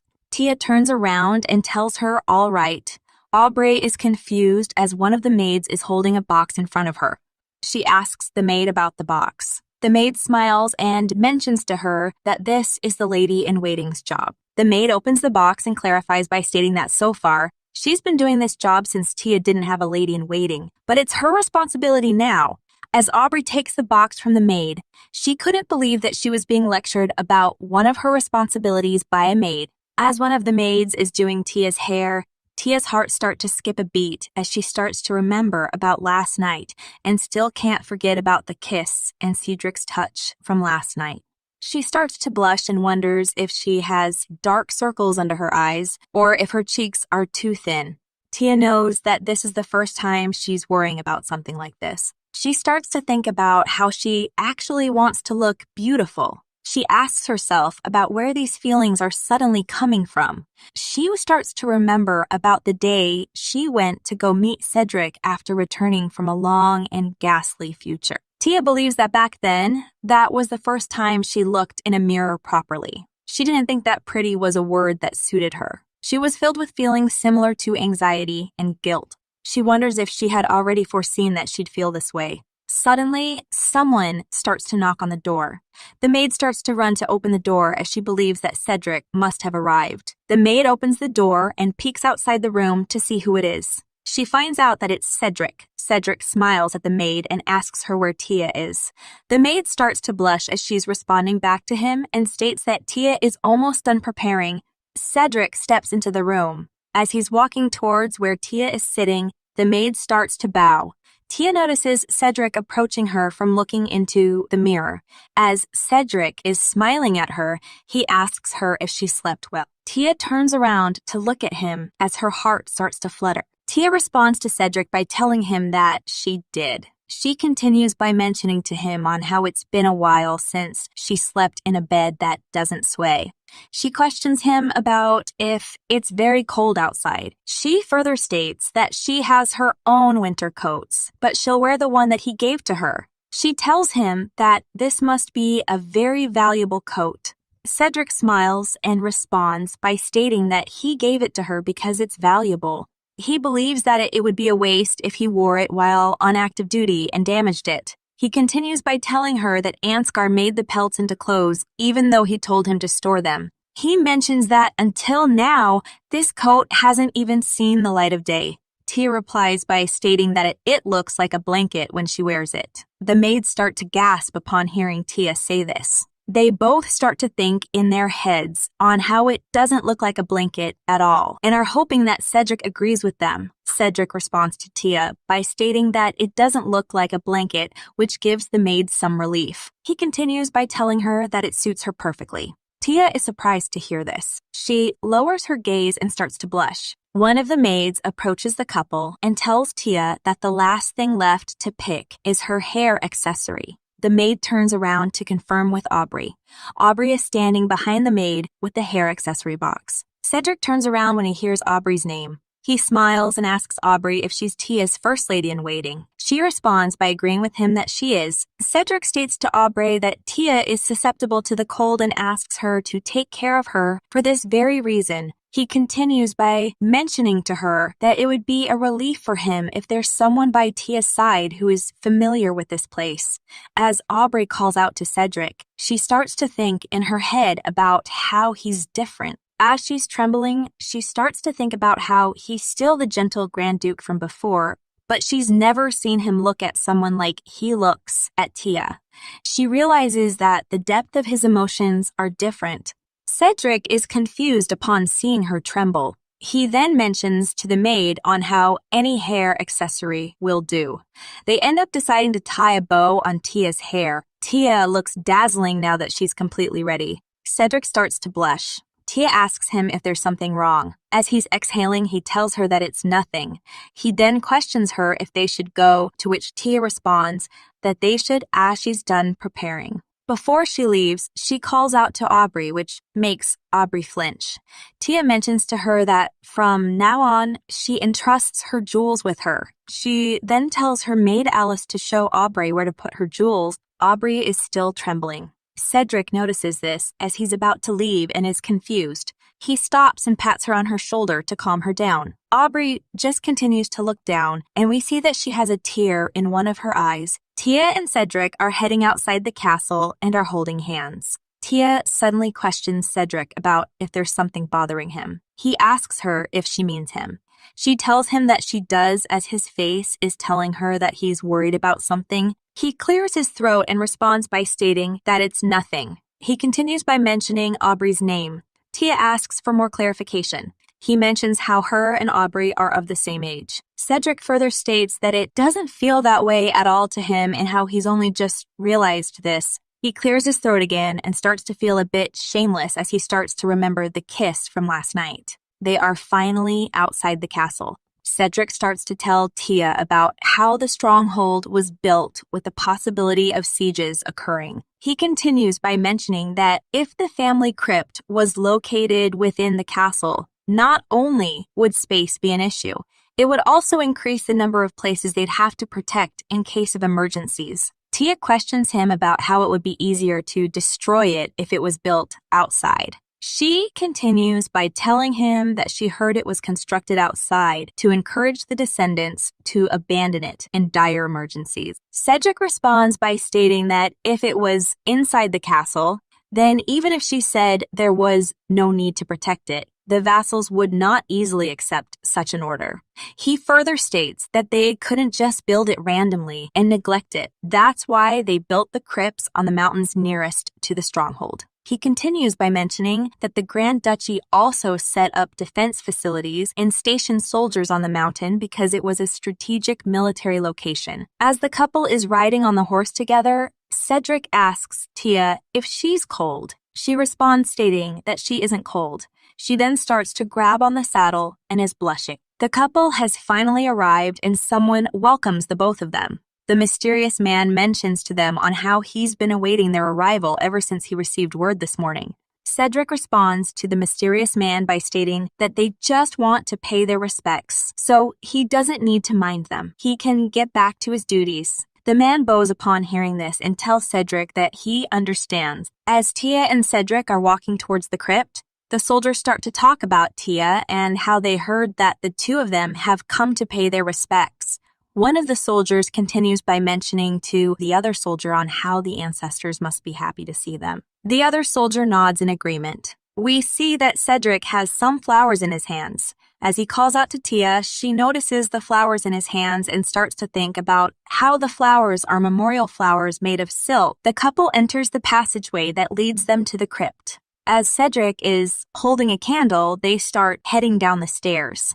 Tia asks Cedric if the crypt is underground, to which he replies, stating that it is. He continues by telling her that if anything were to happen, the door could collapse and block the entrance. He further states that it's not their main priority, but they can't allow people to raid the crypt. Tia responds by stating that if someone made it collapse now, they'll be buried alive. Cedric replies by telling her that this is a needless worry. Tia mentions to him on how it's not a needless worry. She continues by telling him that it would be better if a guard accompanies them next time. Cedric responds by stating that this isn't a place that is visible from the outside, as it's inside a military camp. Tia halts and starts to question him about if he completely trusts all of his knights and soldiers as well as their families. Cedric turns around and asks for more clarification. Tia responds by stating that of course he trusts them since they're citizens of the Grand Duchy. She further states that humans are creatures that betray others for utterly random reasons. It might have been fine until now because he's only the Grand Duke of Evron, but once he becomes the Emperor, it would be a different story. Cedric replies by telling Tia that towards the bay and the Alia Wall, not everything is completely under control, but they're aware of any outsiders who have access to the stronghold and military camp. Tia mentions to him that even if that's the case, she hopes that he can understand her concerns. She continues by stating that having someone trustworthy to stand guard outside would be enough. Cedric responds by stating that he understands. As they continue heading down the stairs, Cedric continues by telling her that he doesn't know if this will ease her worries, but the only one who knows how to topple the crypt all at once is the leader of the military camp, and he's someone who has lost an arm for him. Tia responds by telling him that it's not that she's suspicious of the Knights of Evron. She's just speaking in general. Cedric replies by telling her that he understands and how he hasn't misunderstood. He further states not to worry as he'll be more careful in the future. The couple have finally arrived to the crypt. Once they are inside the crypt, Cedric mentions how it's been 3 years. He goes towards his parents' tombstones and lights the candle that is next to it. He then places the candle down. Tia starts to read the tombstones. She notices that on one of the tombstones it states that here lies Leofric of Evron, a devoted husband and loyal vassal. On the other one, it states Florella of Krates and Evron. May she rest in peace until her ashes return to the capital. Cedric then gives Tia some of the flowers that he had in his hand earlier. He then places the remaining flowers he has in his hands on the tombstones. He suggests to Tia that she should offer the flowers as well. Tia asks him if he wants her to do it. He responds by telling her that he heard that his mother liked flowers. He is sure that she would be happy to receive them from her. Upon Tia hearing this, she decides to place the flowers on the tombstones as well. The couple then sit down in front of the tombstones. Tia mentions to Cedric on how there will come a day when his mother will be able to return. Cedric is silent at first upon hearing this. He then tells Tia that he never thought he'd have to take his mother's ashes to the capital, and how the dead no longer exist in this world. He further states that his mother has passed on and is already at peace. He believes that it's the living who are important. He mentions to Tia on how he knows it's impossible to lead a righteous life if you cling to resentment. He believes that he needs to lead a worthy life, even if it's only for the sake of those who have given up their lives for him. Cedric further states that wreaking vengeance for someone that no longer exists, though not a meaningless pursuit, will not result in a better world.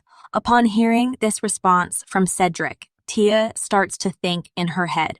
She starts to think about how whenever she comes across someone with a noble heart, she feels like she's perceiving something unbelievable to the point where she can't look away. She doesn't understand the way Cedric cherishes the deceased, nor the way he uses their memories to strengthen his resolve to move forward into the future. If she were to choose the person she felt the deepest connection to, it would be Leisha. But when she died, she foresaw a foreboding end and fell into despair. It was around then that she decided to disband her spy network and secluded herself. She had given up on the Empire. After paying their respects, Tia and Cedric head to the watchtower. Cedric mentions to Tia on how she can see all the way to the gateway of the Thold mountain range through the telescope. Tia starts to look through the telescope upon hearing this from Cedric. Through the telescope, she can see the Thold mountain range as he had mentioned. However, she is shocked as she notices people that are cultivating near the mountains. Tia starts to tell Cedric what she sees. He responds, stating he's aware and that this is what he wanted to show her. Tia responds by asking him if what she saw in the telescope is the fire fallow fields that are owned by the nomads. She further questions him about what the people are doing. He tells her that they're experimenting to see if they can cultivate native carom crops. Tia is silent upon hearing this at first.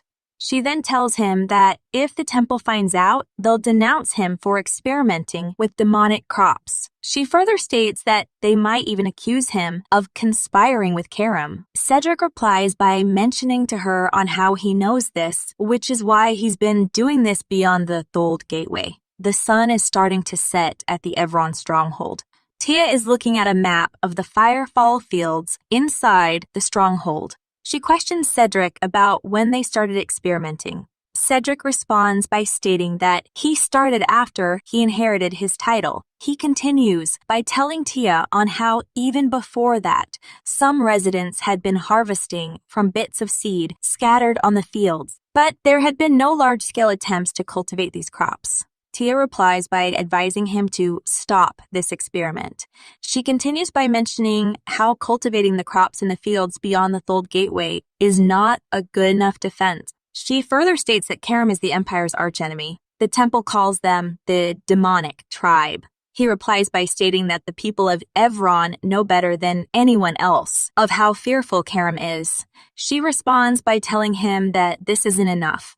She continues by stating that, in truth, this is more of a political issue within the Empire than a problem with Karam. She further states that if he gets caught, he'll definitely be accused of colluding with Karam. Cedric responds by mentioning to her on how during winter, the amount of crops that can be cultivated in this region is extremely limited. He further states that so far, this is the only solution to their food shortage crisis. We then learn that all of the Evron Grand Duchy's problems stem from food shortages. This is the reason why the population cannot increase, and due to the lack of industrialization, the civilian quality of life here remains relatively low. Thus, manufacturers fall behind and the shortages become even more dire, which perpetuates a vicious cycle. On top of that, the imperial family holds emergency food relief hostage in order to force the Grand Duchy into doing their bidding. Tia starts to think about how the Evron Grand Duchy has prestige and wealth that lives up to its name, but not enough to make a whole territory prosperous. She then replies to Cedric by asking him about if the issue lies in the consistency of them receiving food supplies, then how about they buy some farmland in the south instead? He responds by stating that receiving supplies in a timely manner is important, of course, but the locals are in urgent need of harvestable crops. She replies back to him by mentioning how everything will be rectified once he becomes the emperor. She continues by stating that this is too much of a risk, low-return experiment. Even if cultivating the crops is a success, he'll still have to grow them in secret. As Cedric is clenching his fist, he tells her that this land also needs a future. He continues by agreeing with Tia by stating that if he was to rise to that position like she says, then the food crisis would be alleviated. However, if they were to receive supplies from the mainland, then the military would take priority. He continues by stating that the people will never prosper if they just keep receiving the supplies. He questions her about what his successors would do after he dies. He then further states that they say people of this land devoted themselves to war before joining the empire, but that's only because there was no industry that they could otherwise make an occupation out of. Cedric continues by questioning her about if she thinks anything will change if he does that now. He also mentions on how presently they receive rations as payment for warring with Karam. As he's turning around, he tells her that they need to remove themselves from a position where they need to be supplied rations. He believes that the only way to escape this situation is by becoming more self-sufficient and investing more in commerce. Tia finally responds by asking him if he would be willing to give up a bit of his territory instead. She continues by pinning an area in the map and telling him that the agricultural productivity is too low in the north, even if they retain the Thold Gateway and Fortress for its geographical advantage. She further states that they don't need to maintain villages here. If they concentrate the population to the south, the population density will rise and productivity will also, in turn, increase. This will also help with industrialization. Tia also mentions to him on how it would be better to move all the civilians to the south of Ilia Wall and give up on the north. Cedric replies by stating that she's testing him again. She responds by telling him that she's aware that it's more easily said than done, but this is her advice from an entirely practical perspective. She continues by stating that if he takes over the throne, then the Grand Duchy will essentially disappear and nobody would have a claim over this land. Cedric replies by mentioning on how, if she wishes, it wouldn't be impossible for her. She responds by telling him that it's to keep the Grand Duchy's history as a record. Cedric replies by stating that she can't do that. Tia is surprised upon hearing this. He clarifies by mentioning that it's not because of the family's history, but because all possibility of forming peaceful relations with Karam will then vanish. Tia is shocked upon hearing this and asks for more clarification. He clarifies by stating that they've rubbed elbows with them for over 200 years. He believes that it might be unthinkable for someone from the mainland, but there has been some form of interaction. He continues by mentioning on how, in truth, the Evron Grand Duchy is geographically closer to Karam than the Empire's mainland. He further tells Tia that they've learned to communicate with them even through it's only the basics and how there are even children of mixed blood. That's why peacetime between wars has lengthened. He believes that at this rate, there will come a day when all conflict ceases to exist and the duchy will act as a middleman between the two. Cedric wishes to keep this possibility alive. He then mentions to Tia on how this is for the sake of the Evron Grand Duchy and how he wants Evron to become self-sufficient. Tia responds back by asking him if this is what he would like to do after he becomes the emperor. He clears his throat and tells her that she's right. He then continues by stating that he's just revealed an extravagant dream to her that he hasn't even begun to realize yet. Upon hearing this, Tia starts to think about how she didn't expect Cedric to have dreams that are this ambitious. Cedric then mentions to her on how he showed this to her, partly because he has nothing to hide from her, but also because he needs her advice. He continues by questioning her about how she said she'd be by his side. He then requests her to help him. Tia starts to think about how this is the first time Cedric made a request since she returned from the past. She starts to remember how Cedric asked her if she believed her judgment was really true and if Lawrence's judgments were not. He continued by telling Tia that if that is the case, there should be no surprise that she was removed from the picture. Tia smirks as she knew what Cedric said was correct. She didn't trust Lawrence's judgment. Even though she did everything for his sake, he wasn't a trustworthy person. She believes Cedric is different because it's the first time someone she wholly trusted and wished to follow stood before her. She feels like she has the responsibility to seat him on the throne. Even though this is true, Tia still couldn't crush his dreams, especially if it's something Cedric really wants to accomplish once he becomes the emperor. Tia thinks to herself about how Cedric gazes into the future while clenching her fist. Tia tells Cedric that she wanted to inspect the finances of the Grand Duchy so they could fill the granaries. Cedric responds by agreeing with her and stating that this is important. Tia continues and mentions that she would then calculated the price of grain. Tia further states that Grand Duke Roiger is supported by various business magnates and wealthy landowners of the East. She continues by telling him that they're heavily responsible for the requisition of northbound supplies. We learn that, on average, the western region's vast plains produce a large amount of grain. However, they also suffer from monster attacks that make the annual yield fluctuate severely each year. For this reason, nobles and landlords prefer owning territory in the East. As a result, the majority of the West is managed by independent farmers. The imperial family forcefully requisitions crops from wealthy landowners in the East and sends them to the North as payment for the continued protection from Karam that they provide for the empire. No one is pleased with the arrangement, yet no one can oppose it. We also learn that anyone that disobeys is accused of colluding with Karam.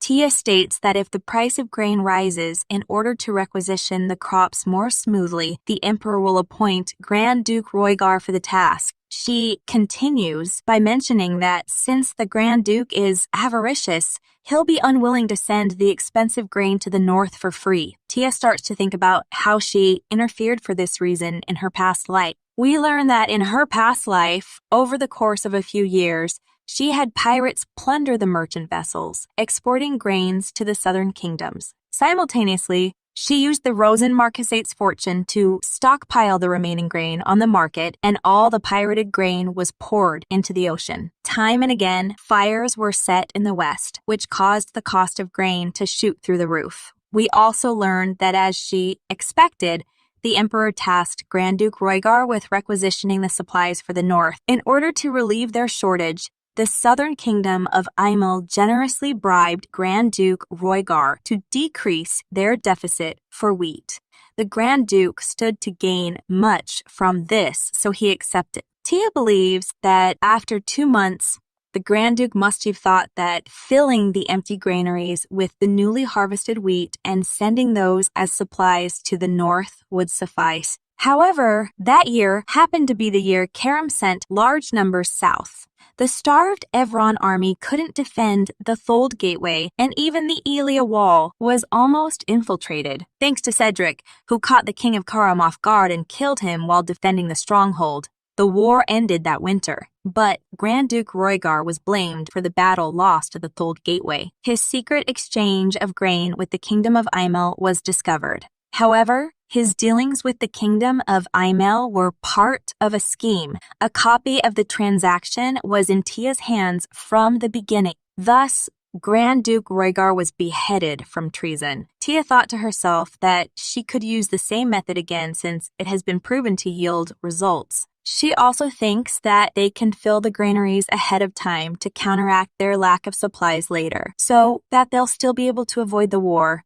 Cedric tells Tia that he understands what she's thinking and that the method she's thinking about is unacceptable. He continues by stating that if they interfere with the grain prices, not only will it be an issue that affects the northbound supplies, but it will also make the empire's common people suffer. Tia agrees by saying she knows, but she believes that taking down those who directly ruin the commoners' lives should come first. She continues by mentioning to him that all the farmable and habitable land is claimed by a certain few and that they control mass production and developed industries. She further states that commoners are only impoverished because the people in power exploit them. So simply replacing those at the top will revitalize the empire in no time. Tia then starts to think about how this land has some potential, so the sooner they act, the better. She then continues by telling Cedric that if they tally up the commoners' happiness, then this method is correct. Cedric responds by questioning her about if she thinks this way, then why is she asking for his opinion? Tia replies by stating that she asked him because when she looks at him, she feels like her way is wrong. She believes that she doesn't have the capacity to rule. Tia further mentions to Cedric on how she's ashamed to say this, but she believes that she can grasp such moral values mentally, but can't truly understand them. Cedric responds by telling her that he understands her logic and that it's a decision that can be made. He then touches her face and tells her that once she loses sight of her moral principles, she will not be able to regain them. He further states that it's okay to sacrifice her honor, but not her principles. As Tia is mesmerized while looking into Cedric's eyes, Cedric further mentions to her on how she's a wise person. He also tells her that he believes she can come up with a much better solution. Upon Tia hearing this, she starts to look down and then agrees to his statement. Suddenly, the couple hear a knock at the door. Cedric tells the person to come in. Upon the person hearing this reply, the door creaks open and a mysterious lady walks into the room. As she's asking Cedric why she was summoned, she notices Tia in the room and starts to bow and apologize to her for her late greeting. The mysterious woman then kneels down in front of Tia and introduces herself as Hannah. She continues by mentioning to Tia on how it's an honor to meet her. Cedric explains to Tia that Hannah is the one in charge of the Northern Thold village and how he summoned her here to receive a report. Hannah is confused to hear this and asks for more clarification. Cedric turns around and as he's smiling, he responds to her by stating that there's no need to hide anything from the Grand Duchess and to treat her as she would treat him. He then starts to look through the papers on his desk to find the report. He eventually finds some documents, and as he's giving them to Tia, he mentions that these documents should suffice. Tia looks thoroughly through the report and states that it's abundantly clear that they need a proper water distribution system, one that can withstand the cold and can still flourish during the milder winter. Hannah agrees with Tia upon hearing this and mentions that they can reap the crops once in early spring and again in autumn. She continues by telling her that the autumn harvest is very bountiful. She further states that they might be this way because they couldn't take proper care of them during the winter, as it's nearly impossible for them to work on the frozen land with their meager population. Tia replies by asking Hannah about using the plows. Hannah responds by stating that horses fare better than humans, but even they are in danger when there is snow or strong wind. She continues by telling her that the only thing they can do is to get Karam mixed bloods to make a little progress. She also mentions that in the south side, however, it wouldn't be difficult to harvest twice a year. Tia understands upon hearing Hannah's response and states that she thinks the experiment is best to be put on hold for now. She continues by telling her that even upon reconsideration, it would be too inefficient. Tia starts to think about how it'll fail anyway and how if it had succeeded, she would heard about it in her previous life. Tia believes that the likely cause for its failure is the war that Grand Duke Roygar gets beheaded, for which results in the Evron Grand Duchy losing the ability to conduct future experiments. As Cedric is looking at Tia, she tells him that she's not telling him to give up and that she's just saying that he should try a safer method. Cedric responds by questioning Tia if there is such a method. Tia confidently responds by stating, of course, while making markings on the map. She continues by stating that the Evron's frontier is surrounded by the Elia Wall and confirms with him if the monster's habitat in the west is directly connected to the north. She further mentions to Cedric that if he looks at it this way, then it's also connected to Karam. As they are all looking at the map with Tia's adjustments, Hannah realizes that the place is uninhabitable. Cedric agrees with her statement. He continues by stating that sometimes the monsters that attack them are accompanied by plants or bugs that come from the west. He further mentions on how he knows some trustworthy people who used to be independent farmers from the west. As Tia is placing the documents down, she responds by telling him that this is perfect as it'll be beneficial to research their farming methods. She continues by stating that he should carefully store the seeds but burn the records. She also mentions that she'd like for him to remove the Northern Thold village as soon as possible. Cedric replies by questioning her about if she means erasing all traces. Tia responds by agreeing with him and further clarifying to doing this task thoroughly. Hannah suddenly gulps and is nervous upon hearing this plan. Tia notices this and asks her if there's a reason why they shouldn't get rid of the village. Hannah responds by stating that there's none, but there's no place for mixed bloods to go. Upon hearing this response, Cedric tells her that he'll ask Aaron to find them a suitable job as they can't neglect those who have worked hard until now. Tia questions him if he can make sure that the word doesn't get out. Cedric replies by assuring Tia not to worry as this is his duty. She replies back to him by telling him that this never happened then. She also mentions to forget that the name carom crops ever existed and to have the Western farmers name it themselves. She further states that if they're able to harvest next year, then she'll have them make an offering on the temple altar. Cedric asks her for more clarification. She responds by clarifying that blessing new or improved crops is an annual event. Once they have been blessed, they won't be maligned as demonic crops, even if they're discovered to also exist in carom. Cedric is surprised to hear this and asks her if this would be possible. He believes that not just any crop can be blessed on the altar. Tia turns to reply back to Cedric and mentions to him that nothing can't be solved with money on this land. Upon hearing this response, he starts to think about how, if that's the case, then he guesses that it'd be very possible. He continues by requesting her if she can take care of it, since this is an important matter. Tia agrees to his request. Cedric starts to mention to Tia on how, even if they get the temple's blessing, he's concerned about how the emperor will react. Tia responds by stating that if it starts in the West, it'll be over before he catches word of it. She continues by telling him that there's no reason to reject a new crop discovered by a farmer. Even His Majesty won't be able to oppose the temple's decision. She also mentions that if possible, they should conceal their intentions until they're fully prepared. Tia then states that they should create a guild for grain merchants. She continues by telling Cedric on how in the summer she purchased roughly 70 small to medium-sized grain merchants under borrowed names. She knows that with that many, they can sway public opinion and establish a guild. Cedric is surprised upon hearing this and questions her about if she's really going to manipulate the grain prices. She responds by stating that since he stopped the monster attack last year, there is no burnt granaries or farmland which caused the grain prices to stabilize. She thought that it was the perfect time to buy them. Cedric replies by telling her that with this, she intends to bribe the temple and cover up the release of new crops.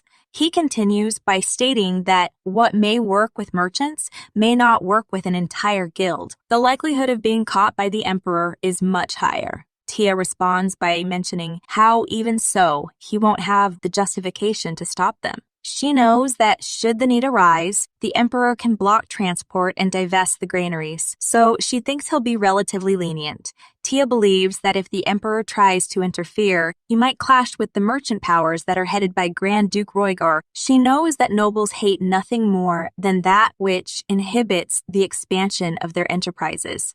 She starts to think about how a temporary alliance may not be a bad idea. She then tells Cedric that she doesn't know much about military affairs and she knows even less about the Evron Grand Duchy. But she can support him with the Rosen fortune so that he won't have to worry about his back. She continues by telling Cedric that as soon as he has the freedom to, she wants him to fulfill his dreams. Cedric responds by stating that he can't do that since she's just barely recovered and to keep his dream to herself. He then places his hand on her shoulders and mentions to her that he appreciates the sentiment, but it's enough for her to just lend him her intellect and manpower. Upon hearing this, Tia replies by questioning him about if she was Count Jordan, would he have spurned the offer of payment? He responds by telling her that's different. She replies back by mentioning how it isn't. She then raises her hand to whack Cedric's hand off her shoulders. After that, she asks him what's so different about spending all she has for the person she's vowed to live for.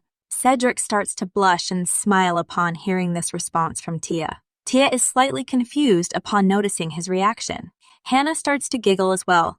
Tia suddenly realizes what she said and starts to blush. She then starts to dash away in embarrassment. However, Cedric stops her by grabbing her hand and tells her that he knows it wasn't meant that way.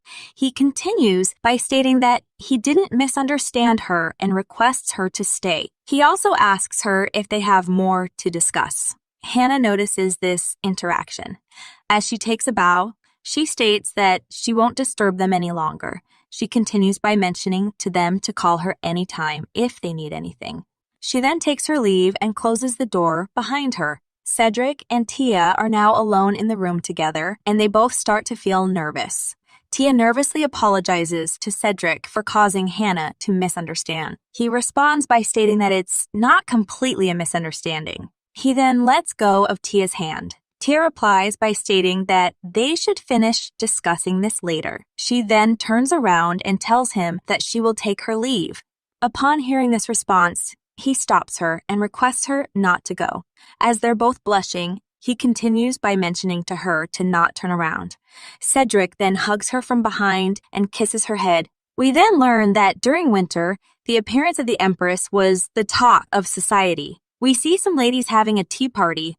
One of the ladies mentions how she heard there was an oracle who foretold that the Empress would end her seclusion and step outside the palace. Another one of the ladies with a hat replies by stating to the other lady that she shouldn't speak carelessly. She continues by questioning the other lady about what would happen if the temple hears about this. A lady dressed in blue responds by telling the lady with the hat that they say he isn't an oracle, but a medium. She heard that he was from some slum. The lady with the hat asks the lady in blue if he prophesied that the gates to the Empress's palace would be open. She replies by mentioning to her not quite. She continues by mentioning that there was a seance at Viscount Grayson's residence. A spirit appeared and said that a lady of the highest esteem would determine the next emperor. Another lady that is dressed in yellow responds by stating that anyone could say that. She continues by telling her that everyone knows that the Empress has the first say about Lawrence's status. The lady in blue replies by mentioning how no one thought that the Empress would go beyond the palace gates. The lady in yellow responds by agreeing with her and telling her that though as kin, Grand Duke Evron Duke Evron does occasionally have audiences with the Empress. The lady in blue replies by mentioning that attending the wedding would have been enough of a surprise, but to accept Mireille's daughter as her lady-in-waiting and act the role of the bride's mother is too much. The lady in yellow responds by stating that she heard that the Empress even gifted Tia an orb of pure gold. The lady in blue agrees with her statement and tells her that it sometimes happens when a lady-in-waiting doesn't have a mother, but she can understand the Empress's thoughts to some extent. She continues by questioning the ladies about if Marchioness Rosen has been so boastful about her child. She further states that young ladies nowadays wouldn't know, but before the Empress secluded herself, she was grieving over the loss of the prince and princess, one after the other. During that time, the Marchioness touted Lawrence around while saying things like a mother who can't even protect her children is worthless.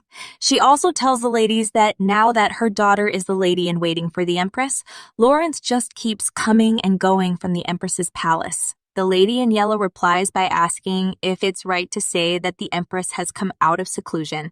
She continues by telling the ladies that even though the gates to the Empress's palace were opened, the Empress has not granted any audiences. The lady in blue responds by stating that, at the very least, she's shown her intention to speak up on the matter of succession. She also thinks that the medium is the real deal, as he even found Baron Landon's son. One of the ladies questions the lady in blue about if Baron Landon's son left the house after falling in love with a maid. She replies by mentioning to the ladies that he did, but without the son, the position of Baron Landon's wife was minimal.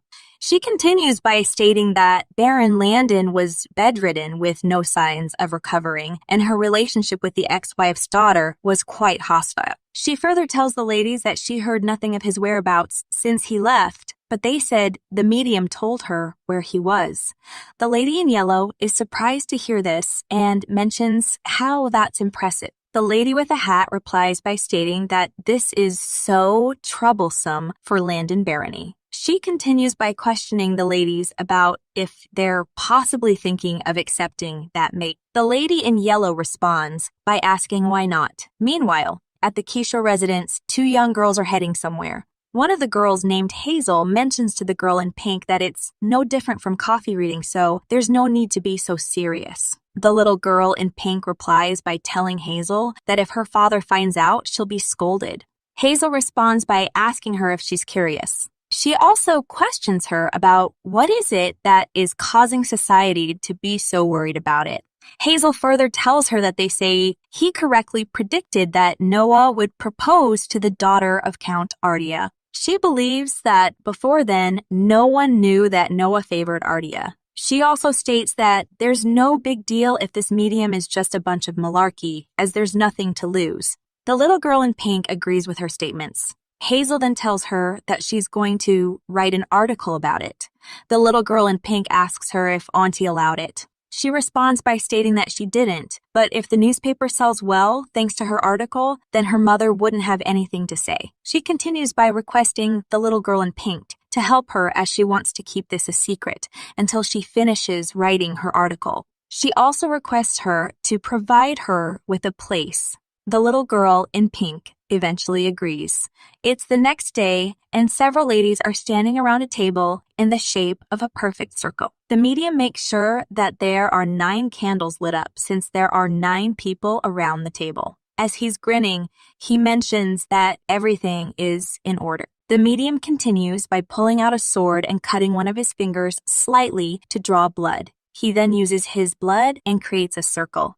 He mentions to the ladies that the circle is called the circle of life, which keeps the spirits from escaping. He continues by telling all of them to put their hands under the table and to hold the hands of those beside them. He further states that they must not let go of each other, even if it's a good spirit, since they don't know what will happen if it goes outside of their control. He also mentions that, most importantly, they need to protect the people whose hands they hold, since spirits can enter through the palms of the living. He requests the ladies to clasp each other's palms as they hold hands. Hazel looks at her friend and thinks that all of this spirit talk is nonsense. As they're all holding each other's hands, the medium starts to mutter some sort of spell. As he's muttering the spell, something begins to happen in the middle of the table. Once he finishes the spell, a big flash occurs in the middle of the table, which causes all of the ladies to scream. Kishore and his maid end up hearing the screams and are surprised. Kishore starts running towards the room where the ladies are. He then barges in and asks his daughter, Miel, about what's wrong. Miel stumbles and states that she's had enough. One of the ladies around the circle starts to shout at her and tells her not to let go, as her soul will leak out. Hazel notices her friend on the ground and goes to assist her. Upon Kishore noticing what's going on, he asks Hazel and Miel about what this is. He continues by shouting at Hazel and questioning her about what's going on here. Hazel starts to twitch and tells herself that she's screwed. She then responds by mentioning how they were just holding a seance. She continues by telling her uncle not to get angry since it's just for fun. She further states that Mel was just surprised. Miel starts to nod in agreement. Kishore replies by asking her about the seance. He suddenly looks over and notices the medium. The medium starts to feel nervous as he notices that Kishore is looking at him. Kishore then grabs the medium with one hand and asks Hazel if this is that fraud who's so infamous these days. The medium starts to chuckle nervously. Kishore suddenly lets go of him, which causes him to crash into the bookshelf behind him. Kishore then asks the medium who he is. He responds by telling him that he's just a performer. Kishore questions him for more clarification and states that he's certainly heard some theatrical rumors about him. The medium replies by stating how he just entertains people who take interest in such things, and in return, he receives a bit of compensation. Kishore responds by telling him that he heard that he makes prophecies by summoning real spirit. The medium replies by asking him who really believes in such things. As he's rubbing his hands together, he continues by telling him that he does some research on his guest to make it feel more real. He further mentions that he just gathers some gossip in society and spins it into a tidy tale. He also states that the lady's future partner is the person who seems to act cold towards them, the person with captivating eyes and things like that. Kishore responds by questioning him about how he created the lights. This question catches the medium off guard. He further tells him that he's talking about the symbol drawn on the tablecloth. The medium replies by stating that it's an ancient script that he picked up from somewhere and it means "let there be light." He continues by telling him that if you draw it in blood and wait, it glows. Upon hearing this response, Kishore starts to think about how even he feels embarrassed for the medium and couldn't believe that this is the trickster who's caused such a stir. He then glares at him and tells him to get out and never come here again. The medium starts to get scared. He then asks to be excused and dashes out of the house. As Hazel and Miel peek inside the room, Kishore mentions to both of them to come in. Miel then apologizes to her father. Her father tells her that it's one thing to be curious, but this is inappropriate. He believes that both of them are smart ladies, which is why he lets them go about as they please. However, he didn't understand why they decided to do such a foolish thing. Hazel responds by mentioning to her uncle how this was just for fun. She continues by stating that she knows that it's a trick, but she was just curious about the methods. Upon hearing this response, Kishore shouts at her. He then questions her about if it's appropriate for children not even 20 years old to invite a scam artist into one's home just for fun. He continues by telling her that this is serious whether or not it's a trick. He further asks her what would the people think and the temple. She responds by telling him that this is in fashion, so there's no need to react like this. Upon hearing this response, Kishore starts to get angry and flares up. Miel and Hazel start to shiver and apologize for their behavior after noticing this. We then see the medium walking toward his carriage. He then enters his carriage. As he's sighing, he mentions to someone how it was quite rough today. The stranger turns out to be Frail. We also learn that the medium is actually Ray. Frail then asks Ray if something came up as he's handing him a book. Ray takes off the hood, and as he grabs the book from Frail's hands, he questions him if he told him to call him Watt, not Ray. As Ray is opening the book, he questions Frail about why he's addressing him so familiarly. Frail responds by stating that he's just addressing him the way Tia does. He continues by asking him how Kishore reacted. Ray replies by telling him that he took him for a fraud and chased him out. Frail responds by confirming with him if he's a fraud. Ray replies by stating that he's just an underling of an unreasonable schemer. He continues by telling him that he did just as he was told, but he didn't expect such a huge reaction. He further mentions how it looked like Kishore had already heard of him before. Frail responds by asking him if he said his name. Ray responds by stating not to worry as he knows that his life hangs on him being nothing but a fake oracle. He continues by telling him that although he didn't get any money for the ruined seance, there's no setback to the plan and that they'll have forgotten his face by tomorrow. He further mentions to Frail that he was grabbed by his collar and he didn't even get a single penny, so he feels used. Frail responds by questioning him if he wants more money. Ray springs up and replies by stating that if he's offering, then he won't refuse. As Frail is handing him more money, he tells him that Tia should have given him plenty. As Ray grabs the money from him, he mentions how bonuses are also important. We then see a flashback where Ray is questioning Tia about why would someone marrying so well came to a place like this. He further stated that he thought he did a good job last time. Tia replied by telling him that if she wasn't satisfied with that job, then his head would be rolling. Ray responded by mentioning to her that if she puts it that way, then she scares the wits out of him. He also started to think about how the previous job covered a lot of his youngest child's medical fees, and his family can breathe easier now. He also thought about how, in exchange for putting his life on the line, Tia has continued to look after his family without them noticing. However, he was worried about the kinds of things that Tia will want him to do in return now. Tia replied by telling him not to worry. She continued by stating that even if he dies, his family will continue to be cared for. Upon hearing this, Ray wondered if she can read minds. He then responded by questioning her about if she's already mortgaged his life. Tia replied by mentioning to him that she has no intention of requesting his life yet. She just requires a young man of unremarkable appearance, one who is sharp, adaptable, and shameless. She continued by stating that, of course, he must be able to keep a secret. He responded to her by telling her that if it weren't for his appearance, he would be the best choice, but he's rather good looking. Tia interrupted him and mentioned to him how she's already taken his looks into consideration. She continued by stating that this requires stepping into the center of society, so the bonus payment will be high.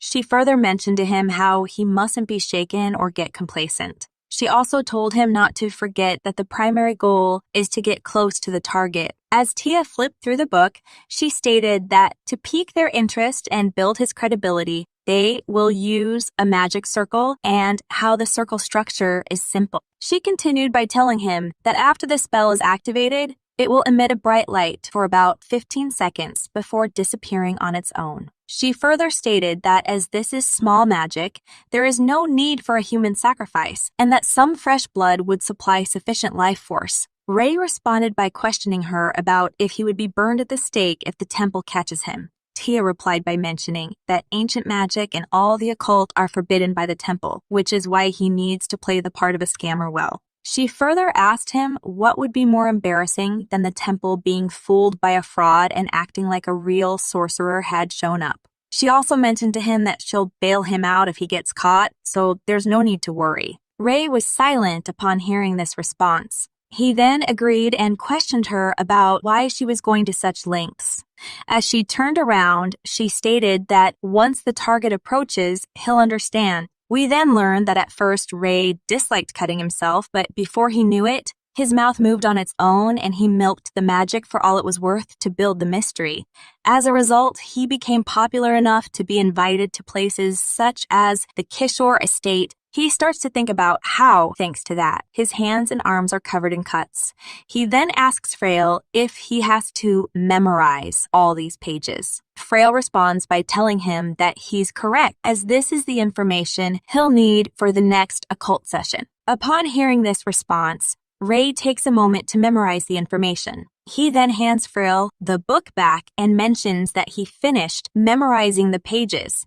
He then continues by questioning him about if the Marchioness runs a separate spy network. Frail responds by telling him not to pry too much into this. Frail then starts to think about how he sees why Tia had him personally deliver the book to him to memorize the pages. He believes that for Ray, holding this much information about the nobility is dangerous. He continues his thought by telling himself that the first is data that can be found through investigation. The second is new information that can be deduced from the collected data. However, he thinks that the third is borderline prophetic.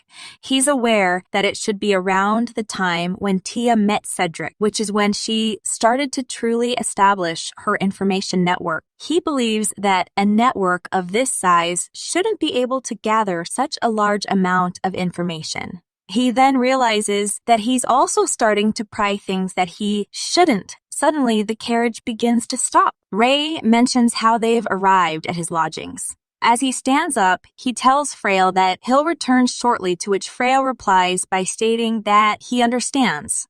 Ray then walks out with his hood back on. A few moments later, he returns back to the carriage. Once he sits down, he mentions to Frail how he went to go grab a letter. He then gives him the letter. Frail is confused upon hearing this as he's grabbing the letter from him. He turns the letter over and realizes that the seal is the crest of the Marquise of Roseanne. Ray continues by stating that only 2 people can use this seal, and the Marchioness isn't in the capital right now. Ray then turns to stare at Frail and tells him that this must be the Marchioness's final goal.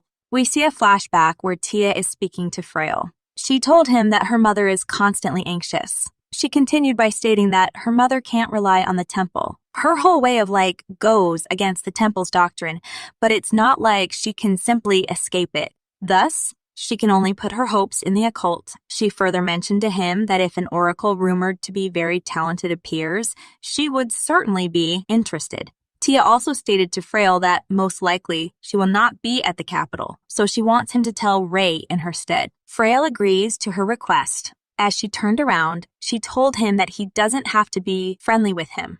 She continued by mentioning to him to just tell Ray to focus on his task to act as an oracle and make money. She further stated to have Ray increase the number of participants in each ritual to decrease the amount of one-on-one meetings. She also told Frail to tell Ray to give out prophecies, but remain tantalizingly hard to reach. In this way, her mother will only be able to fret over the scenes from afar. Tia believed that it's unlikely for the emperor to intervene or for another emergency to arise while she's out of contract. However, just in case she wanted Frail to protect Ray, she also stated that he should be prepared to leave everything behind and go into hiding anytime. Frail responded by telling her that he understands. He continued by asking her about what if he has built a good reputation before she returns. Would she still rather wait instead of proceeding with the plan? Tia replied by telling him that she's more at ease when the situation is directly under her control. She continued by mentioning how if things go awry, then even she could get implicated in the mess. She further stated that it would be fine if it was just her, but things would be difficult if Cedric was implicated. Upon Frail hearing this, he bowed and had no response. We are back in the present. Ray tells Frail that Tia is a piece of work. He continues by mentioning how she so thoroughly plots her revenge with such a pretty face. As Frail is putting away the letter, he responds by stating for him to not act rashly and to watch what he says. He then starts to think about how Tia's expression wasn't one filled with vengeance. Instead, it looked sorrowful. Meanwhile, at the Evron Grand Duchy, Tia and her maids are amazed by a fake bunny. The maids think that it's so cute. They also believe that it looks like a real bunny and how the fur is very soft too. We are then introduced to Junior Treasurer Jaden. He is relieved to see this reaction from the maids. We learn that he had been tasked with this project a month ago.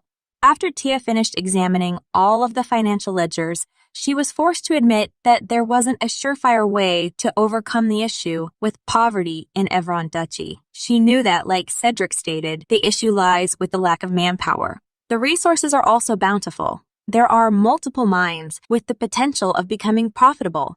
There are also plenty of industries that the vast coniferous forest could be utilized for, but there is not enough manpower for development. Most of the healthy young men are enlisted into the military. The ones who are spared do farming. Tia believes that this territory is not well suited for raising livestock. She knows that survivability depends on labor. Or also learn that everyone works, no matter the age or gender. Otherwise, it would be difficult for the entire territory to survive. As a result, even though they know which industries can be profitable, they have to prioritize farming above all else. This is why Tia decides to focus on the fur and leather industry. Tia believes that it's crucial to first ease the financial burden by raising the effectiveness of industries they already have. We then see another flashback where Aaron mentioned to her that the leather industry is their main source of revenue and how they have to continue hunting anyway. He continued by stating that if they don't hunt them, the wild animals start to invade areas inhabited by people. Since hunting can double as military training, each unit can take turns. As Tia was looking at the report, she responded by confirming with him about if he's mostly selling raw leather to the merchants. Aaron replied by mentioning to her that he is and that he's aware that it's barely better than giving it away for free, but they don't have the resources to research the market on the mainland. Tia responded by questioning him about if he's tried negotiating. He replied back by asking her if it's that bad.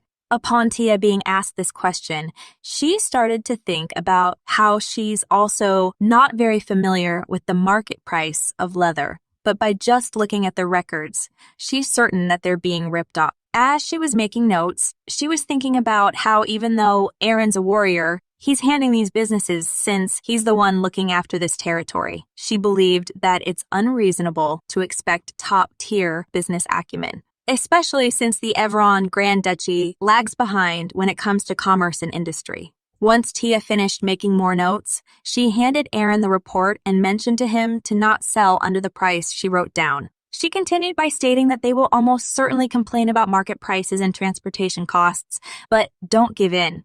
She also told him that if he feels that his heart is starting to waver, then he can send them to her. She further mentioned how even she's unfamiliar with this industry, but has heard of the Evron leather. She continued by stating that he needs to negotiate with the thought that it doesn't matter even if the trade ceased for a year. Aaron grabbed the report and told her that he understands. Tia then mentioned to him on how the fact that there are 3 groups of merchants, yet they're all asking for the same price, points to an underlying issue. She believed that the Merchants Guild is clearly manipulating things. She told herself that she won't let them off easily if she catches them. She then continued by stating that the next concern is furs. The fur merchant responded by telling her that the fur trade is rather successful. He further mentioned to Tia that they manage this quite well since they also use the goods themselves for many purposes. But it's a luxury item and also seasonal. He further stated that if they sell too many, the prices as well as their profits will drop, so they're restricting the supply. Tia responded by telling him that they have to massively increase the demand. She continued by mentioning to them that they'll try making stuffed animals or fur accessories. She further stated to them that no matter how hard they try, they won't be able to create fashion trends in clothing from here. But if it's a new and unique item, it might be different. She also told them that it would be ideal if the new product could exude the elegance of the fur. Upon hearing this suggestion, Jaden replied by confirming with her if they need to make an accessory or doll that's light enough to bring to banquets, yet still retains a luxurious feel. A lady also responded by mentioning to Tia that the furs are different from the Yern's Kingdom's embroidery. She continued by stating that there is no artistic value and they can't monopolize it as furs are produced even on the mainland. Upon hearing this response, Jaden replied by telling her that this is precisely why they need to focus on beauty and texture instead of merely on practical use. He continued by mentioning to the lady that even if the final product lacks in some areas, if it's more fashionable, it will ultimately be more profitable. He then questioned Tia that if things go well, would they be able to sell this even to the Southern Sea? He also stated how maybe it can be sold to the Southern Sea if it goes vogue in the capital's high society. Tia responded by telling Jaden that he can take charge of this project. Upon hearing this response, Jaden was surprised and asked for more clarification. He continued by mentioning to her that he's just a junior treasurer. Tia replied by stating that the person who understands what needs to be done should take the job. She continued by telling him that since it's a product that will be used in high society, he can use anything he needs to create it, whether it be jewels or precious metals. She also mentioned to him that she will give the trail products to his wife and daughter. Upon hearing this, Aaron responded by stating to her that he understands her intentions. He then questioned her if it would really be that easy to start a trend in the capital's high society. Tia replied by telling him not to worry. She then asked him whose daughter does he think she is. We are then back in the present and Tia questions Jaden about if the black one is fox fur. Jaden responds by mentioning to her that it is, but it's not from a black fox. It's dyed. The eyes are also blue crystals. Upon hearing this response, Tia lifts the fake black fox and responds by confirming with him about how she told him to use jewels. Jaden replies by stating that for his wife, these crystals are plenty expensive. He continues by telling Tia that she entrusted them with such an important task. This is why he didn't want to take advantage of the opportunity to fulfill their own self-interests. Upon hearing this response, Tia questions him if this is what his wife thought. He replies by mentioning to her that this is true. He continues by stating that truthfully, his wife told him to say that. Tia starts to giggle upon hearing this and responds to him by telling him that with such a wise wife, he's bound to succeed in the future. Tia then turns around and calls out to Aubrey. She continues by telling Aubrey to go bring her jewelry box. Suddenly, someone knocks on the door and calls out for Tia. Suddenly, Cedric enters the room with a plate of snacks. He stops as he notices Tia speaking to Jaden and apologizes. He then asks Tia if she's very busy. As Cedric is approaching her, Tia responds by stating that she isn't and that they're almost done. Upon hearing this response, he tells her that this snack is freshly baked. He then feeds it to her and mentions to her that she should go ahead and try it. Tia takes a bite of the snack, and as she's munching on it, she states that she'll eat it later. Cedric replies by telling her that he'll wait until she finishes eating. She responds by mentioning to him that he doesn't have to. She starts to blush and continues by stating that she can eat after work. Cedric replies by telling her that he'll wait after that too. He then sits down on a chair and continues by mentioning to her that he has to make sure she eats or else he'll be scolded by Ansgar later. Suddenly, Cedric notices the fake bunny and fox fur. As Tia is reaching out to grab the fox fur, he questions Tia about if this is the fur product that she mentioned before. Tia puts the fox fur on her neck and replies by stating that, yes, it is. She continues by asking him what he thinks of it. She further tells him that it also pairs nicely if it's decorated with gold or something similar. He responds by mentioning to her that it looks good on her. Upon hearing this response, Tia's heart starts to skip beats and she starts to blush. Suddenly, Aubrey calls out to Tia as she's bringing the jewelry box to her. Tia starts to look through the jewelry box and believes that for the rabbit, the simpler jewelries will look good, such as garnet and amber. She also believes that the fox's eyes should be sapphire. She then instructs her maid Sophie to go get her a bag of them. Once Tia receives the bag, she decides to give Jaden the bunny fur and bag as a gift. Jaden is surprised upon Tia giving him the items and replies by stating that these are too much. He continues by telling her that he really can't afford to accept these. Tia responds by mentioning to him that he will only have them for 3 days. After that, he can discuss it with his wife and sell them.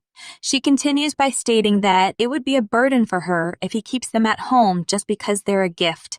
Upon hearing this response, Jaden kneels down and thanks Tia very much for the gifts. He then bows to Cedric and tells him that he'll take his leave now. Cedric replies by telling him good work. Jaden then leaves and shuts the door behind him. Cedric then questions Tia if she's done with her work for today. As Tia is sitting down, she responds by mentioning to him that she is. Upon hearing this response, Cedric grabs a snack from the plate and offers it to her. He states to her that she should quickly have some. Tia grabs it from him and questions him about how it tastes. Cedric responds by telling her that it's delicious. As Tia is eating the snack, she mentions to him on how this is the first time she discovered that fruits are so special. Cedric replies by stating that she should have some more. He continues by telling her that he won't leave her until she empties the plate. Tia responds by mentioning to him that he will develop a bad habit if he keeps doing this. This response makes Cedric laugh. He then questions her about if he told her his New Year's goal. Tia replies by stating that he didn't tell her. She then asks him about what it is. Cedric replies by telling her that it is to spoil her rotten. Upon hearing this response, Tia starts to laugh and mentions to him to stop joking around. Suddenly, Cedric gets up and calls out her name. He then leans over and kisses her on the cheek. He then states that he told them to pay attention to the heating, but the grand hall still feels chilly. He continues by telling her to make sure she dresses warmly. Tia responds by agreeing with him. As Cedric is grinning, he replies by mentioning to her that he will see her later. He then walks out of the room and closes the door behind him. Tia is now alone in the room. As her heart is skipping beats, she starts to wonder why he's doing this to her. Every time Tia sees his face, she wants to ask him why, but she's always too overwhelmed with strong emotions. She doesn't really want to know how he feels, nor does she want to ask for a proper answer. Tia just wants to stay like this just a little longer. Tia then starts to think about how she ended her life once. There was a time when she was sitting right below the emperor. Even when she saw the dirtiest and darkest sides of every man while disrupting society, like when stirring up the floor of a river, Cedric was the most honorable and graceful among them. Tia believes that even at that time, he was. Even when her eyes were covered with dirt by her so-called family, she could recognize the light he was emanating. She could never be so bold as to describe him as a gem or anything like that. However, she couldn't deny being attracted to him. She knows that he's kind, strong, and an honest person. However, she killed many people that he valued and also took Lycia away from him. She even destroyed the great duchy of Evron. She knows that turning back time doesn't mean that her sins are all gone. She believes that even being around him as his ally is a sinful thing. She doesn't ever dare to ask for more than that. She also believes that it was already a sin to be this greedy. She knows that she should have said no, but her heart skipped a beat when he smiled affectionately at her. Holding hands made her whole body heat up. She couldn't avoid it when he reached out to her. As Tia's heart starts to skip even more beats, she thinks to herself on how she wanted to be in those arms. Her lips trembled when she finally discovered the pleasure of touching each other. As Tia is clenching her hand, she thinks about how she wants to stay like this for just a little longer. She wants to enjoy these happy moments just a little longer. While Tia is thinking about all of this, Aubrey is holding the jewelry box and is in tears. As Aubrey is trembling, she starts to think about how she's been holding the jewelry box the whole day and had to put up with Tia for an hour. She believes that Tia might as well put the jewelry box on her foot. She notices that even the permanent maids don't care about her anymore. She feels like she's become invisible. She knows that in the past, it was definite that she would have been the most precious girl. She also thinks that now everyone is on their knees for Tia. She believes that this is ridiculous. Aubrey couldn't believe that Tia dared to belittle her like this and treat her as a first lady in waiting. She starts to wonder why Cedric wouldn't even look at her the same way he looks at Tia. She also wonders why he can't do that even once. As Aubrey is fuming inside, she believes that if Cedric would just look after her for once, then he will notice how unfair this situation is. Suddenly, Sophie notices Aubrey standing there. Sophie appears before her and asks her if she's tired. She continues by stating to Aubrey that Tia called her and told her that she needs to organize the jewelry box. She further tells her that she can sit down and take a break since Tia is a kind person. Upon hearing this response, Aubrey starts to glare at Sophie with an angry look on her face. She then shouts at her and tells her to shut up as she throws the jewelry box at her. Sophie starts to scream and gets hit by the jewelry box. Aubrey then mentions to Sophie that it's impudent of her to take pity on her when she's just a lowly maid. Suddenly, Sophie starts to feel blood trickling down her forehead and uses her hands to cover it up. Upon Aubrey seeing the blood, it causes her to flinch. She then scurries away from Sophie.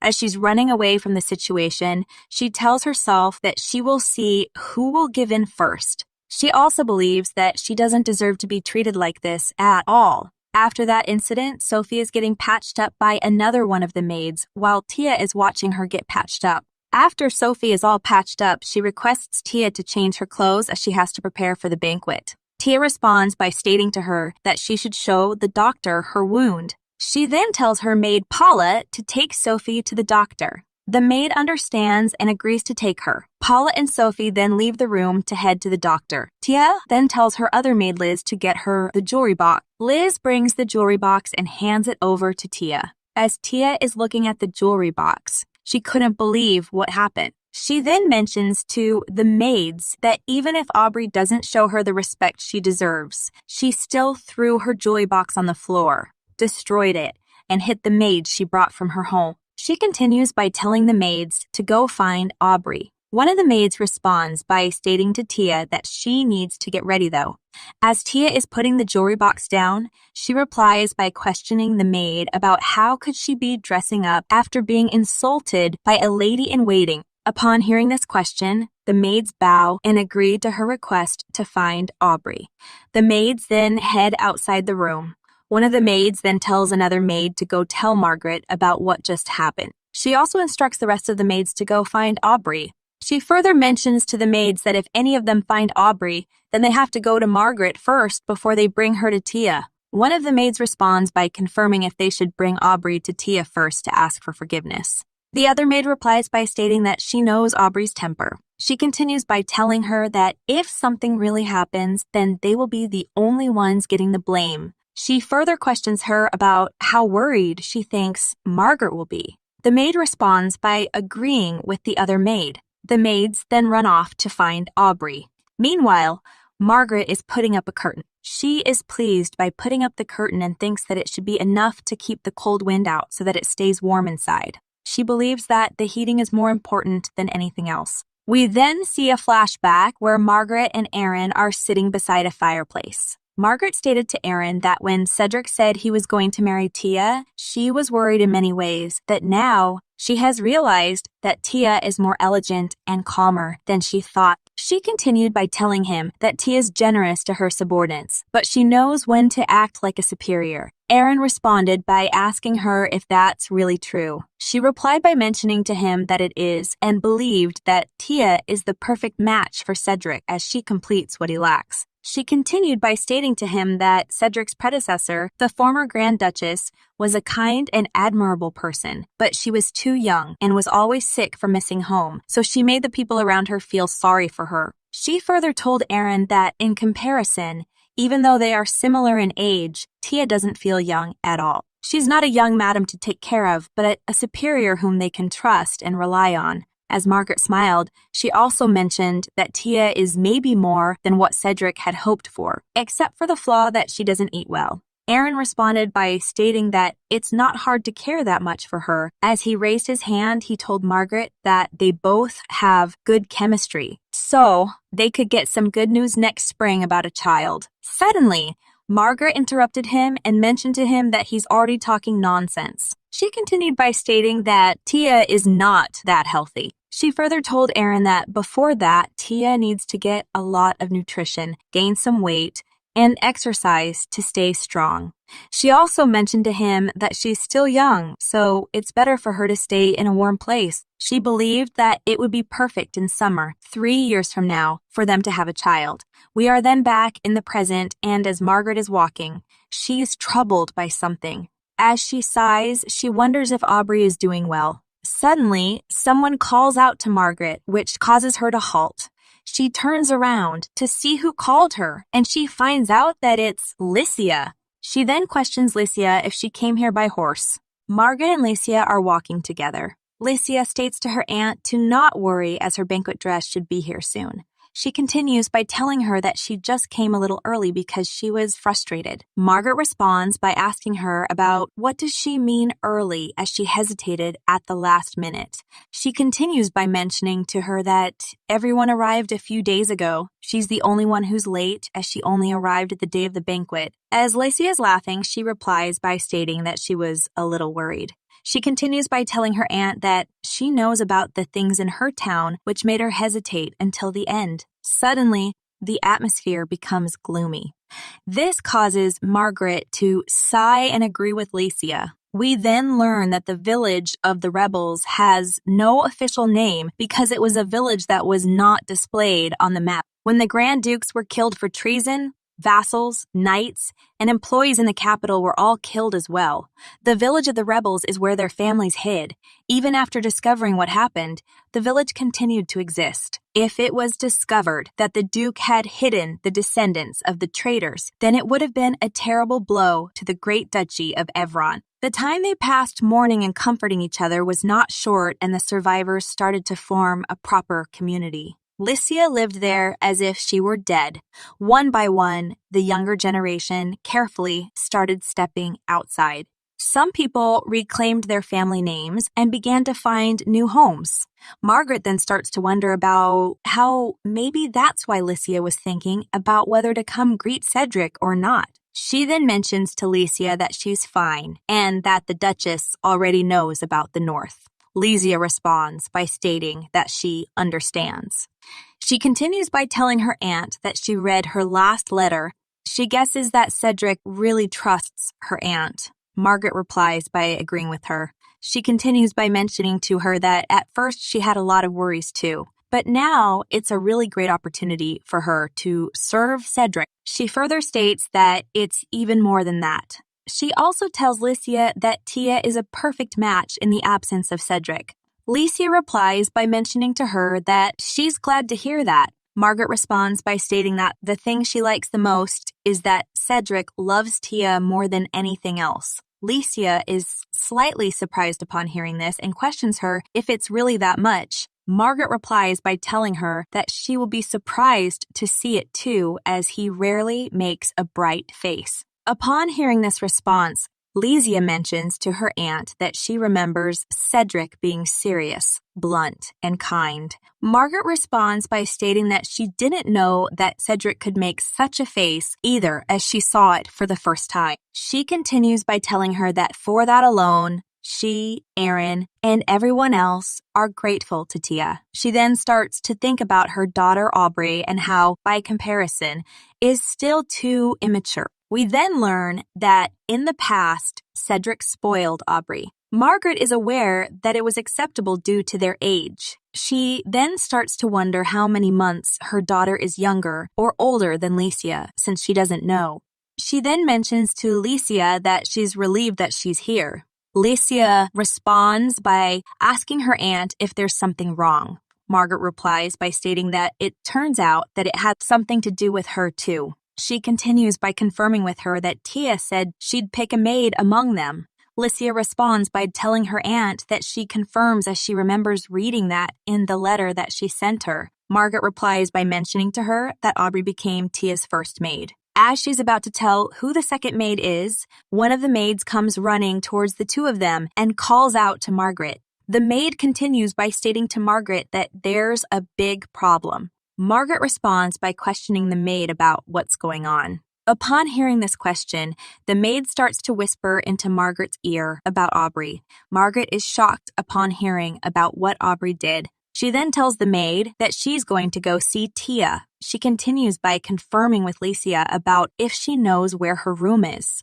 Lysia responds by mentioning to her aunt that she can go alone, so she shouldn't worry. Margaret replies by stating that if that's the case, then she will see her later. Margaret then starts to run to Tia once Margaret is nowhere in sight. Lysia tells herself that it's nice and warm. As she's looking out of the window, she continues by wondering what kind of person Tia is. We then see Tia and she's sitting down. One of her maids then questions her about if she's angry. Tia responds by mentioning to her that she's not angry. The maid replies by stating that she didn't think Aubrey would actually do this. Sophie has no response and is silent upon hearing this from the maid. Tia starts to think about how it would have been best for Aubrey to learn her place. She believes that Aubrey just couldn't accept it. She knew that Aubrey would rebel someday, but she didn't expect that she could be this immature. Sophie then starts to apologize to Tia and tells her that she shouldn't have offended Aubrey. Tia responds by mentioning to her that it would have happened sooner or later and that it's not her fault. She continues by questioning Sophie about how her injury is. Sophie replies by stating that her injury is just a cut and that she's not bleeding anymore. She continues by telling Tia that it would have bled the same if she scratched her arm. Upon hearing this response, Tia is relieved and thanks God. She then asks Sophie for help to change her clothes. She also mentions to Sophie that she always does it alone, so it's actually more comfortable. Sophie replies by agreeing to help Tia change her clothes. As Sophie is grabbing Tia's clothes, she starts to think about how she's a little sick and believes that it would be better if she doesn't mention it. She continues by thinking about how it's not uncommon for a mistress to hit a mate. She then starts to wonder about if there's something missing. Sophie is aware that Count Jordan is an important vassal of the Evron Grand Duchy. She believes that the two of them are like a pillar to which people rely on. She also starts to wonder why they're so important to her. She hopes that nothing bad happens to Count Jordan. Sophie then helps Tia put on the dress that she picked out for her. She states to Tia that since it's a New Year's banquet, she chose a light color.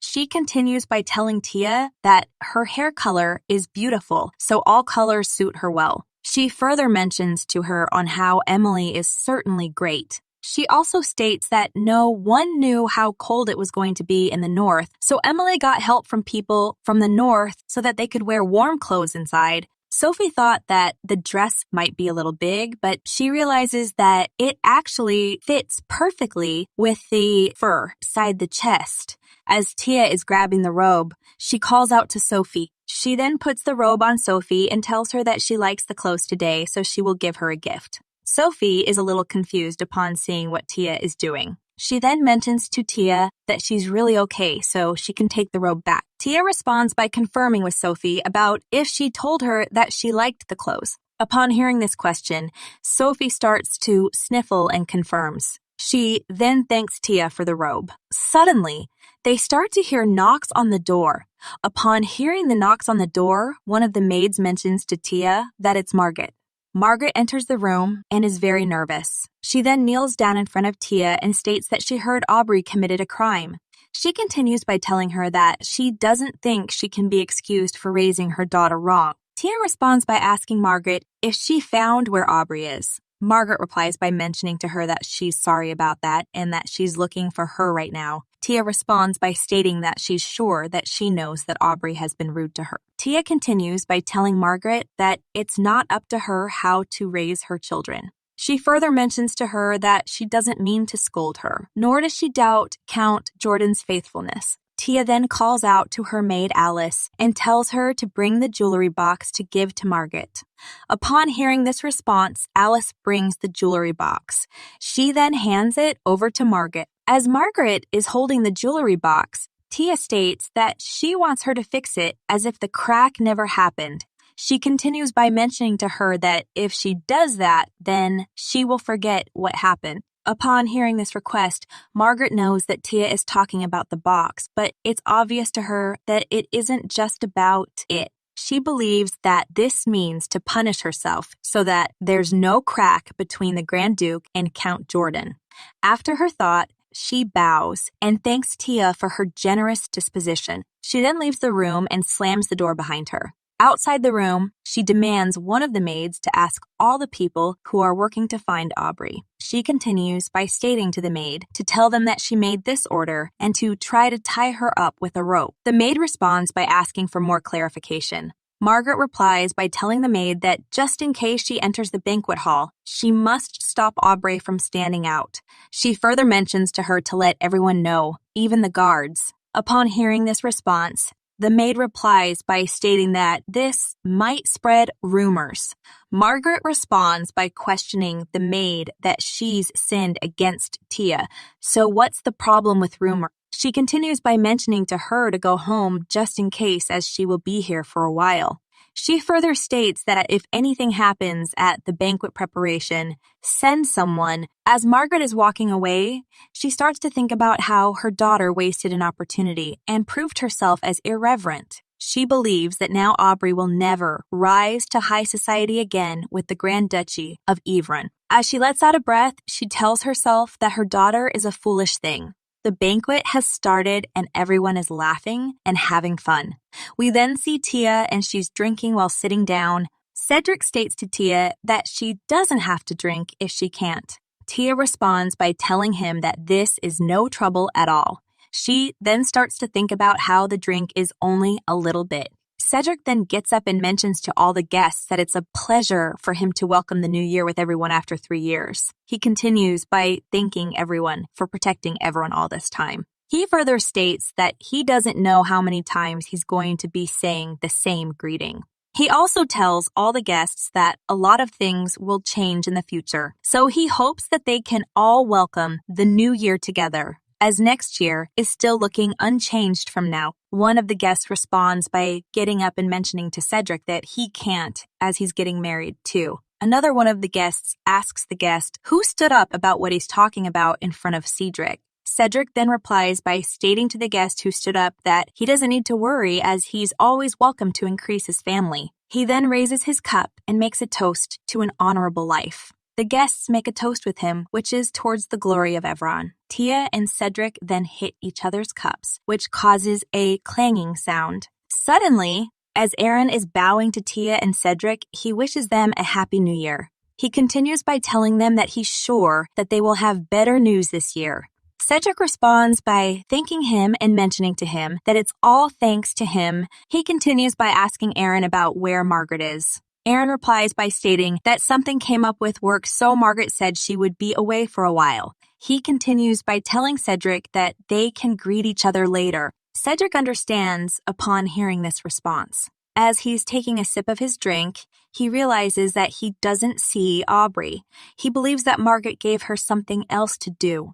We then learn that the banquet is an extension of the Imperial Palace's politics and New Year's society. It would have been the same with Tia's mother and Lawrence. Tia believes that after trying to read the true meaning behind those masks, the person will be surrounded by millions of those types of people. She knows that after the banquet, all that is left is fatigue. She is aware that there was no such thing of her brother writing and sharing his words of blessing with his mother. Tia realizes that this is what a family atmosphere feels like. She starts to think about how so far, not even once she thought she was even allowed.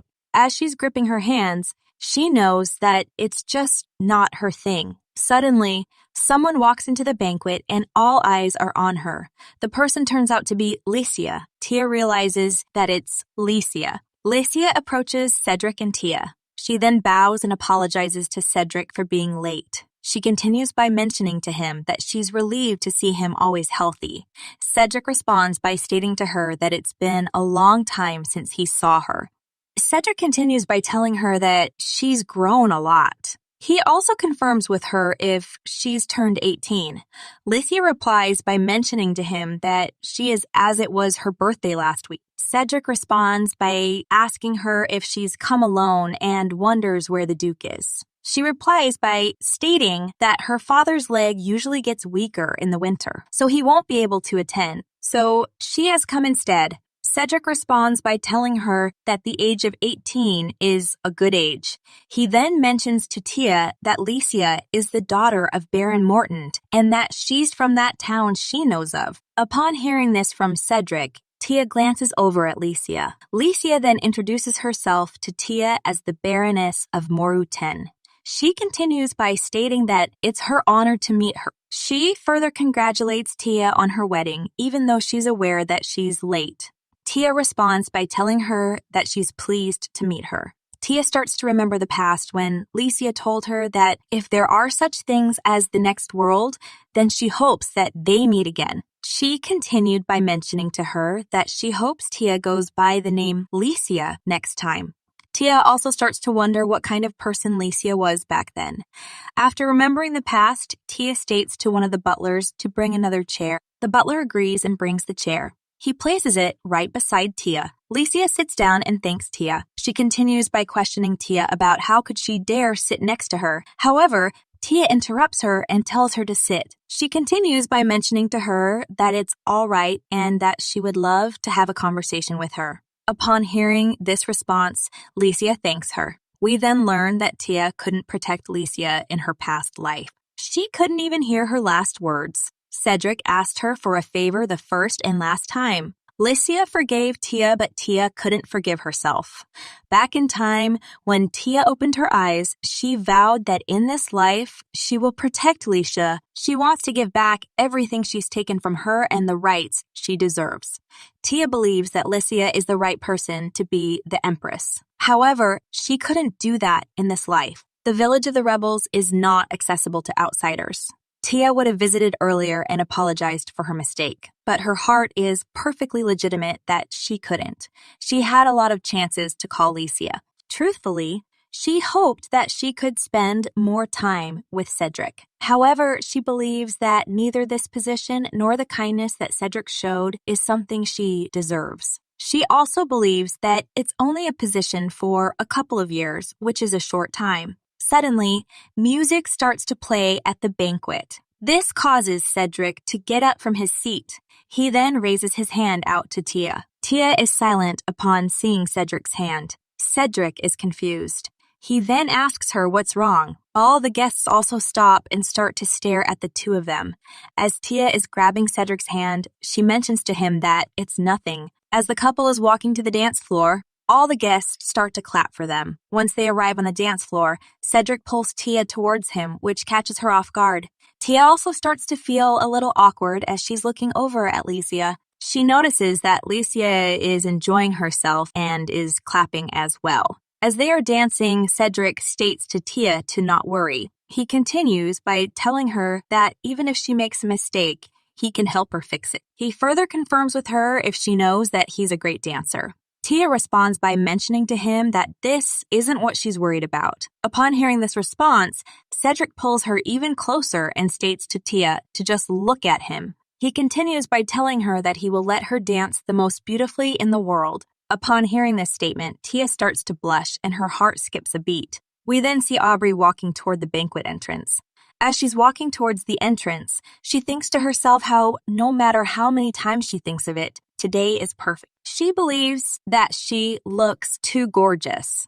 As she grabs the ruby necklace that she's wearing, she tells herself that she wore the most expensive-looking ruby necklace from her mother's closet. As Aubrey attempts to enter the banquet, she believes that with this much, she could steal anybody's heart. Suddenly, one of the guards stops her. The guard then mentions to her that Countess Jordan ordered him to not let her in the banquet hall. He further requests her to wait here. Aubrey is shocked upon hearing this and asks for more clarification. She then notices Tia and Cedric dancing on the dance floor. Upon seeing them dancing, she starts to tremble and wonders why she's not allowed to enter while the two of them are dancing happily like that. She starts to get angry and believes that it's unfair. She then turns around and storms off in anger while the guard calls out to her. As Aubrey continues to storm off, the guard believes that she's fast and tells himself that it's not a big deal. After Tia and Cedric are finished dancing, everyone starts to clap for them. As they are heading back to their seats, they notice that Licia is clapping for them as well. As everyone continues to dance, Tia starts to think about how she's been greeted and even danced with. She then decides to move out of the way so that Cedric and Licia can be together. As she squeezes her hand, she tells herself that it's all right, she can do this, and that she just needs the confidence. Tia then starts to stand up. Cedric notices her getting up. He then grabs her hand and questions her about where she's going. As Cedric is holding Tia's hand, he asks her where she's going. Tia pulls her hand away. As she's walking away, she responds by telling him that she's going to get some fresh air. As Cedric is getting up, he replies by stating that he will join her. Tia replies by mentioning to him to stay here since the host must be here. Cedric responds by stating to her that it's okay as everyone is enjoying themselves. Upon hearing this response, Tia tells him not to do that. She continues by signaling her hand towards Licia and questioning him about why not dance with the lady who made the flower decorations. As Licia nods, she replies by mentioning to him that if he allows her, she will accompany him. She continues by stating that he needs to be here. Tia responds to Licia by telling her that she can't leave the banquet hall without a dance. Tia continues by confirming with Licia if she hasn't received a dance request because of her. Licia replies by stating that she isn't good at dancing and she doesn't like it. Tia responds by mentioning to her that this is even better. As Tia continues to walk away, she continues by stating that even a person like her can tell that she can dance wonderfully. She further mentions to her how she should take this opportunity. As she's walking away, Cedric and Licia are just watching her from behind. Tia's maid catches up with Tia and questions her about what's wrong. Tia replies by asking for more clarification. Suddenly, someone calls her from behind. She turns around and notices that Cedric called her. Cedric then asks her if she's angry. She responds by telling him that she's just tired and nothing is wrong. She continues by questioning him about why she would be angry over nothing. As Cedric raises his hand to touch her face, he replies by questioning her about if she's really okay. As Tia is backing away and turning around, she responds by mentioning to him not to worry and that she's fine. She continues by stating that it's already past midnight and she wants to rest now. He replies by telling her that he will escort her to her room. She responds by mentioning to him that it's okay and requests him to go back inside the banquet hall. She continues by stating that if both of them are missing, then the people will get anxious. As Tia is walking away, Cedric is shocked and has no response. He continues to stare at her as she's walking back to her room. Suddenly, someone questions him about if Tia is gone. The person turns out to be Licia. She continues by asking him if he's okay. He replies by stating that he doesn't know. Upon hearing this response, Licia wonders if she has made a mistake. Cedric responds by telling her that he doesn't think so. He continues by mentioning to her that there's nothing to worry about. He further states that if she did something, then Tia would have definitely rebuked her. Licia replies by questioning him about if she's angry. Cedric responds by telling her that he doesn't know. He continues by mentioning to her that Tia is a person who doesn't show her feelings. He further states that it's not her problem. Licia replies by telling him that he must really like her. She continues by stating that her father was very worried. Her father heard rumors about his relationship, and it was hard for her family to believe it. She continues by mentioning to him how she thought it would be a political marriage. She further states that maybe her father was more concerned about his side of the matter. Cedric replies by telling Licia that her father thinks that he should stay out of politics in the Middle East. She responds by agreeing with him and stating that she thought he was trying to involve himself with the right to succession. Upon hearing this response, Cedric replies by questioning her about if this is the reason why she came here and if it's to check up on him. As Licia shakes her head, she asks him what she would want to check. She continues by telling him that if he was going to be in Lawrence's faction, then it would have been better for them to hide deeper in their village. She further mentions to him that she didn't know he had already told Tia everything. Cedric responds by stating to her that Tia would have known even if he didn't tell her about the village. She replies by telling him that the villagers will be in trouble if they find out. Cedric responds by reassuring her that there's nothing to worry about. He also mentions that even if it's known, then as justification, he will offer his head. He continues by questioning her about what does she think more than that. She responds by asking him about himself and about his involvement in politics. Cedric replies by stating that both are more than that. He continues by telling her that since he was a child, his intuition was good. As they are both walking, Licia mentions to him that staying out of the way is a different way of engaging in politics. She continues by stating that depending on who the next emperor is, the Grand Duchess of Evron cannot help but be affected. She then questions him about if that's the case, wouldn't it be better for him to choose the right one and support them? She also tells him that it's a political marriage anyway, and since he's married to someone he likes, that alone is enough. Upon hearing this response, Cedric comes to a halt. He then responds by mentioning to her that they did not marry for political purposes like how she and her father thought. He continues by stating it isn't because he fell in love like the rumors say, either. We then learn that Cedric thought this marriage was mutually beneficial. He also believed that it was dependent on Tia's resourcefulness. One of the reasons he accepted a contract marriage was because he thought he would protect Tia until she came of age. After 2 years, he knew that it would end with a divorce at her request. Upon Licia learning this from Cedric, she replies by asking him if he likes her now, so shouldn't that be enough for him? She continues by questioning him about if his feelings are different. Cedric responds by stating that it's not that simple as Tia is still young. Licia replies by confirming with him how there isn't that much of a difference in age. She continues by stating that the age difference between her parents is twice as big as his. As she's smiling, she continues by questioning him about if he sees Tia as a child. He responds by telling her that he has nothing to say. She replies by mentioning to him that he already likes Tia. As Cedric is blushing, he states to her to not make fun of him. Cedric continues by mentioning to her to take care of Tia since she seems to like her. He continues by telling her that Tia doesn't have any friends and that she never had a chance to socialize with her peers. Upon hearing this response, Licia bows and states to him that it's an honor for her to be asked by him. Cedric thanks her for agreeing. She then tells him to go inside as she's going to go get some fresh air. Cedric understands and agrees. He then walks back towards the banquet hall. As Licia is heading outside, she suddenly realizes that someone is approaching her. She looks up to see who it is, and she notices that it's Aubrey. Licia is surprised from seeing Aubrey and asks her about what she's doing here. As Aubrey continues to approach her, Licia states that she heard she became Tia's lady-in-waiting. Suddenly, Licia notices Aubrey's makeup.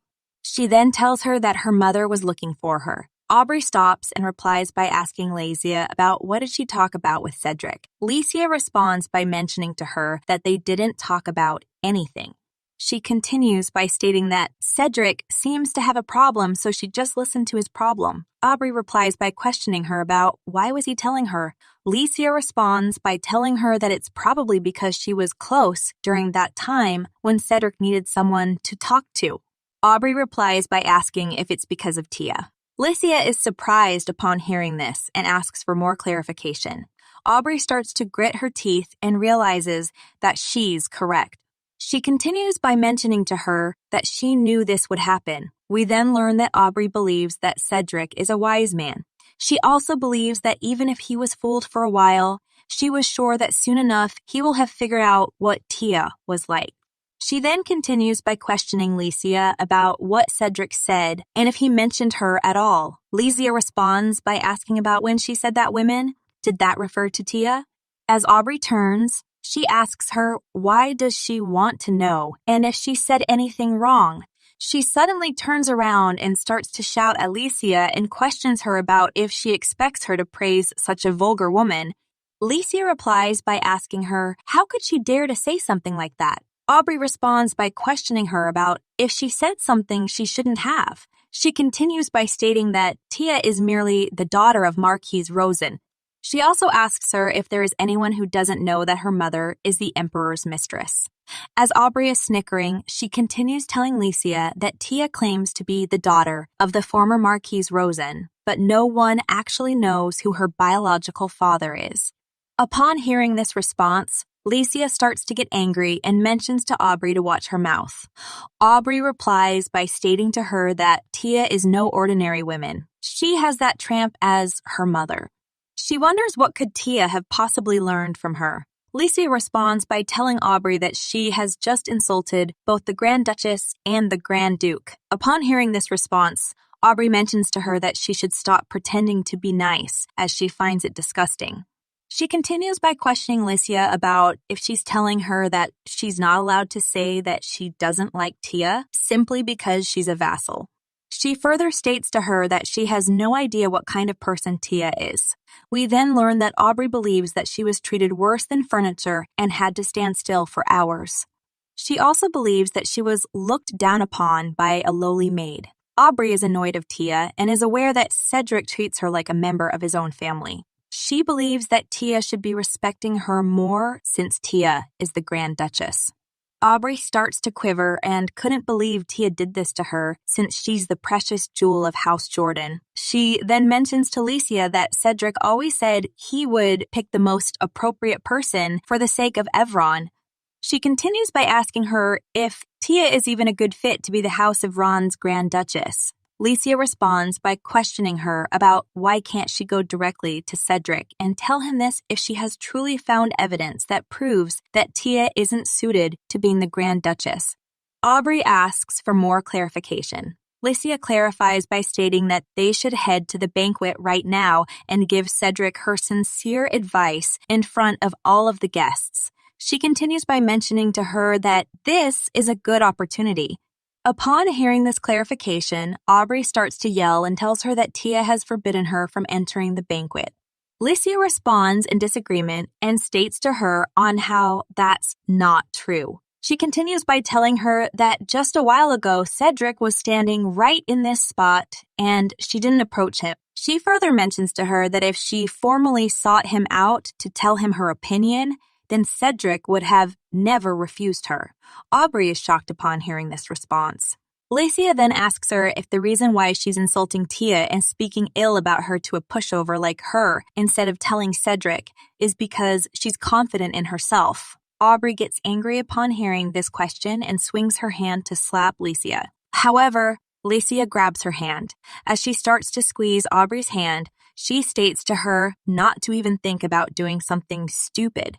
Aubrey requests her to let go of her hand. Licia replies by telling her that she's only acting like this out of jealousy. She continues by mentioning to her that if she thinks about it carefully, it's quite plain to see. She further states to her that Cedric was kind enough to treat them like they were his own precious sisters. But that was because their parents, especially her mother and father, served him sincerely, It wasn't because she was special to him.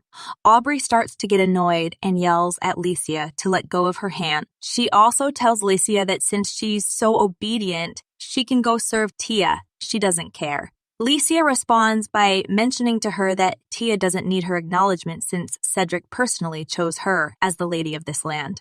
Aubrey starts to whine and is struggling to get free from Licia. She then mentions to her again to let go of her hand as it's hurting her. Licia replies by stating to her that she can't let go of her since she doesn't know what she might do. She continues by telling Aubrey that the moment she openly disrespected Tia, her problem became a problem for her too. She further mentions to her that she can't let her cause more trouble for Cedric. As they continue to struggle in the hallway, they start to attract other people's attention, including Margaret. Margaret realizes that it's her daughter Aubrey that is causing all of this commotion and is shocked. She calls out to her daughter and demands her to stop instantly. Aubrey turns upon hearing her mother's voice. Margaret then questions her daughter about what she's planning on doing looking like that. She also grabs Aubrey's hand and starts to take her away. Aubrey responds by asking her mother about why she's acting like this. As Margaret continues to drag her daughter away, Aubrey questions her mother about what did she do wrong. As the other guests are staring at Aubrey, she continues by mentioning to her mother that she will never acknowledge Tia as Cedric's wife. We then see Aubrey at the Evron Temple, and she is pacing back and forth. As Aubrey is gritting her teeth, she feels very angry and furious. She believes that she didn't do anything wrong. We then see a flashback where her mother told her that her family has been loyal to the Evron Grand Duchy all this time, and they've earned Cedric's trust. That fact has been serving as the greatest source of pride for the family during their lifetimes. Margaret continued by stating to Aubrey that she alone will lead their house to ruin, and she cannot allow her to do as she pleases. Aubrey replied back by asking her mother about what did she do wrong. As her mother pointed at her, she told her that as Tia's lady-in-waiting, she failed to carry out the task that Tia entrusted to her.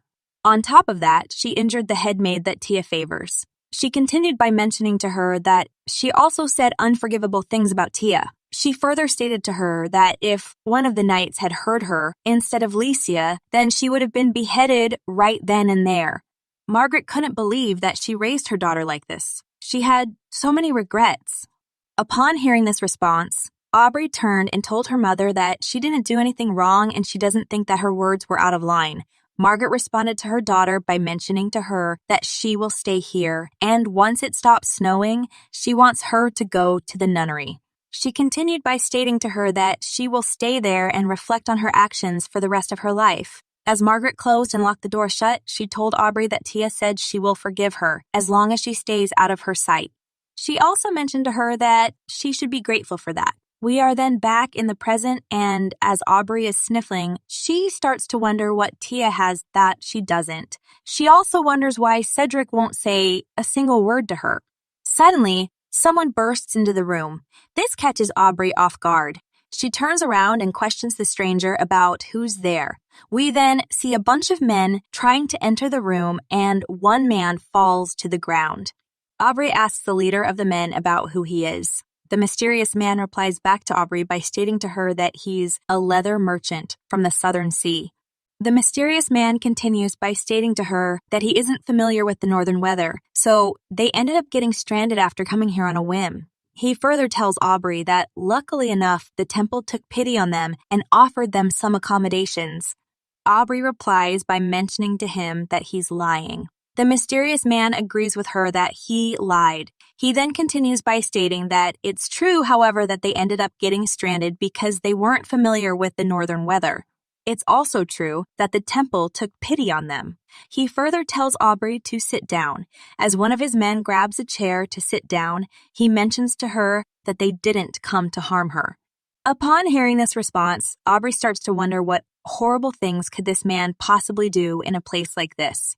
She is aware that this is none other than the temple of the main palace. The mysterious man then states to her that she's bold and how he's not insulting her. He continues by telling her that she's actually perfect the way she is, and in order to succeed in this negotiation, she needs to have guts. Aubrey responds back to the man by questioning him about his goal is and what kind of deal does he want to make with her. As the mysterious man gets up and slides his chair, he mentions to her that he's come to reclaim his woman, and he thinks that she can help him with that. Aubrey is surprised upon hearing this and asks him if he's referring to Tia. The mysterious man replies by stating to her that, to be exact, Tia is the woman he intends to make his. He continues by telling her that, while he was on his way to propose to her, he heard the news that Tia had gotten married to another man. As he is glaring at her, he mentions to her to imagine his horror. Upon hearing this response, Aubrey mentions to herself that she knew it. She then starts to grit her teeth and responds by stating to him that Tia really is a funny woman. She starts to wonder if Tia married Cedric despite already having a lover. The mysterious man starts to grin and replies by telling her that the rumors say that she loathes Tia. He continues by confirming with her if she believes that their goals line up pretty well. We then see the Evron main castle. Licia is writing a letter to her father. In her letter, she writes that she is doing quite well here. She's sure that he has already heard the news, but she is now serving as Tia's lady-in-waiting. She apologizes for not discussing it with him beforehand since it happened quite suddenly in the letter. However, since Tia does not have another lady-in-waiting, she believes that she cannot leave her side. Aubrey was originally supposed to be the one serving Tia, but she was kicked out after committing a wrongdoing. Many people were frightened by the fact that the daughter of House Jordan had been thrown out, but within 2 to 3 days, they all came to understand the situation, and things in the main palace quickly returned to normal. Thankfully, Tia didn't put the blame on her Aunt Margaret and Uncle Aaron. She's sure that the incident was the reason why Tia came to favor the idea of having her as the new lady-in-waiting. She also writes in the letter that Tia may be cold, but she's a very elegant and dignified person. When it comes to rewards and punishments, she is very reasonable. She also lives up to her title. As always, Cedric stayed out of Tia's affairs and entrusted her with some tasks since Evron hasn't had a mistress in such a long time. At first, everybody seemed a little confused, but things have begun to settle down now. According to her Aunt Margaret, there was a Grand Duchess in the past, but she said that it was her first time serving a mistress who felt so influential. On top of that, Tia is a very talented and clever person. She has already discovered several issues within the Grand Duchy by using unconventional methods. As a result, the servants both respect and fear her.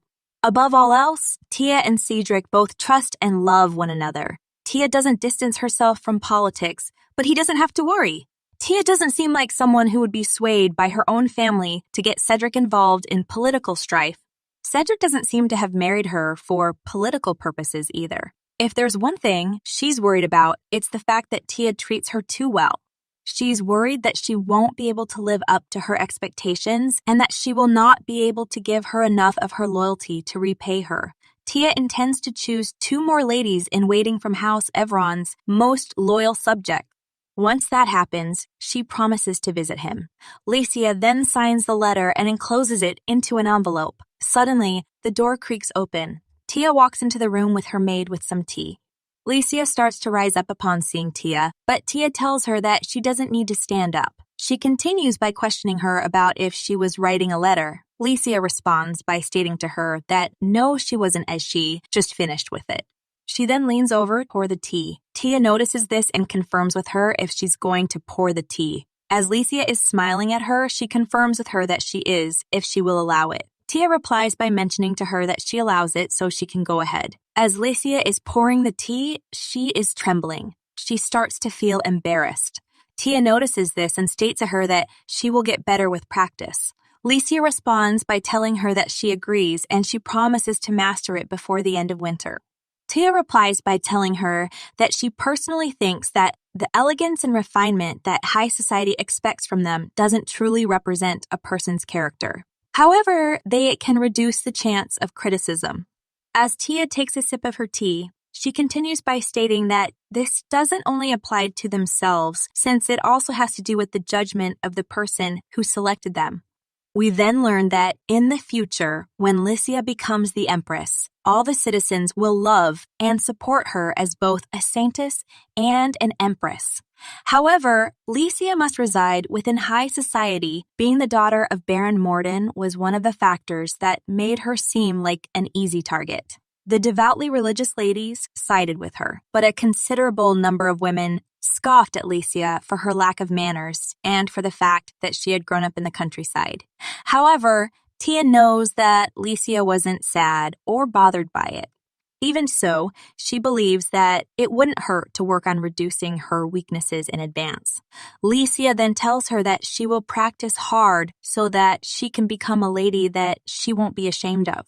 Tia responds by mentioning to her that she's just so grateful that she's sincerely kind to her. Upon hearing this response, Lycia asks for more clarification and questions her about why would she say something so obvious.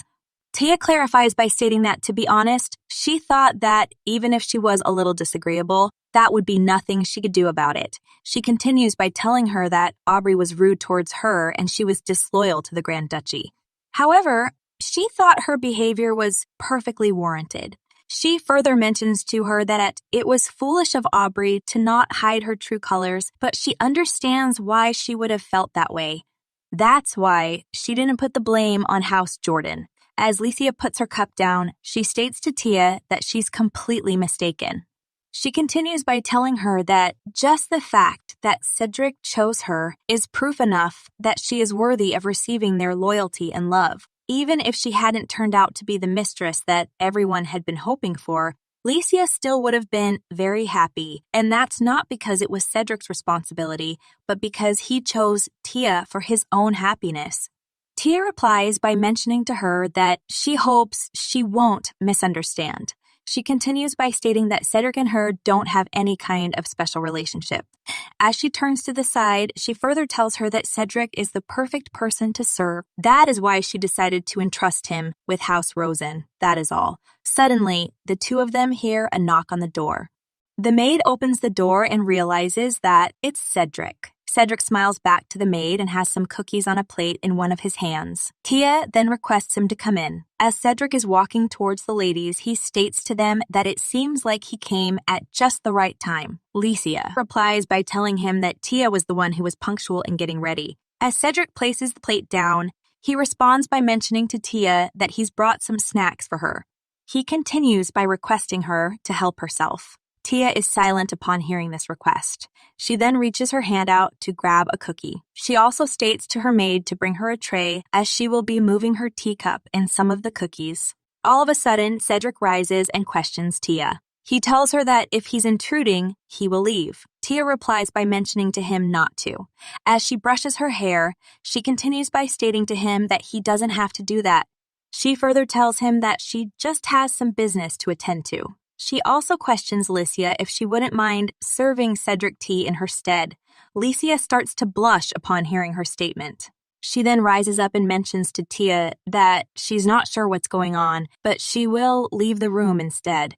Tia responds by stating to her that she just doesn't want to be bothered. She continues by patting Lycia on the shoulders and confirming with her if her duty as her lady-in-waiting is to step in and serve her guests while she's busy. She further tells her that she's counting on her. Lycia has no response upon hearing this reply. Tia then bows to Cedric and mentions to him that she will take the refreshments with her. As she's leaving the room, she requests everyone to excuse her. Cedric and Lycia just stare at Tia as she's leaving the room. Cedric then states to Lycia that perhaps he did something to upset her. Lycia replies by telling him that she wouldn't know. Cedric responds by mentioning to her that he doesn't think he's had a proper conversation with Tia in days. He continues by questioning Lycia about just how many times has Tia avoided him. She replies by asking him if he should go and chase after her, instead of worrying over it. Cedric responds by agreeing with her. As he's leaving the room, he starts to wonder if it's maybe because Tia has a lady in waiting that she can confide in now. He also starts to wonder if it's maybe because he unknowingly did something to disappoint her. We then see Tia in the library. She starts to look through the bookshelves and picks out a book. Suddenly, Tia's maid states to her that Cedric is here. Cedric then questions Tia if he's a bother to her. Tia responds by telling him that she never said that. Upon hearing this response, Cedric gets closer to her. Tia continues by asking him if there's something he wants to tell her. Cedric replies by questioning her if he's not allowed to join her for tea if he has nothing in particular to say to her. As Tia turns, she mentions to him that he would have no reason to do so. She continues by stating to him that if he has nothing to say, then she will resume with her work. Cedric responds by telling her to look at him. Tia listens to him and raises her head to look at Cedric. Cedric starts to think in his head about why she's doing this. As Tia is bowing, she mentions to him that if he has some kind of business with her, then he can go ahead and say so since she will listen to him.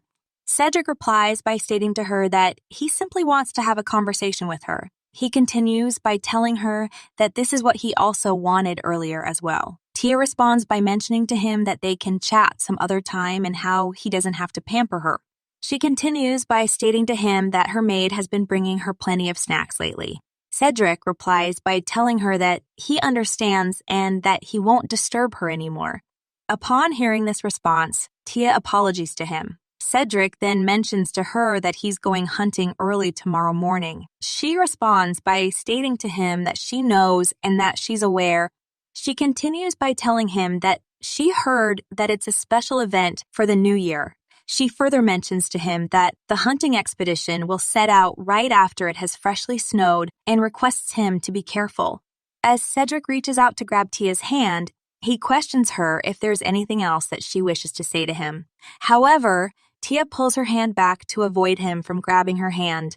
Cedric is shocked and surprised upon seeing this reaction from her. He then states to her that he understands. He continues by telling her that he will be leaving early tomorrow morning, so he probably won't have time to bid her farewell. He further mentions to her that he will be absent for a few days and that he leaves the castle in her care. Tia replies by stating to him that this is all right and that he doesn't have to worry. She continues by requesting him to return safely. Cedric then walks away to leave the room and shuts the door behind him. We then see Tia and she is very sad. We see Tia and she is trying to fall asleep. She starts to think about the incident that occurred with Cedric and her in the library. She then gets out of bed and covers herself with a blanket. The maid hears Tia get out of bed, which causes her to wake up as well. The maid then asks Tia if she would like some water or something else. Tia replies by stating to her that it's fine and she should just go back to sleep. Tia then glances at the door and starts to head towards it. Once she's in front of the door, she comes to a halt and starts to think about how a door is to Cedric's bedroom. Tia knows that Cedric never locks the door on his side so that she can open it whenever she wants. She then reaches her hand out and opens the door to his room. She steps inside the room and notices that it's completely empty. She also notices that the balcony door is open. She decides to head out to the balcony. She then peeks from the balcony and notices that Cedric has already gone so far. She starts to wonder what would have happened if she had opened that door while he was still here.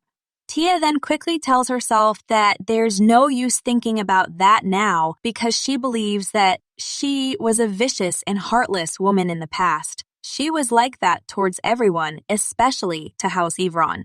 As she's closing the balcony door, she mentions to herself that she shouldn't forget that. She then slips into Cedric's bed. Suddenly, she notices the bracelet that he had given her. She knew that she's always worn it ever since he proposed to her. She then takes it off and places it on the side table. 2 days later, everyone is inside the Grad Duchess's reception room. We then learn that in the past, Aaron stated to Tia that they can get leather from the Southern Sea. He continued by telling her that they say they are a small group of merchants from the Amel Kingdom. He further mentioned to her that it took him so long to verify their identification cards, which is why he's just now informing her about the matter. Tia responded by asking him about the reason for them coming during this season. He replied by stating to her that they traveled all the way here without knowing that the sea would freeze over and that it seems like they are stranded. He continued by telling her that the same thing occasionally happens to the local fishing boats as well. She replied by questioning him about where are they staying right now. He responded by mentioning to her that originally they were staying at an inn. However, because that place closes during the winter, the temple has taken them in for now. They have empty rooms there. He further stated to her that until now, they have been receiving Evron leather through the upper portion of the mainland. He also told her that the middleman was unable to compensate for the increase in price, so he personally wants to come and reach a settlement. Tia replied and stated to him that she understands. Aaron then told her that back then, when she was negotiating with the leather dealer, she said that she would try meeting with them in person if things didn't work out well. He continued by mentioning to her that he thought it would be best to speak to her about it. Tia responded by stating to him that she understands something like this isn't out of the ordinary. She continued by telling him that she shall meet them. We are then back in the present, and we see Tia and Licia patiently waiting for the leather workers to arrive. Suddenly, the door opens, and sailors walk into the room. Aaron is surprised to see that all of the leather workers are sailors. He is also surprised to see the sailors' physique. Tia looks up to see the sailors and is shocked as she notices someone she recognizes. The sailor then mentions to Tia that it's been a while. He continues by asking her how long has it been and if she's been well. Tia jolts up upon hearing his questions and asks herself how this is possible. The sailor further questions her about if she's forgotten about him already. Tia replies by stating to him that he's Prince Cardriel of the Animal Kingdom. The prince responds by telling her that he's relieved that she remembers him. As he's chuckling, he continues by mentioning to her that his back still hurts after being backstabbed by her. All of a sudden, one of the sailors starts to approach Tia. Alphonse notices this and states to the sailor to stay back as he's taking out his sword. However, the sailor continues by spitting on his knife and stabbing one of his comrades. Everyone is shocked upon seeing this. Someone then tells everyone that the sailor took something out from that man's stomach and how it's a trap. Alphonse shouts to the sailors to put their weapons down at once. However, they don't listen, which makes Alphonse attack them. Someone yells out to Alphonse to not do it and to stay beside Tia. One of the sailors throws a smoke bomb, which causes the room to be covered in smoke. As Tia is covering her mouth from the smoke, she realizes that this smoke bomb is a weapon used by Emil's pirates. She knows that all of Cardriel's men are elite fighters in the Animal Kingdom. She believes that they might be able to see everything as clear as day in this smoke. As she's coughing, she's also aware that these weapons are unfamiliar to the Evron Knights. Suddenly, someone grabs her. It turns out to be Cardriel.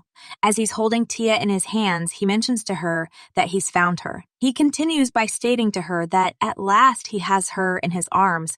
Licia opens the room door and shouts out to summon the knights and to close off all the doors in the main castle. As the main castle doors are closing, the guards are shouting to each other to block off the main castle. Upon hearing this, Cardriel states that this is as expected and how they are quick. All of a sudden, Tia attempts to call out to Licia. However, Cardriel covers her mouth before she's able to call out to her. This causes her to fall unconscious. As Tia flops, he tells her to get some shut-eye. Meanwhile, someone slashes one of the sailors. It turns out to be Alphonse. Alphonse also notices Tia being taken away by Cardriel.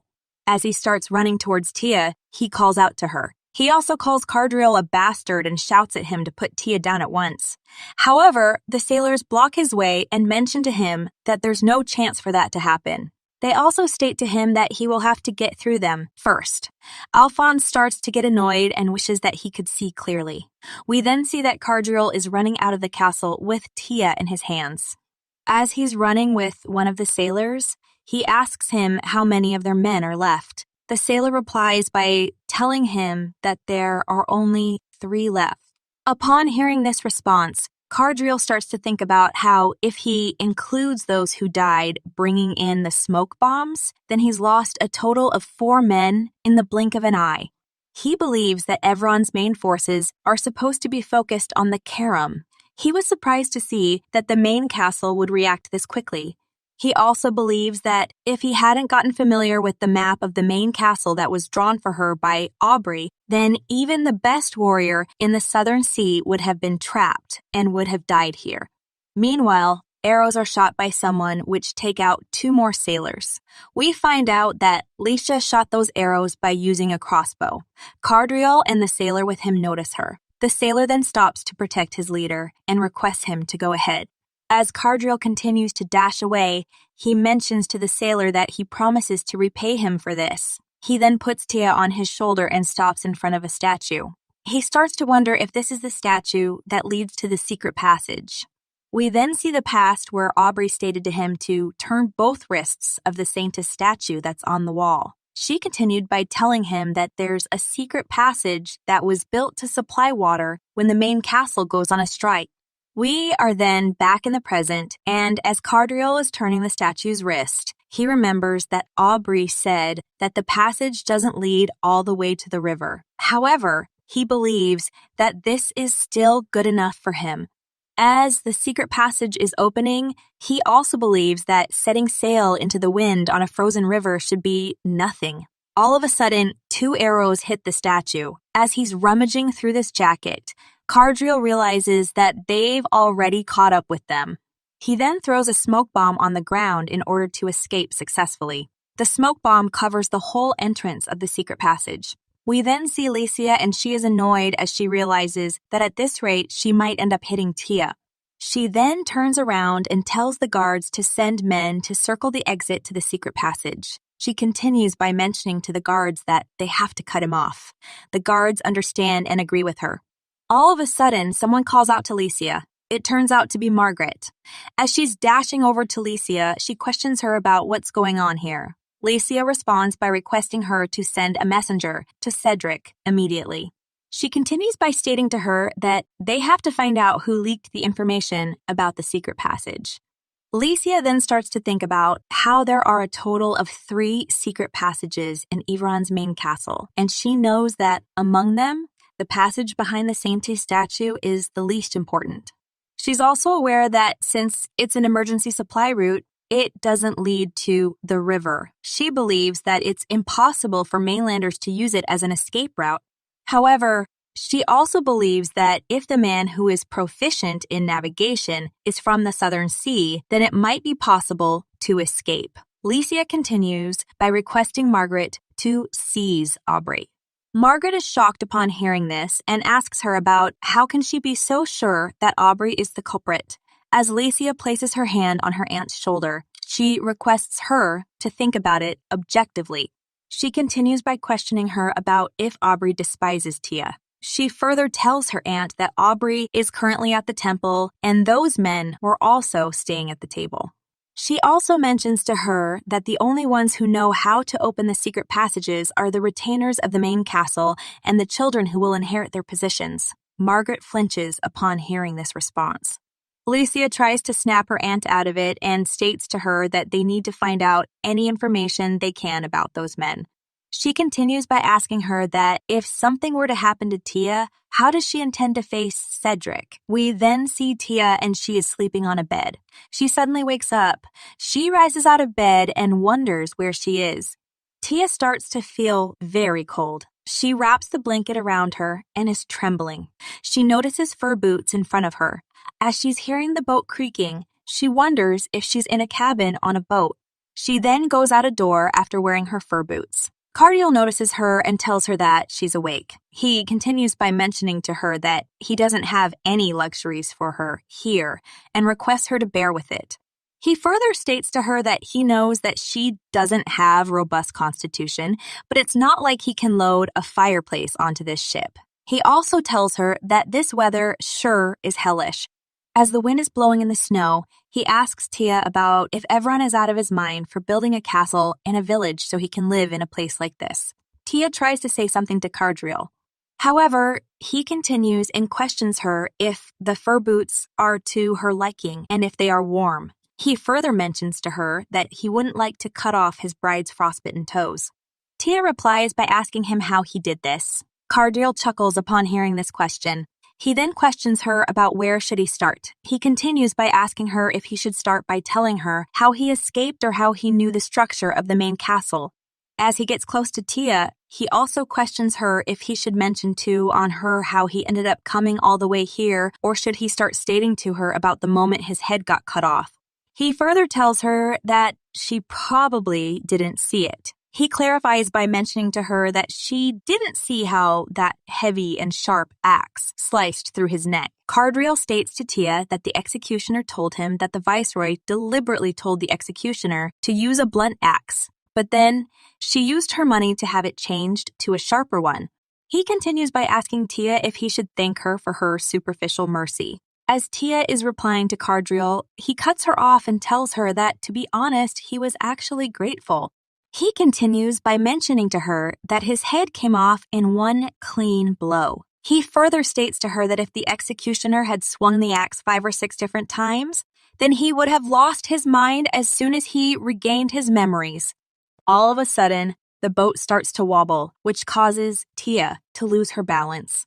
However, Cardriel grabs her so that she won't fall from the ship and tells her to be careful. He continues by mentioning to her that if she falls from the ship, then the ice will split her body and she will die instantly. Suddenly, Cardriel grabs Tia's hand. We then learn that Cardriel is the first prince of the kingdom of Amel and was the pirate king of the Southern Sea.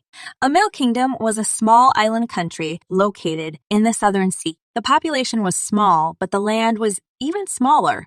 They had no resources and agriculture failed to develop due to the high salt content of the soil. The country wasn't able to develop a highly specialized technique like the Eon's kingdom, so the only industry that developed was fishing. While Krate's empire was developing, Amel Kingdom progressively more impoverished. At first, Cardriel used advanced technology to jump headfirst into shipbuilding and mediating trade. However, as House Legan stepped into the picture with the support of the imperial family, he realized that he wouldn't be able to fight back against the Krate's empire's largest group of merchants. And so Cardriel turned his attention to piracy. He gained control over the pirates in the Southern Sea and placed them into an organized structure. He also intensively plundered the merchant ships of the Krates' empire. At the same time, he claimed to be the protector of the Southern Sea. As the Prince of Amel, for the next decade or so, the Imperial Navy was the weakest of the forces, and the strength of pirates prevailed over them. There was even a saying that only the merchant ships protected by Amel pirates could cross the sea safely. That was how influential the Amel pirates had become in the Southern Sea, and it was all thanks to Cardriel's efforts. So Tia decided to cooperate with him. Their first deal involved manipulating the Prince of Grain in order to oust Grand Duke Roygar. His reward would be the ability to plunder the ships carrying grain and take possession of those ships. On top of that, he would be able to sell the grain at a high price as grain prices increased. He was going to receive triple benefits. It was a deal that Cardriel couldn't turn down.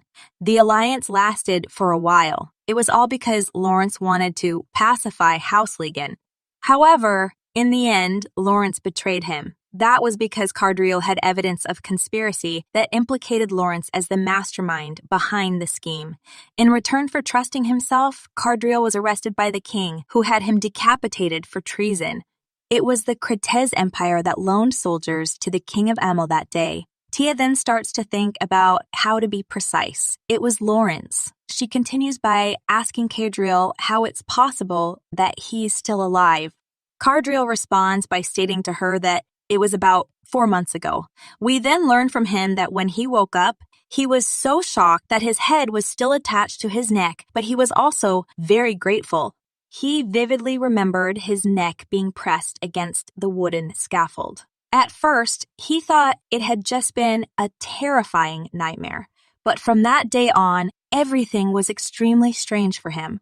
He had already seen everything, from the documents to the people.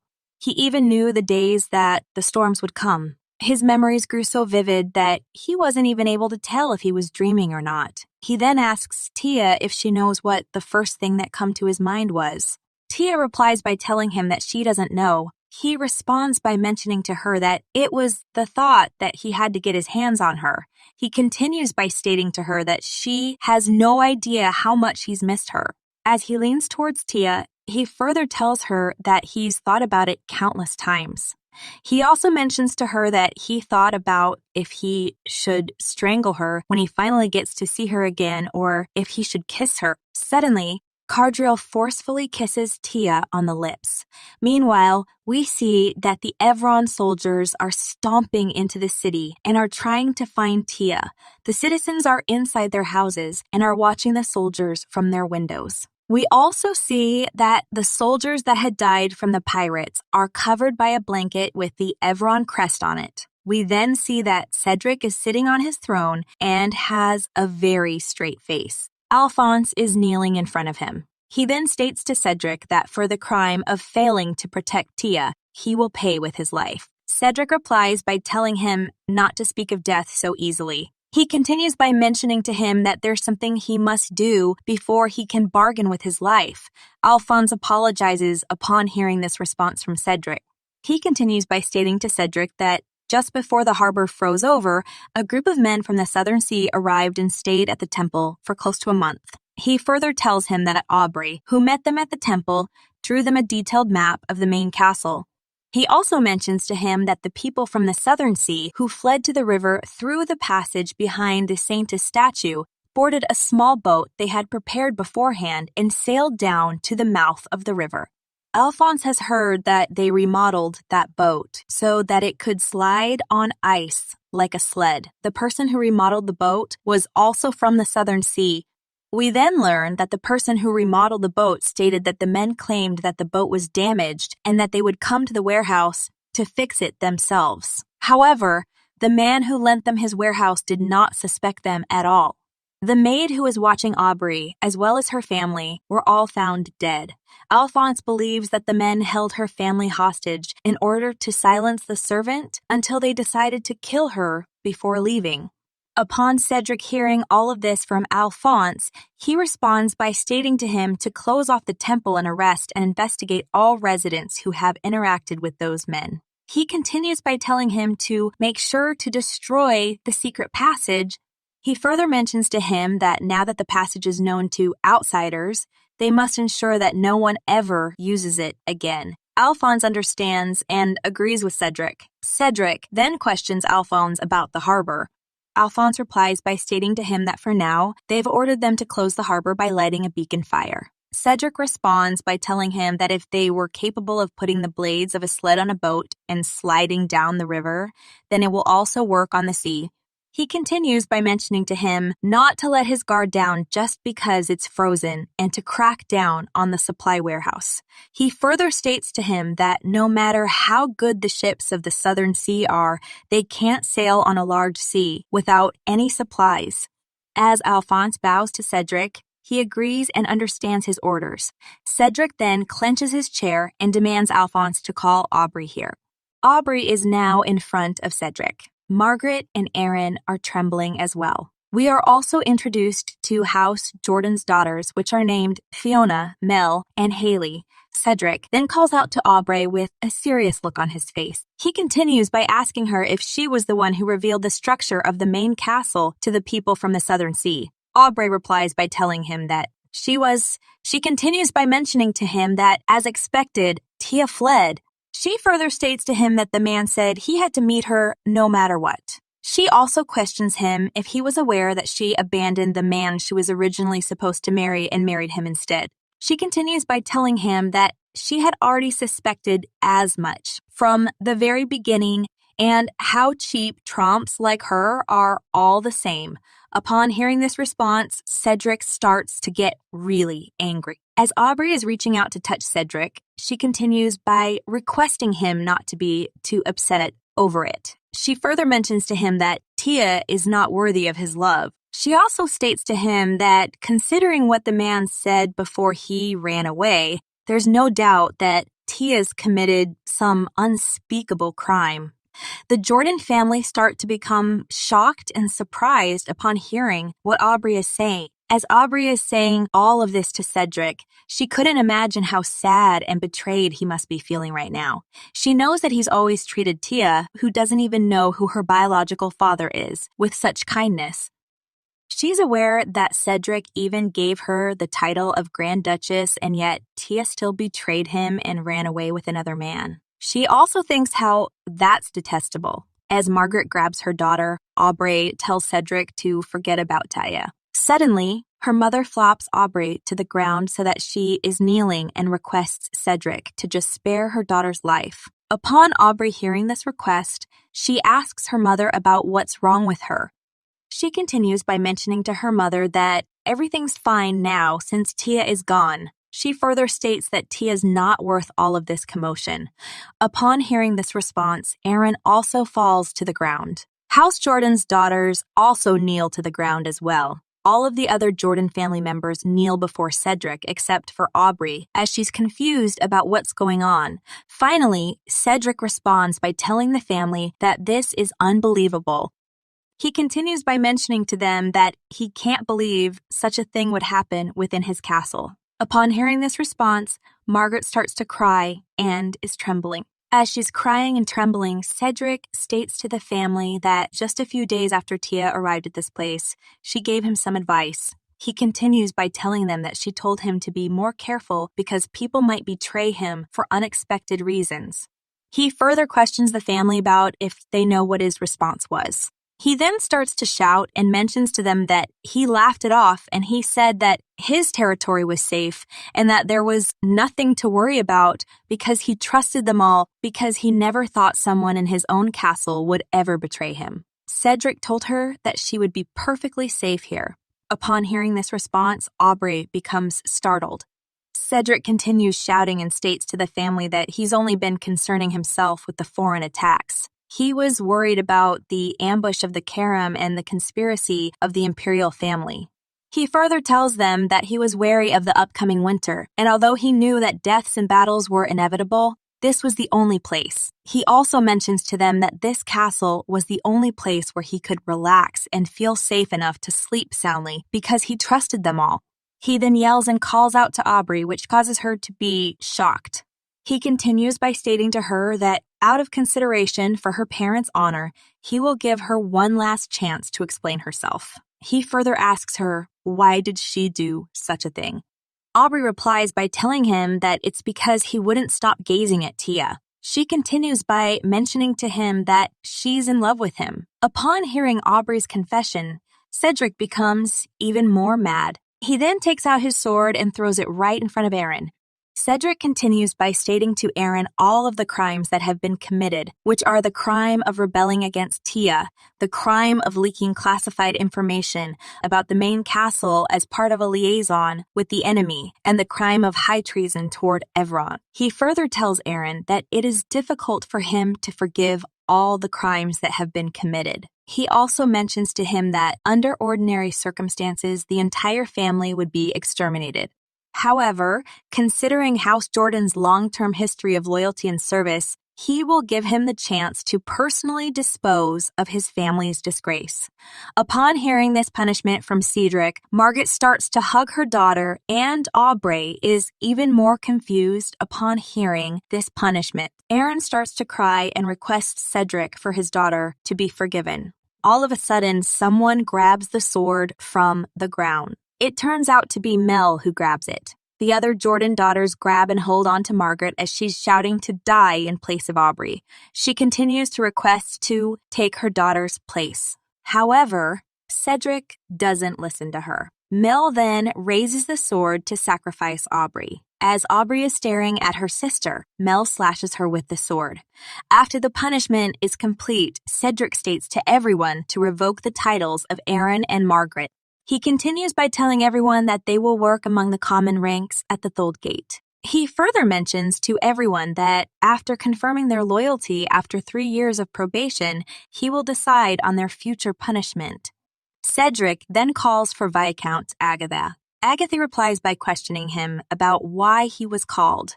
Cedric responds by mentioning to him that he wants him to take care of the main castle in the meantime. He continues by stating to him that he will regulate the military discipline once he returns. Agatha responds by questioning him about where he's going. He continues by telling Cedric that they have already sent a search order to the port, so news should arrive tomorrow morning. Cedric replies by mentioning to him that he's leaving. As Cedric is leaving, he starts to think about how this is all his fault and how he should have given Tia a proper guard. He already knew that Aubrey was disloyal to Tia, but he thought it was Tia's business, so he deliberately didn't interfere. he starts to believe that he should have personally stepped in and gotten involved. He also believes that if he had done that, none of this would have happened. He further believes that he should have at least remained by Tia's side. Suddenly, as Cedric is getting onto his horse, Lysia calls out for him. Once Cedric is on his horse, he notices Lysia and replies to her by reassuring her not to worry as nothing will happen to Tia. Lysia responds by stating to him that this is not it. She then lifts her hands and shows Cedric the bracelet that he gave to Tia. Upon seeing the bracelet, Cedric becomes slightly surprised. Lysia continues by telling him that it was beside Tia's bed.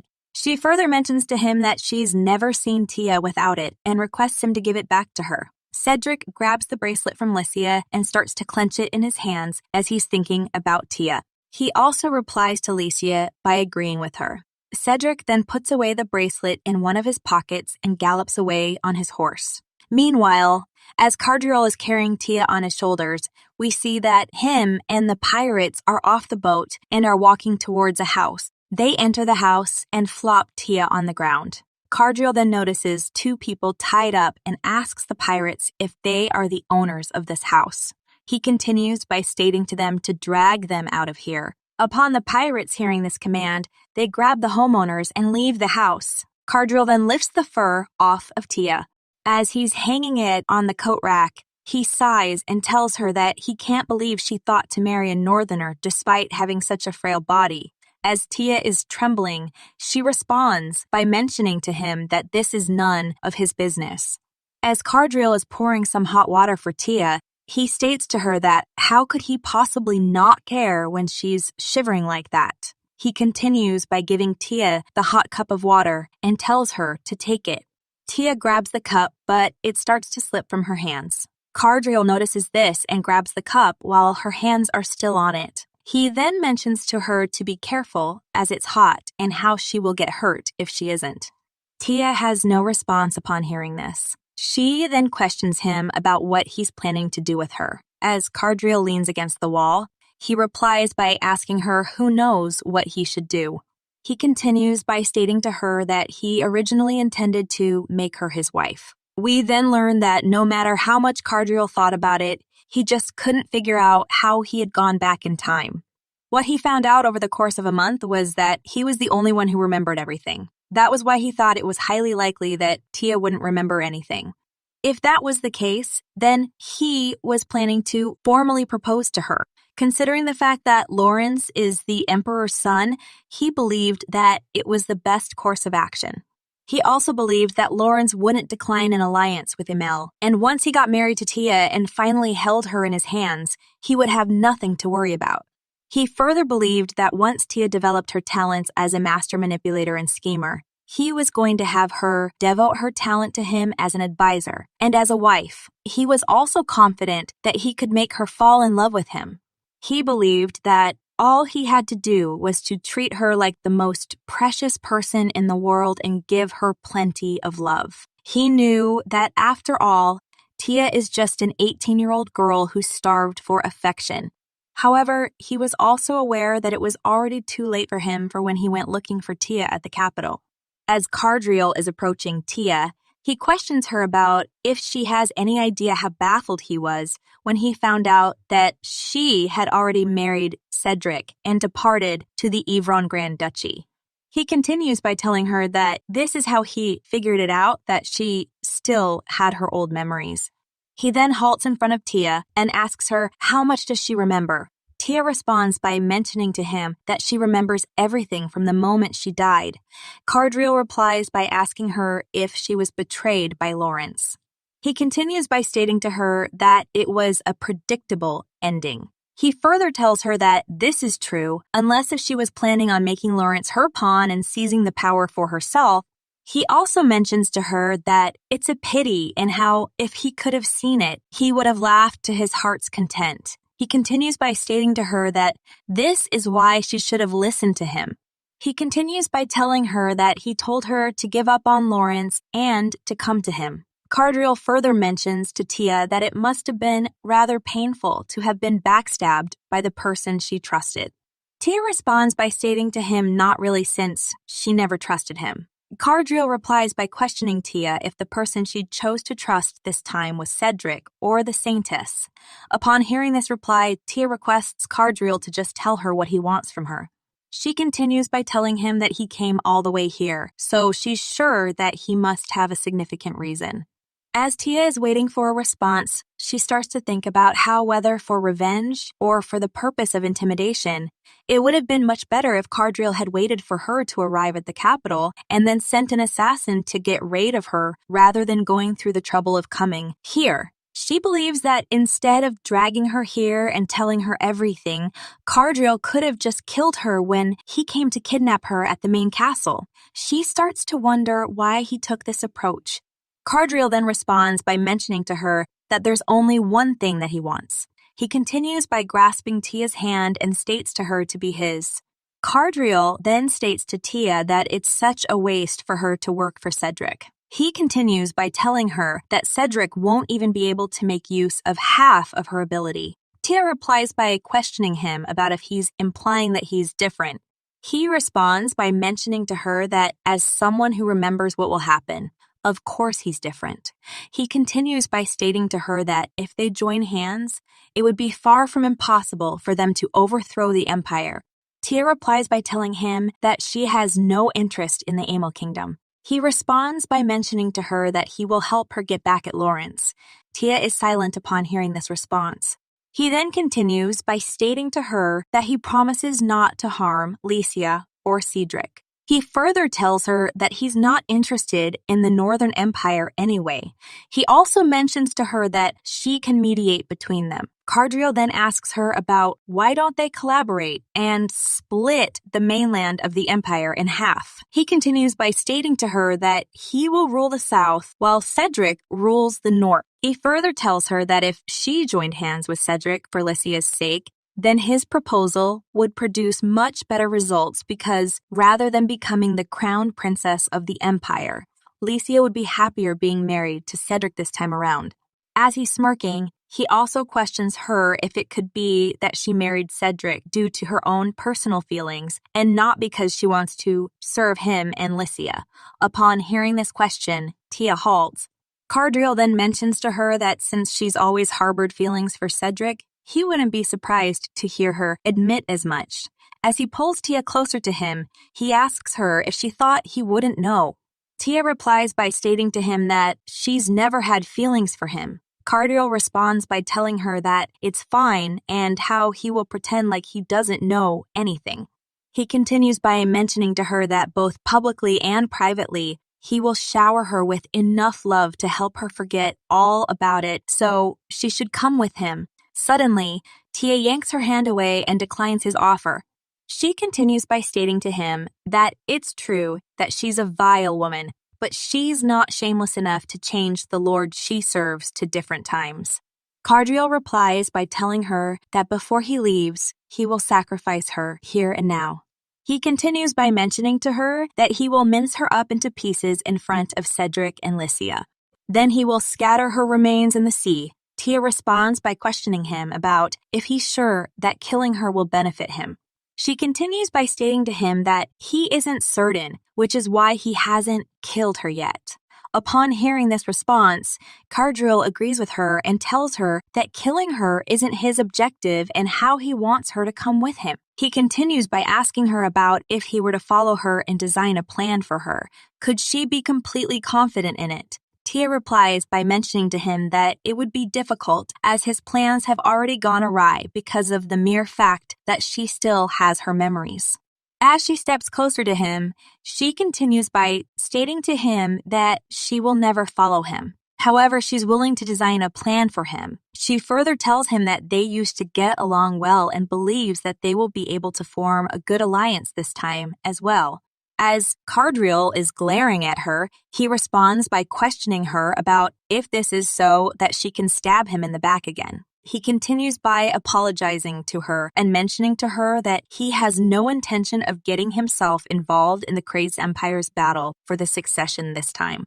Tia replies by stating to him that Her Majesty, the current queen of Emil, will be assassinated within half a year by the Crazed Empire, which has no involvement with him.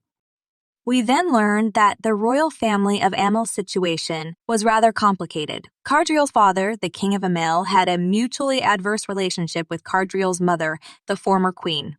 Therefore, the king had no heirs other than Cardriel, the first prince, despite being close to 60 years of age. As soon as the former queen died, he remarried a new, young queen. The king loved and treasured his second son, the child between him and the new queen. He despised Cardriel, who took after the former queen. When Cardriel came of age, he received support as the Prince of Amel and gained real power. Even that was a thorn in the king's side. He didn't see Cardriel as a son or an heir. He merely saw Cardriel as a political enemy who was stealing his power. Thus, when Tia made false allegations against Cardriel and prepared soldiers to seize him, the king did not hesitate to join forces with her. All his life, Cardriel has been tormented by his father and fought with his estranged stepmother, until, in the end, Cardriel eventually died for treason. Tia starts to think about how even though Cardriel contributed to the kingdom and made the country prosperous, he knew that he was going to end up being betrayed by his father. She also starts to think about how if Cardriel could get rid of his parents without being suspected, then there would be nothing more he could ask more. Cardriel then jolts up, asks Tia if she's going to assassinate the queen. Tia responds by telling him that she already planted an assassin in Duke Rhaegon's estate. She continues by mentioning to him that the assassin will kill the queen and frame the Duke Rhaegon. She further states that, as he may already know, the queen and Duke Rhaegon have been working together. Cardriel replies by telling her that she's planning to create conflict between them and have Rhaegon incriminated for assassinating her. Tia agrees to his response. As she raises her hands, she continues by mentioning to him that since they don't officially know the relationship between Duke Rhaegon and the Queen, it will be a good justification to engage the military. Cardriel responds by questioning her about how can he trust that she will carry out this plan. Tia replies by stating to him that he must have already researched her in the capital, so she's sure he also knows that she became the Empress's lady-in-waiting. She continues by stating to him that it is the Empress's wish to destroy House Rhaegon. Cardriel responds by telling her that this means that she's going to exploit an internal conflict within the Empire. Tia replies by agreeing with him and mentioning to him that she will do this especially now, since House Rhaegon isn't insignificant. We then learn that the current Duke Rhaegon is accountable for the distribution of salt in the South Sea as the Emperor's subordinate.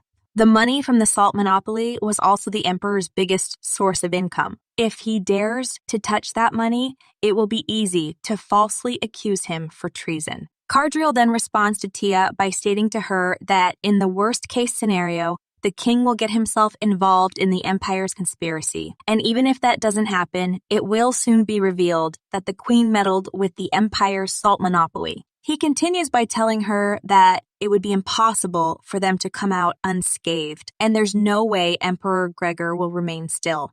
Tia replies by mentioning to him that he can't interfere in other countries' internal affairs, but the King of Amel will have to extend a gesture of sincerity. She continues by stating to him that she's not doing this for his sake, and this can only be carried out as long as she is in the Empire.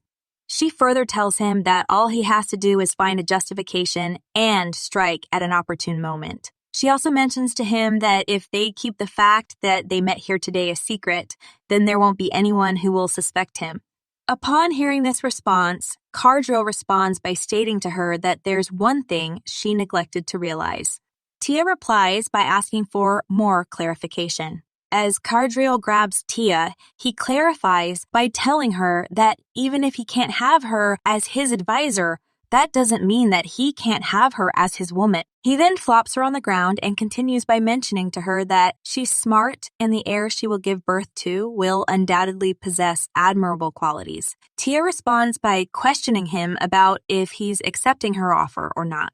Cardriel replies by stating to her that her expression doesn't change in the slightest. He continues by telling her that he has an offer for her as well. He further confirms with her about how her objective is to make Cedric emperor and asks her what she plans on doing after she finishes that mission. As he reaches his hand out to help her up from the ground, he mentions to her about how if Cedric is just a lord to her, then she won't need to stay with him once everything is over. Tia responds by agreeing with him. Upon hearing this response, he takes Tia's hand and makes her rub his face. As he's forcefully making her rub his face, he replies by stating to her that if she retires and decides to go somewhere, then she should come to him. He continues by telling her that the weather near the Southern Sea will undoubtedly be better for her health. Tia responds by mentioning to him that if his intention is to keep an eye on her, then there's no need for him to go to such lengths. She continues by stating to him that he still won't be able to trust her. Upon hearing this response, Cardriel stops forcefully making Tia rub his face and asks her if she seriously doesn't understand what he means or if she's purposely pretending not to understand. Tia replies by questioning him for more clarification. Cardriel then tugs her and states to her that he's speechless. He continues by asking her if she's already forgotten that he proposed to her. Tia responds by telling him that she hasn't forgotten and how she believes that was just for the alliance. Cardriel replies by mentioning to her that he can't believe she didn't understand him at all. He continues by stating to her that this is his first time experiencing such humiliation and how he was serious. Tia responds by questioning him if he has a strange fixation with women who have had him beheaded. As he pokes her, he replies by telling her that he will admit that he thinks he has a bad taste in women. He continues by sliding his finger through her hair and mentions to her that he can't help that. He further states to her that he's well aware of what kind of jewel lies inside of here. Tia is silent upon hearing this response. Cardriel then tells her that to give it some thought as he's willing to wait until things turn out as she wishes. All of a sudden, one of the pirates calls out to Cardriel and a smoke bomb explodes inside the room. As the smoke is slowly starting to clear up, Cardriel notices that it's Cedric and mentions to Tia that he didn't expect him to personally come here. Cedric states to Cardriel to let go of his wife. If he does, he will let him die a painless death. Tia starts to blush and is surprised upon seeing Cedric. Cardriel responds by telling him that it seems like he's going to kill him as soon as he lets her go. As he tosses his knife in his hand, he asks Tia what she thinks about this. He continues by questioning her about if he were to threaten her by pointing this knife at her throat right now, does she think he will be able to escape from this dire situation? Tia replies by mentioning to him that this isn't the time to joke around. Suddenly, Cedric attempts to strike Cardriel, but he blocks it with his knife. Cardriel then states to Cedric that attacking him in the middle of a conversation is not polite. He continues by attempting to slash Cedric, but he ducks to evade the attack. Cardriel takes this opportunity to take his gun out and attempts to shoot Cedric as he's dashing towards him. However, Cedric dodges the bullet shot. Cedric then continues to dash towards Cardriel and gets ready to slash him. This causes Cardriel to retreat. While retreating, he bumps into Tia, which causes her to start falling down to the ground.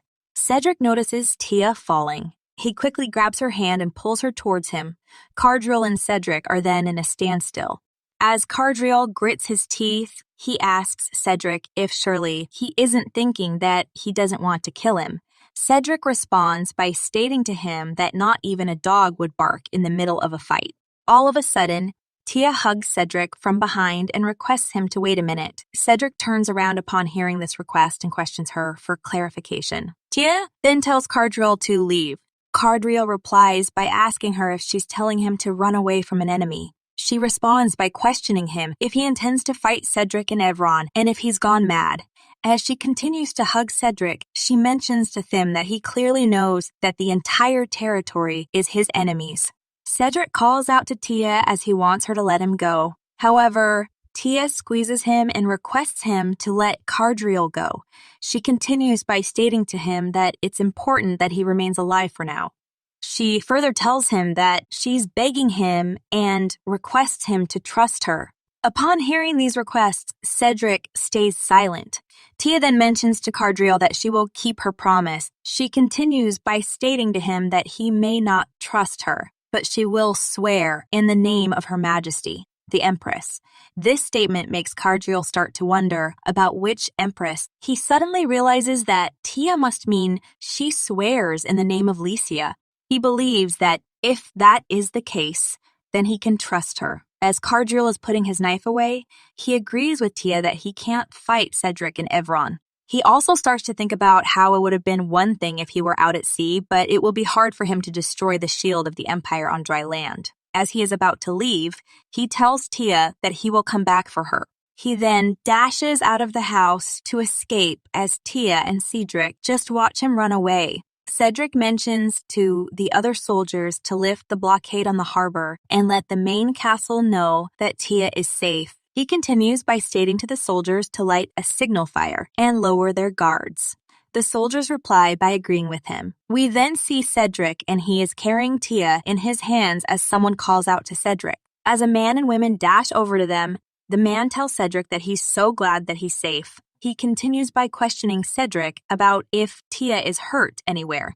Cedric replies by asking him where the bedroom is. The man responds by mentioning to him that it's this way. Once the couple are in the room, he requests Cedric to leave the rest to them.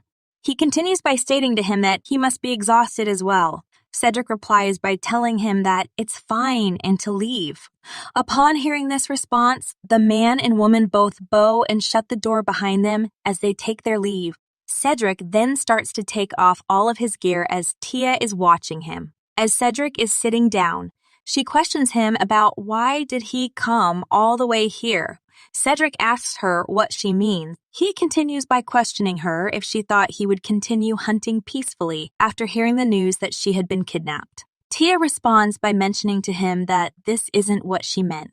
She continues by trying to state something about the main castle. However, Cedric interrupts her and asks her if that's more important to her. Tia replies by questioning him for more clarification. Cedric responds by asking her if she has anything else to say to him. Cedric starts to stare at Tia to hear a response. As he's waiting for a response, Tia clenches her lips. We then learn that when Cedric showed up, she thought that her heart was going to stop. She also thought that she would be able to persuade Cardriel. Tia would be lying if she said she was completely without fear. She wasn't afraid of death since she had already died once. But she didn't want to die without seeing Cedric again. For the first time ever, she had just barely started living like a decent human being. She didn't want to leave that life behind. Even if she hadn't been killed, she believed that Cardriel would have taken her down to the south and she would have been as good as dead. Tia then starts to remember Cardriel's words and tells herself that those words struck her straight in her heart. When he said he would help her forget everything, she knows that her heart wavered momentarily. She continues by thinking about how trekking through the piercing cold and snow to get here must have been difficult for Cedric. She's sure there was a lot to take care of after the breach of the main castle defenses. However, she knows that Cedric prioritized her over all of that as he came to rescue her, and then she begged him to let the enemy go. She also is aware that if Cedric had coldly asked her why she had done that, she would have been able to give him lots of clever excuses. She then starts to wonder if it's okay for her to say that she's happy he came to her rescue. However, she knows that he already lost too much for her to say that now. All of a sudden, Cedric notices that Tia is crying. He calls out to her as she's crying. Tia finally responds to him by apologizing to him. Upon hearing her apology, Cedric reaches his hand out and starts to wipe away her tears. He then kisses her on the lips. After he's done kissing her, he requests her not to apologize. He continues by stating to her that he doesn't want her to apologize to him. He further questions her about if she knows how he felt when he heard that she had disappeared. As he's smooching her on the eyes, he tells her that he spent the entire night thinking while he was running through the snow. He continues by mentioning to her that he thought about how he wouldn't be able to live without her. He further states to her that the main castle's defenses collapsed. House Jordan betrayed him, and he found out that all the trust he had was just an illusion. He also tells her that he was supposed to have felt like he had lost everything and how it isn't an illusion, but all he could think about was her. He then mentions to Tia that he originally chose to marry her for the sake of Evron. But to him, it felt like Evron would have meant nothing as long as she was safe. He continues by mumbling to her that, however, she threw herself in the middle of the fight to protect Cardreal. As Tia leans towards him, she replies by stating to him that she didn't go to that extent. Suddenly, Cedric kisses Tia and interrupts what she was saying to him. After he's done kissing her, he tells her that he only let Cardreal live because she asked him to. He continues by mentioning to her that this is the limit to his patience. As he's holding Tia's face in his hands, he further states to her to not stand up for him and how he doesn't need to hear her reasoning either. He doesn't want to become more of a mess in front of her than he already is. Upon hearing this response, Tia's heart starts to skip beats. She then responds by telling him that this isn't right. Cedric replies by agreeing with her. Cedric knows that Tia is just a contract partner who he promised to protect for 2 years. We then learn that Cedric simply married Tia because she was young and in need of a guardian. Cedric may have called her his wife, but he believes that he's not really her husband. Because of that, he felt like his heart was burning up even more.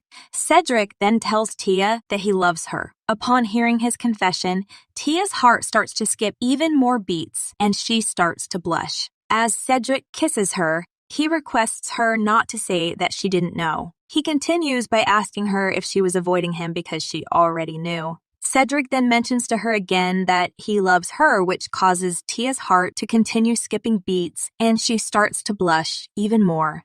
As Tia turns, she states to him that he can't. Cedric responds by requesting her to say that she hates him. He continues by stating to her again that he loves her. All of a sudden, Tia embraces him and starts to kiss him passionately. As Cedric lifts her off her feet, he tells her not to think about anything else and just to look at him. We then see that they are in the bed and he asks her if she hates it. Tia replies by mentioning to him that she doesn't. Cedric then sits on the bed. Tia turns around and lays straight.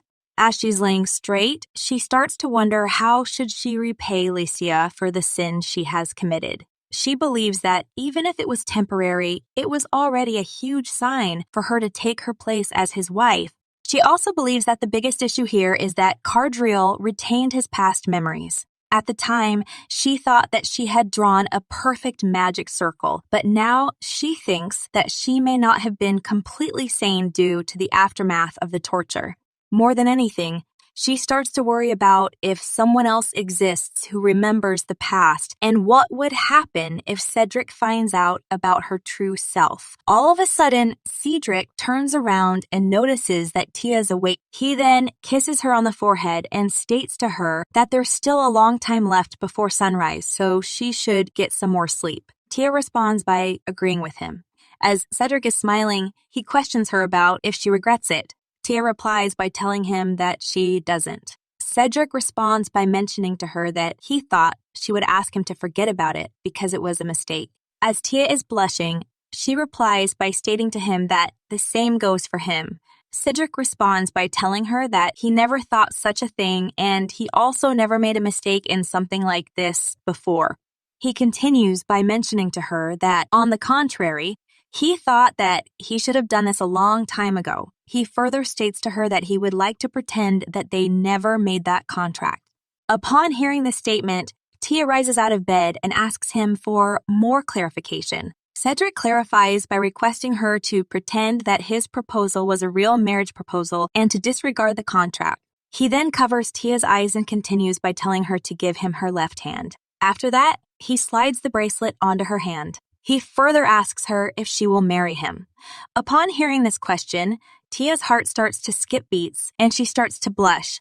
As Cedric is grinning, he mentions to her that it's meaningless since they already held the wedding, but he just wanted to do it. Tia replies by accepting his marriage proposal. Cedric responds by stating to her that back then, she told him that if he ever suspected that she was hiding something from him, then he could ask her for the reason. He continues by telling her that he would like to ask her to do the same, even if something comes between them, even if she suspects him, or alternatively, even if he ever suspects her. He further requests her not to forget what he's telling her now. He also mentions to her that no matter what kind of person she is or what she's done, Even if she were to stab a dagger into his heart, she's his only wife. Upon hearing this response, Tia starts to blush even more. Cedric then asks her what's her answer. Tia replies by agreeing with his request. Cedric starts to blush and is happy to hear this response. As he's kissing her, he states to her that she should sleep and how they will depart for the main castle as soon as she wakes up. He continues by telling her he was just about to replenish firewood in the heater and how he has to check to see if the wood is catching on fire. Tia responds by mentioning to him that she understands. After Cedric is done replenishing firewood in the heater, he gets back into bed. As he's staring at Tia fast asleep, he states to her that she's the first and last woman that he wanted and will ever want, now and forever. He continues by telling her that even if he were to have another chance at life, that would never change. He then squeezes Tia closer to him and falls asleep. It's the next morning and Cedric is questioning Tia about if she feels any discomfort. Tia replies by mentioning to him that she isn't. As Cedric wraps a coat around Tia, he states to her that the road wasn't maintained due to the snow, so the journey might be a bit rough. He continues by telling her that the carriage isn't high quality either. Tia responds by mentioning to him that it's fine and how she would rather return quickly and get some rest. She continues by stating to him that she's also worried about the state of things back at the main castle. Cedric replies by thanking her for understanding. Tia responds by telling her that there's something she wanted to tell him. As Cedric pats Tia on the shoulder, he replies by mentioning to her that if it's about the people from the Southern Sea, then she doesn't have to explain anything because she's not someone who would do things for no reason. Tia responds by stating to him that it's not about that and how she wanted to say something about last night when he said that trust is an illusion. She continues by telling him that she never thought his trust was built on an illusion, and she thinks that betrayal can happen anywhere. But even so, despite that, the people of Evron Grand Duchy didn't really betray him. She further mentions to him that they simply think differently from him about what is best for Evron. Cedric replies by stating to her that everyone has different thoughts and how he knows this. He continues by telling her that it was simply made loud and clear for him this time. He further requests her not to worry because he still believes in good faith and righteousness. They then start to head to the main castle. After a while, Cedric asks Tia if they should take a short break. We then see that they decided to take the break. As Tia and Cedric are walking in the snow, Tia mentions to Cedric that it's fine for him to go on ahead. She continues by stating to him that he's only put temporary measures in place at the main castle. She further tells him that if he was to go by himself, he would be able to save a lot of time. Cedric responds by mentioning to her that there's no need to rush. He continues by questioning her if she thinks it's ridiculous for him to go back first after having rushed all the way here to save her. As he clears his throat, he further states to her that, besides, everybody will misunderstand and think that she's trying to avoid him. Tia replies by telling him that she's never done such a thing. Upon hearing this response, Cedric pats Tia on the shoulder and mentions to her that he might be particularly sharp, but that doesn't mean he's a complete idiot. He further asks her if she thinks he wouldn't know that she was trying to force him to get together with Lycia. He also requests her not to think of such unnecessary thoughts as it's bothersome for Lycia as well. Tia responds by questioning him about what did she even do to make him say that. Cedric replies by stating to her that she made her lady-in-waiting serve tea to her husband. He continues by telling her that he thought that this kind of thing only happened in political marriages between people who hate one another and how it really hurt his feelings. We then learn that it was about 5 years after Lycia became a saintess.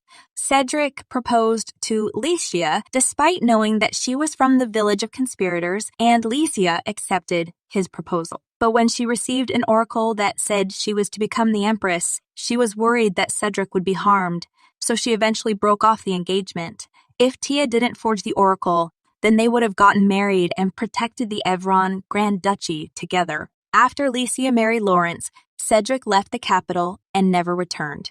Throughout the span of Cedric's entire life, he never took in another woman, not before or after Lycia. Tia then starts to think about how she has stolen Cedric away from Lycia again. She also starts to wonder about if Cedric's heart will be drawn to Lycia again as time passes. She believes that things might be different this time. She knows that the future has already changed as her marriage has been established as a real marriage. She also is aware that the man who once offered his heart solely to Licia no longer exists, as he is now in love with her. Suddenly, as Cedric is grabbing Tia's chin, he mentions to her that she doesn't have to try so hard to hand him over to someone else. He continues by stating to her that, of course, it's fine if he's mistaken. This response surprises Tia, as Cedric leans towards Tia. He tells her that it's very rude of her to do that to him. Tia starts to wonder about how Cedric stated that she was handing him over. She believes that it's quite the opposite. She then squeezes his hand and tells him that she's just not used to it. Upon hearing this response, Cedric pulls her closer and mentions to her that he will then help her get used to it. He then kisses Tia in front of everyone. All of a sudden, Cedric realizes this and looks up. Everyone starts to look elsewhere. Cedric then clears his throat and states to Tia that they should get going now. He continues by telling her that he believes they will be able to get to the lodge before nightfall. Tia replies by agreeing with him. Cedric questions her if the inside of her boots have gotten wet yet. Tia responds by asking for more clarification. Suddenly, Cedric picks Tia up and starts to carry her. As he's carrying her, he requests her to hang in there just a little bit longer and how she will be able to rest properly soon. Tia replies by mentioning to him that she understands. As the couple are about to go back inside the carriage, one of the soldiers blows the horn. Upon hearing the horn, Cedric flops Tia inside the carriage and then he shuts the carriage door. He then turns and shouts at his soldiers to take aim. We then see that the Karam are approaching them. The soldiers start to wonder why the Karam are here. The Karam start dashing towards the soldiers. The soldiers start to take aim. One of the soldiers starts to feel nervous. Alphonse pats the soldier on the shoulder and states to him to not worry. We also learn that the soldier's name is Colin. Alphonse continues by telling him that he's already fought against dire wolves and how these guys are weaker than them. All of a sudden, one of the Karams jumps right past Alphonse and Colin. Upon Cedric noticing this, he mentions to Alphonse, Ned, and Colin to defend the carriage. The leader of the Karam then states a command to one of the Karams. The Karam understands and starts to dash towards Cedric. He attempts to attack Cedric, however. Cedric manages to block the attack. The Karam starts to quiver. Cedric then slashes the Karam, which causes him to fall to the ground. Upon the Karam leader noticing this, he screams something. Meanwhile, Tia is rattling in the carriage. Suddenly, an axe slams into the carriage. Alphonse notices the axe and tugs it out of the carriage. He then knocks on the carriage and asks Tia if she's hurt anywhere. Tia responds by stating to him that she's fine. She continues by questioning him about if the situation is that dangerous. Alphonse replies by telling her that it's fine and requests her not to worry. Upon hearing this response, Tia starts to wonder if this means that it's quite dangerous. One of the soldiers then blows the horn to call for more reinforcements. The reinforcements arrive, which boosts the soldiers' morale. The Karam notice the reinforcements and start to retreat. Cedric notices this and shouts out to his soldiers to not retreat. He continues by mentioning to them that if they lose them here, the neighboring village will be in jeopardy. Upon hearing this command, the soldiers charge towards the Karam. Upon the Karam noticing this, they start heading towards the carriage. The soldiers realize what the Karam are doing and shout out that Karam are aiming for the carriage and how they need to protect it. The Karam then attack Colin. Alphonse realizes that Colin is injured as he's swinging his sword around and protecting the carriage. All of a sudden, someone stabs the Karam that hurt Colin. It turns out to be Licia. She then calls out to Tia. Licia calls out to Cedric, which causes him to turn around. She then tosses a spear to him and states to him to use it. Cedric grabs the spear. All of a sudden, one of the Karam starts to rush at him. Cedric uses the spear and stabs the Karam. The Karam falls to the ground and dies instantly. We then see that some of the knights are injured and are being helped by the knights that didn't get hurt. Once Cedric mounts back onto his horse, he tells his knights to load the casualties onto the wagons and get going. He continues by mentioning to them that they have to keep advancing toward the village. The knights reply by agreeing with him. Licia gets close to the carriage and then attempts to open the door. Upon opening the door, she extends her hand out to grab Tia from the carriage and states to her that they have to hurry. Tia is confused to see Licia. However, she grabs her hand and gets on a horse with her. She also glances over at the knights and notices that Colin is critically injured. They then end up making it to a nearby village. Cedric asks one of his knights about how Colin is. The knight replies by telling him that the venom in the wound that the Caramon inflicted with his poisonous nails spread up to his elbows, so they had to amputate his arm. As Colin is huffing, the knight continues by mentioning to Cedric that if Colin hadn't received treatment when he did, he would have died from monocrosis. Upon hearing this response, Cedric places his hand on Colin's eyes and states to him that it's okay and how he's fine. He continues by telling him that everything will be okay now. Meanwhile, Tia is trembling as she's taking a bath. She is also wondering how this all happened. Licia responds by mentioning to her that they received a report yesterday morning saying that several Karam subunits had been discovered. Tia replies by asking her if they were crossing the Told. As Licia is pouring hot water into the tub, she responds by stating to her that the Told Mountains are rough. She continues by telling her that there is no path for the army to move along that isn't through the Told gates. However, it isn't entirely impossible to cross the mountains. She continues by mentioning to her that the hunters and the herbalists usually walk over the mountains, as well as the slash and burn farmers and the traders.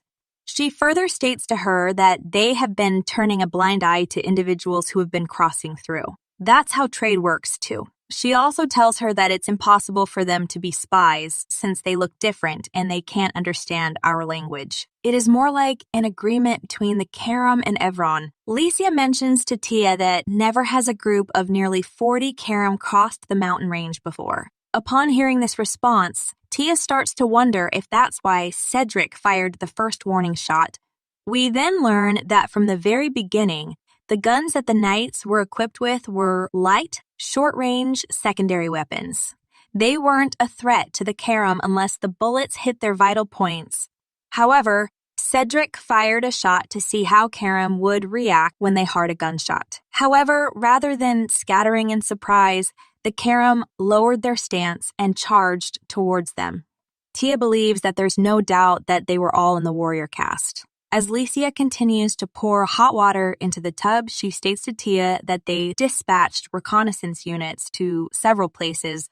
She continues by telling her that after this, she was worried about her. She further mentions to her that this wasn't the only reason, as it would have been impossible to escape if her carriage ran into the Karam, but also because the knights that accompanied Cedric were only equipped with weapons that were suited for hunting. As Tia gets out of the bath, Licia also states to her that she was worried about the clothes that she was wearing as well as the carriage she was riding in. Tia replies by telling her that there was no need for her to worry about her to such an extent. Licia responds by mentioning to her that there was. Upon hearing this response, Tia starts to wonder how many people died. The two of them then leave the bathroom and notice that Cedric is waiting outside for them. Cedric calls out to Tia, and as he's approaching her, he questions her about if she's hurt anywhere. Tia replies by stating to him that she's perfectly fine. As the knights are bowing to Tia, she continues by telling him that, more importantly, 6 people are dead, 7 people are wounded, and among those, 2 are seriously injured. Upon hearing this response, Cedric starts to think about how he would say this was a success, considering the fact that a mere 20 knights faced twice as many Karam without any proper equipment. Cedric then thanks one of the knights for coming when they need him. He continues by mentioning to him that had he arrived a little longer, the outcome would have been disastrous. The knight responds by stating to him that it was all thanks to Baron Morden. He continues by telling Cedric that most of the scouts were already heading toward where the Karam units had been spotted. Licia replies to the knight by mentioning to him that they were on their way to meet Tia with a carriage loaded with her clothes. That is, until they heard the sound of a battle. Cedric responds by praising Licia. Licia replies by stating to him that she simply did what she had to do. Cedric replies by telling her that he wonders why the warrior caste was roaming around this place. Licia responds by mentioning to him that they are looking into it. Upon hearing this response, Tia starts to think about how, as far as she remembers, there isn't supposed to be a war this year. She believes that there's no way that the changes within the empire would have affected the Karam, especially because nobody can confidently communicate with them. Cedric then states to Licia that he thinks it would be best if they could rest for today. He continues by telling all of the knights to go back and rest. The knights rise up upon hearing this command and agree with him. All of the knights, including Licia, leave the room and shut the door behind them. Cedric then slumps into a chair and takes a breath of fresh air. Tia starts to think about how this is all her fault. All of a sudden, Cedric starts to approach Tia and then grasps her. He continues by requesting her to stay like this for a moment. Once Cedric is done hugging Tia, he questions her about if she thinks that he did the right thing. Tia replies by asking for more clarification. As he grasps Tia, he clarifies by stating to her that he's wiped, kissed, and soothed the wounds of his men. But whenever he does that, he feels like a vicious hypocrite, and it's unbearable. Tia responds by questioning him about why he feels that way. She continues by telling him that there will always be people who think of the lives of soldiers as mere paper chess pieces. She further mentions to him that the same goes for those who see soldiers as numbers. She also states to him that, however, he remembered every single night and took care of them until the end. Cedric has no response upon hearing this response from Tia. He then tells her that he was the one who brought Colin all the way here and made him fight. Tia replies by mentioning to him that Colin was the one who decided to follow him. She continues by stating to him that, as a knight, he gave his full allegiance to you, so as his lord, he should reward him with glory. As Cedric sighs, he responds by agreeing with her and telling her that he is certainly receiving the loyalty of his knights. He continues by mentioning to her that the more he accomplishes, the more his knights will risk their lives for him. Tia replies by stating to him that he's not being hypocritical in order to earn their loyalty. She continues by telling him that it's coming sincerely from his heart. Cedric responds by mentioning to her that the outcome, however, is the same. He continues by stating to her that sometimes he feels like he's telling his soldiers to die for him.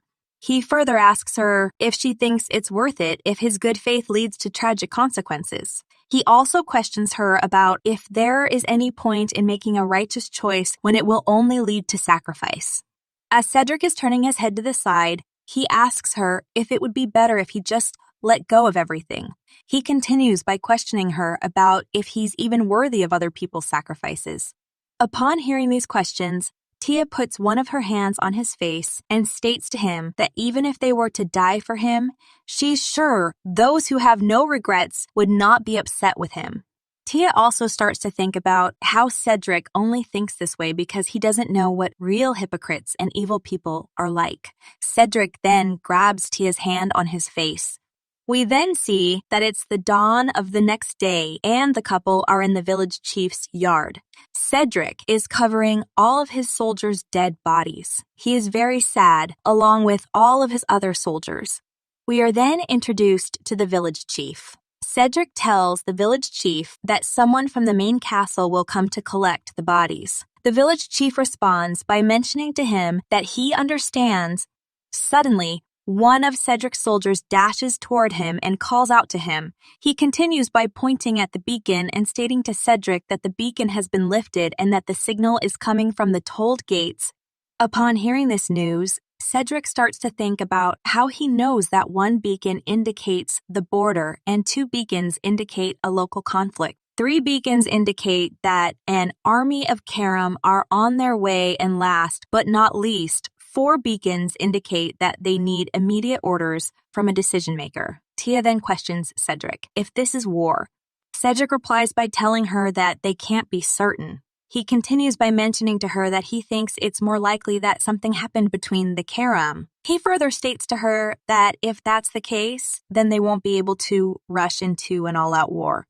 Tia responds by asking for more clarification. Cedric clarifies by telling her that there's a conflict of power because there are numerous forces amongst the Karam. As Cedric is turning towards Tia, he continues by mentioning to her that, to his knowledge, for the past few years, the moderate faction has held most of the power. Upon hearing this clarification, Tia starts to ponder. Cedric notices this and reassures her not to worry too much. He continues by stating to her that this doesn't mean a war has broken out yet. He further requests her to head to the main castle and tells her that he can leave the military matters to Viscount Agatha. He also mentions to her that he's only taken temporary measures, so he's entrusting her with the management. Tia replies by agreeing with him. Cedric then calls out to Licia and states to her that he trusts her to stay by Tia's side. Upon hearing this order, Licia kneels in front of Cedric and tells him that as the daughter of Morton, she accepts his orders. Cedric then mentions to Tia that he's putting his faith in her and requests her to put her faith in him as well. He continues by stating to her that everything she does is his responsibility. He further tells her that together, they will be able to find the right path. Tia responds by nodding and agreeing with him. As Cedric is hugging her, he mentions to her that he will be back soon. Cedric then gets on his horse. As he's galloping away, he turns around to take a look at Tia. We then see Tia and Licia inside a carriage and are heading back to the main castle. Tia asks Licia if it's normal for Cedric to personally treat the injured. Licia replies by telling her that, from what she knows, it is. She continues by mentioning to her that, of course, when there are army doctors present, they come first. She further states to her that Cedric has been taking care of the injured since he was 16 when he first set out to battle. Back then, that was the least he could do, since he couldn't participate in war. Tia responds by telling her that she understands. We then learn that the reason why the Emperor murdered both of Cedric's parents and kept him alive was to keep Evron from falling into ruin. If all the descendants of the Grand Duke had died, Evron would have given up on being part of the Empire. However, due to the presence of a certain young lord, Evron remained united as one. Cedric has always carried that weight on his shoulders. Suddenly, Licia questions Tia about if Cedric was sad, which slightly catches her off guard. Licia continues by mentioning to Tia that Cedric has never shown that kind of face in front of them. Tia responds by understanding what Licia said. Licia further thanks Tia for coming all the way out here, as her father had always worried about it as well.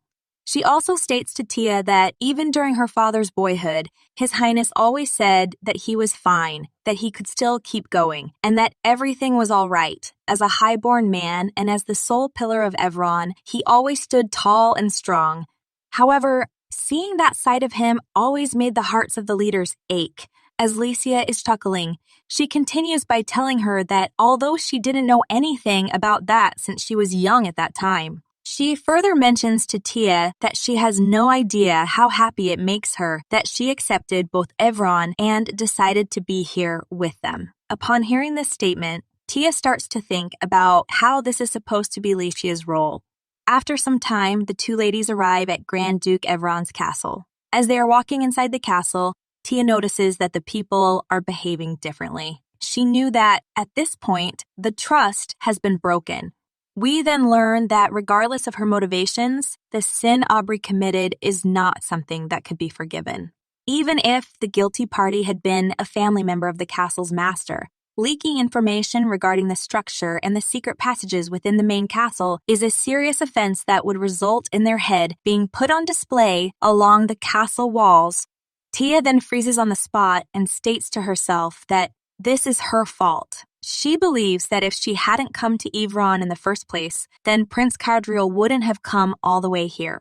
She's aware that Aaron and Margaret have taken care of the main castle for over 20 years, and that House Jordan was trusted by both nobles and commoners. Tia believes that no matter how severe their crimes were, they were unjustly discarded for high treason.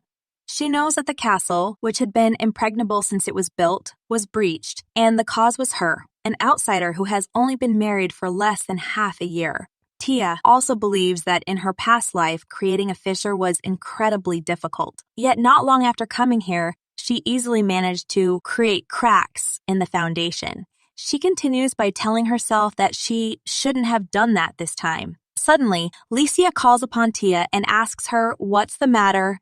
Tia replies by mentioning to her that it's nothing. All of a sudden, someone states to the ladies that they are very glad to see that they made it back safely. We find out that it's Viscount Agatha. Tia responds by telling him that he's done well.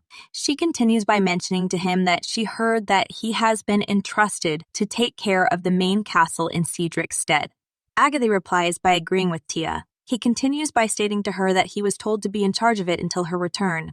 However, due to the circumstances, he believes it would be best for him to handle the military affairs for the time being. Tia nods in agreement upon hearing this response and tells him that she will leave that to him. Tia continues by mentioning to him that Cedric has gone straight to the toll gate. Agatha responds by stating to her that they have already seen the beacons from here. He continues by telling her that right now, the knights are organizing themselves based on the patrol groups. Tia replies by questioning him about if the village is all right. She continues by mentioning to him that there were a lot of casualties on their way back. Agatha responds by stating to her that all of the Karam troops they have seen until now have been disposed of. He continues by requesting her to relax and get some rest as she must be exhausted. Tia replies by thanking him. All of a sudden, Tia's maids rush over to her and call out to her. The maids then start to question Tia if she knows how worried they were and ask her if she's hurt anywhere. As one of the maids is clasping Tia's hand, she tells her that they should get her warmed up first. Another maid questions her if she would like her to prepare a warm bath. She further asks her if she's sure she can eat dinner. Upon hearing all of these questions, Licia claps her hands and mentions to the maids that this is enough. She continues by stating to them that she's sure that Tia is very tired. She further orders Sophie to fetch Tia a change of clothes and for Lise to bring a bowl of soup and some chocolate.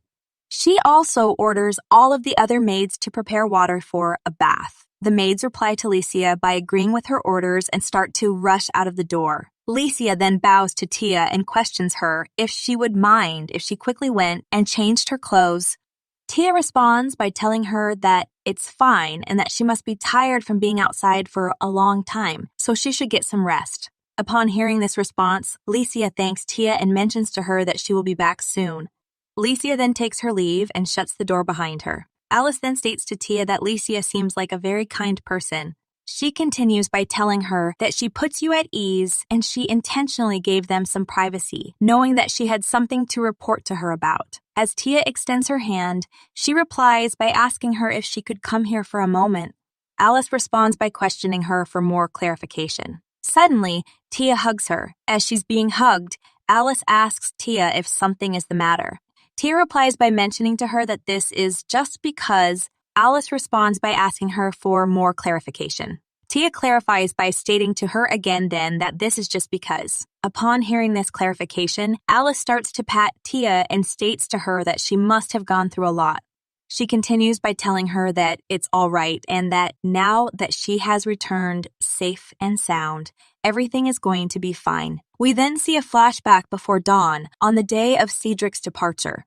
Licia noticed a gun on the table and questioned Cedric about if he has learned how to shoot a gun. Cedric replied by mentioning to her that he kind of knows how to shoot a gun. As he reached his hand out, he stated to her that he's entrusting the gun to her. Licia responded by asking him if this is his favorite gun. Cedric replied by telling her that she handles pretty much anything well, so it shouldn't be difficult for her to learn how to use it. Upon hearing this response, Licia was troubled and questioned him about if it would be better to hand this over to Tia as this item is too extravagant for her. As Cedric smiled, he responded by mentioning to her that it would be a miracle if Tia's wrist didn't break while she was trying to shoot this.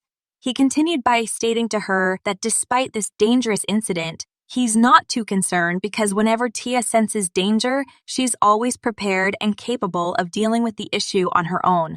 He further told her that what he's really worried about is her heart. She also mentioned to her that Tia might seem to have a strong mind, but she's actually mentally fragile.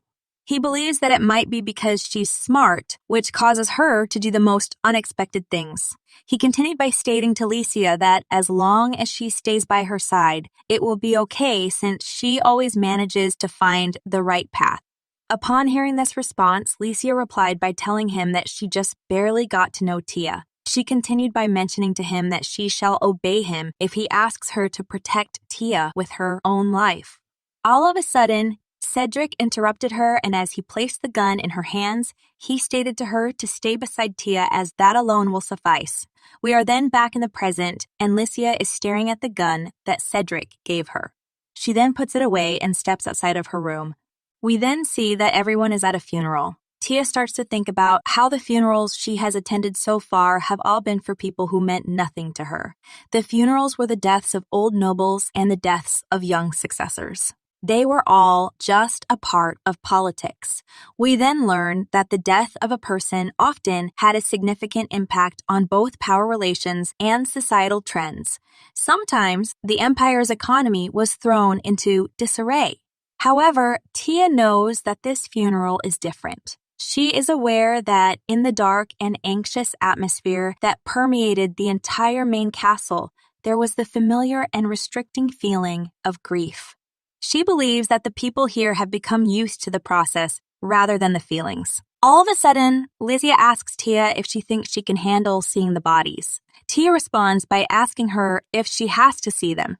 As Lysia opens a chest, she states to Tia that it is customary for the Lord to place a medal on the foreheads of the deceased. She continues by telling her that it is her responsibility since Cedric is not present at the moment.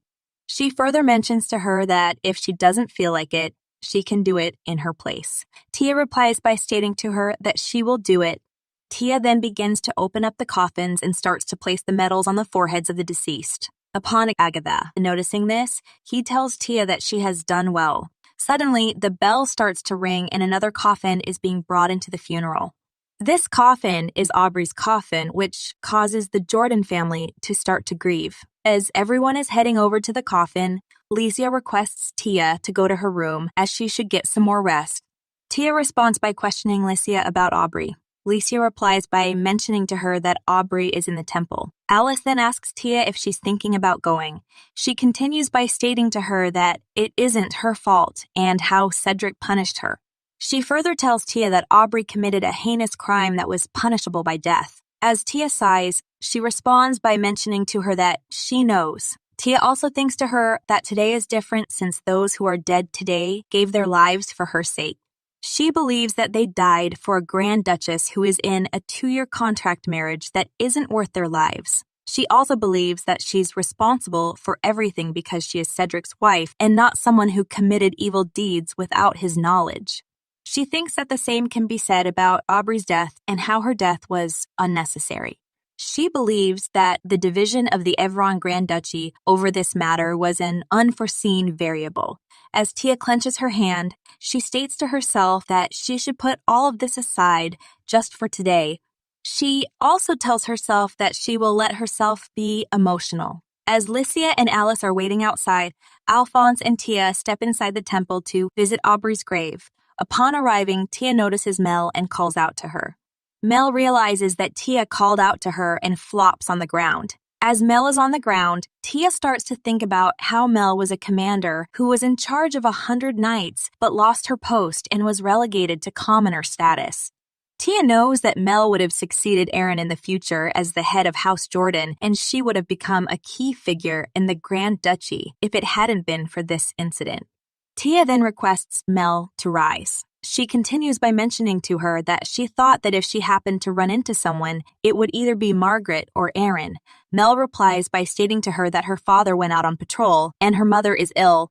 Tia responds by questioning her about if it's difficult for Aaron to go on a patrol at his age. Mel replies by telling her that he volunteered. She continues by mentioning to her that her father said he wanted to do what he could to make up for failing to properly educate his child. Upon hearing this response, Tia notices a mistletoe on Aubrey's grave. She then places the flower in her hand on Aubrey's grave and apologizes to her. All of a sudden, Mel states to Tia that Aubrey is a disgrace to House Jordan, which surprises her. She continues by telling Tia that she and her parents did a poor job of raising her. She further mentions to her that this may sound like an excuse, but Aubrey was born prematurely on the day they heard the news that the former Grand Duke had been purged. She also states to her that on the day Aubrey was born, they even thought about just covering her head with a blanket. They thought that it would be difficult to raise a newborn baby in House Jordan if a conflict with the imperial family were to arise. They figured it might be best for Aubrey to die while she was still innocent and naive. They treated her with kindness because they felt so bad for her, and as though she were a noble lady from the capital, they didn't force her to work. They let her wear pretty clothes and do anything she wanted. However, One day, they realized that Aubrey wasn't just immature, as she also thought of herself to be the future Grand Duchess. Mel continues by telling Tia that by the time she realized, it was already too late. Tia responds by mentioning to Mel that people will live according to their true nature, regardless of how their parents raised them. Mel replies by agreeing with Tia and stating to her that there are people who remain the same, no matter how they are educated. As she starts sobbing, she continues by telling her that, however, there was a chance that Aubrey could have changed. Tia responds by mentioning to Mel that she was a good sister to Aubrey and how she doesn't have to doubt that. Tia then starts to head out of the temple. As she is heading out, someone asks Tia if she has bid her attendants farewell. Tia looks up to see who asked her this question, and she realizes that it's the priest. The priest continues by stating to her that he would like to have a word with her and requests her to come this way. Once the two of them are in a secluded room, the priest apologizes to Tia for making such a sudden request. He continues by telling her that she is the only one he can discuss this matter with. He further mentions to her that she is the only person here who isn't from Evron and how the ties between the locals and the priests are particularly deep in the north. He also states to her that he was concerned that a very critical issue like this one would get buried because there's nothing a mere priest like himself can do about this. Tia replies by requesting him to tell her what's going on first. As the priest is covering his face, he responds by mentioning to her that yesterday he received a confession from a farmer. The farmer told him that the reason the war broke out was because they were attempting to produce the devil's crop. He continues by stating to her that the crop is apparently being called the carom crop among the farmers. Tia replies by questioning him about if this is such a big problem.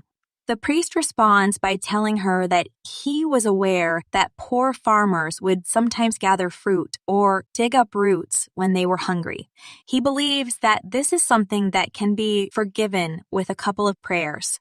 As the priest clasps his hands, he continues by mentioning to her that the same goes for trading with the carom, as that kind of thing is what fools do to survive in a place that's beyond God's reach. However, he believes that this situation is different. He further states to Tia that he heard that the farmers conducted systematic research about agricultural practices by creating a village north of the Told Gate. He also tells her that he thinks that one of the Grand Duchy's vassals is involved in this. Upon hearing this statement, Tia starts to think about how it's not like she didn't expect that this would happen. We then learn that for the sake of researching the farming practices of carom crops, around 20 households were established in that area. The population was over 80 people. Tia believes that it would have been stranger if the information had never leaked out. She also believes that there is most likely an imperial spy within the Evron Grand Duchy. However, she knows that the chances of people finding out about the information focusing on the carom crops and the village north of the Thold is slim, unless if someone is collecting this information. Tia continues to think about how Hannah was confident in her ability to keep those involved under control. But faith, on the other hand, is something that no one in the world can stop. She also starts to think about how the person who confessed was probably not aware that they had revealed a secret. The priest then continues by mentioning to her that in the eyes of a temple, the carom are demons and that anything that comes from the carom is from the devil.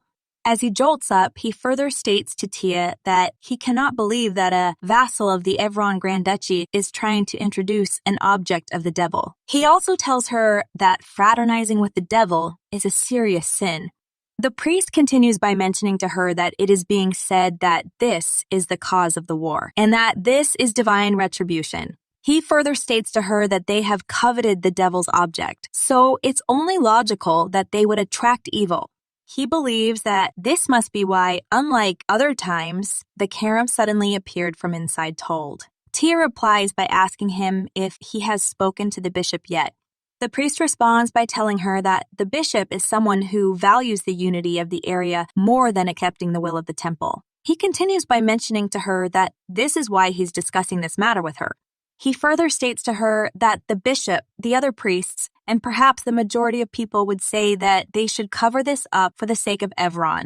Tia replies by questioning him about how does he want her to help him. She continues by telling him that she's unfamiliar with the situation here and that she doesn't know anything about the Karam. The priest responds by requesting her to inform the mainland's Great Temple of what is happening here. He continues by mentioning to her that if the Great Temple demands it, then the bishop won't pardon the fool who is fraternizing with the devil for their own benefit. He further asks Tia if she believes they should put a stop to the possibility of God abandoning Cedric purely because of his asshole. Upon hearing this question, Tia starts to think about how the priest is probably telling her this out of concern for the Evron Grand Duchy.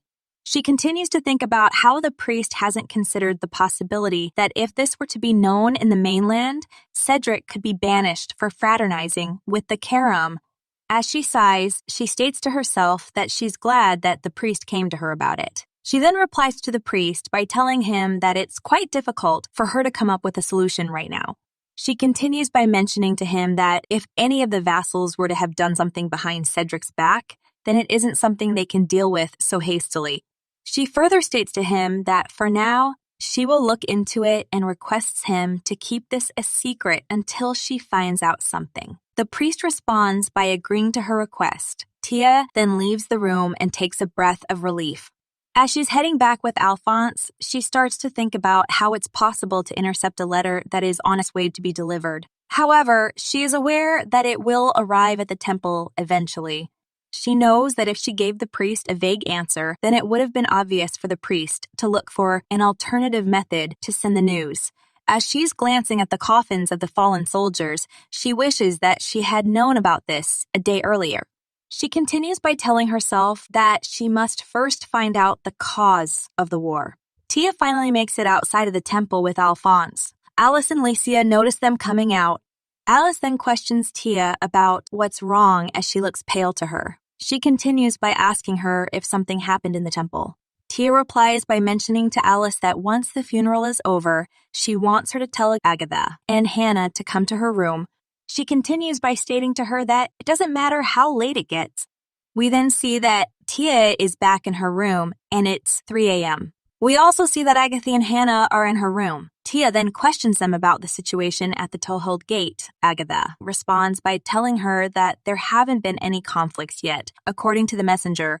He continues by mentioning to her that, however, it has been reported that between 20,000 and 25,000 warrior-class Karam have gathered in front of the fortress. Licia replies by stating to him that generally, when a war erupts, the number of individuals that gather should be far higher than that. She continues by telling him that this doesn't mean that 20,000 is a small number. Tia also responds by mentioning to them that she heard something today. She continues by stating to them that, according to what she heard, this conflict has erupted because of the village to the north of the Told Gate. She further asks them if Cedric told them to keep this from her or if they voluntarily decided to keep this from her. Upon hearing this response, Agatha and Hannah look at each other. Licia also replies by telling everyone that she's not sure what's going on here, but the one thing she's certain of is that Cedric asked Tia to care of the main castle. All of a sudden, Hannah falls to the ground and apologizes to Tia. She continues by mentioning to her that it's all her fault. She further states to Tia that in the process of dismantling the village, a Karam child had accidentally been kidnapped. Tia responds by asking for more clarification. Hannah clarifies by telling her that there was a new Karam village not far away from there, so children from both sides often hung out together. She continues by mentioning to her that it is said that on the same day they were dismantling the village and relocating the residents, some of the children entered the Told Gate. She further states to Tia that according to the soldier who made the mistake, he took them because he thought they were mixed-race children because of the hoods covering their eyes. Tia sighs upon hearing this clarification. She then starts to think about how when the beacons at the Told Gates fortress were lit, her biggest concern was the emergence of variables. As far as she could recall, there was no conflict with the Karam this year. She continues by starting to wonder if her actions caused a butterfly effect. She also wonders if that's not the case, is it because there's someone other than Cardril who has their memories from the past? Tia believes that it's unlikely that anyone outside of Evron is associated with the Karam, as she knows that the Karam are usually regarded as monsters in all regions except Evron because it never occurred to those regions that they could be subject to negotiation or politics. Tia comes to the conclusion that, in other words, an unknown variable has occurred in Evron. She then questions Hannah about if Cedric is aware of this. Hannah responds by stating to her that he is aware and how the guard captain of the village went to the fortress at the tolled gate and reported it to Cedric. She continues by telling her that they have already sent the children back as well. Tia replies by mentioning to Hannah that since the incident has already happened, the Karam hardliners have been given leeway to gain power after defeating the moderates. As Hannah slumps down more, she responds by requesting for forgiveness. Tia replies by mentioning to her that she doesn't want to hear an apology. As she's getting out of her chair, she continues by stating to her that they will find the person who leaked the information as soon as possible. She further tells her that they will punish the person severely and give a stern warning to ensure that this never happens again. She also mentions to them that she's sure they also know what will happen if this news were to reach the mainland. She continues by stating to them that she already told him why they were dismantling the village and trying to put the crops on the great temple's altar by using roundabout methods. She further tells them that warnings are pointless unless they plan to silence everyone by killing them. Agatha responds by mentioning to Tia that the original plan was to relocate them to a suitable location and sever their contact with the outside world for a while. They were dealing with the situation so quickly at the time that they first brought them to the main castle. But the Karam troops showed up here and there, so they haven't been able to clean up yet. Tia replies by stating to him that they will have to deal with the residents first. She continues by telling him that since the village of conspirators is the most secretive place in Evron, she would like if they could accept about 8 households. Tia also starts to think about how the people there are the most loyal to the Evron Grand Duchy. She believes that they must harbor a sense of vengeance toward the imperial family. She also believes that they will be able to keep an eye on the residents of the northern tolled village to ensure that no information is leaked. Lacia then mentions to Tia that she thinks it would be nice if they could temporarily stay there. She continues by stating to her that they need to discuss whether or not they can stay there long term. Hannah also tells Tia that even if they only manage to survive through this winter, her people will be able to figure out a solution to the problems that arise later. She continues by mentioning to her that once spring arrives, she will relocate the entire village to a hidden location as planned. Upon hearing this statement, Tia turns and asks Hannah if she can trust her words. Hannah responds by stating to her that there is some solidarity in their relationship. She continues by telling her that everyone has lived with mixed-race Karam for many years. As Hannah is bowing, she further mentions to her that she has enough loyalty and gives her her word. Upon hearing this response, Tia sighs and starts to think about how they must place the Karam crops on the altar of the Great Temple as quickly as possible, and they need to form a Western Grain Trade Association as soon as possible. She also hopes that no matter where the mention of the Karam crops comes from, it is regarded as a battle over grain. She then states to everyone that she should head to the capital. We then see the situation at the fortress of the Tolled Gate, and 3 days have passed. Cedric receives a letter from Lacia and questions her about if she personally brought this letter to him. Lacia replies by telling him that she has, because this place is not far from the main castle. She continues by mentioning to him that since it's an important letter, Tia requested that she personally delivers it. She further states to him that Tia also requested that she survey the situation and report back to her. Lacia also starts to think about how, of course, she does have the slightest bit of doubt that maybe Tia was trying to force Cedric on her again. As Lacia turns, she tells Cedric that maybe Tia thought that he would try to minimize the situation in his reports. Suddenly, Lacia looks over the fortress and notices a battering ram. As she's looking through her binoculars, she also notices catapults. She then mentions to Cedric that the Karam are fully prepared for war as they have brought siege weapons in a guerrilla war. Cedric responds by disagreeing with her and stating to her that they don't seem like they are prepared for war. He continues by telling her that if that were the case, they would have gathered more than 20,000. He further mentions to her that he's more curious about how they came up with that idea. Lacey replies by stating to him that they have been fighting at the toll gate for over 100 years. She continues by asking him if it could be that they slowly realized that using their bare hands is difficult. Cedric responds by telling her that rather than that, it looks like they learned it from someone. He continues by mentioning to her that he doesn't believe that the Karam are capable of creating anything like that in the spur of the moment. As Cedric starts to read the letter from Tia, he figures out that the letter is about the news of how the information about the village to the north of the tolled gates was leaked and how the incident was cleaned up. As he continues to read the letter, he learns that forming a grain trade association and placing Karam crops on the altar of the Great Temple are both important at this point. He also starts to think about how, when he heard that Lycia had brought a letter for him, he thought Tia deliberately did it so that he would be alone together with Lycia. As Cedric is smiling, he knows that from the time they met in the capital to today, Tia and him have exchanged a few letters at least, but they have all been letters that contained sensitive information and had to be burned. Cedric then states to Lycia that he has to write a reply and how she can rest in the fortress for today. Lycia replies by questioning him about if he will stop Tia from going to the capital.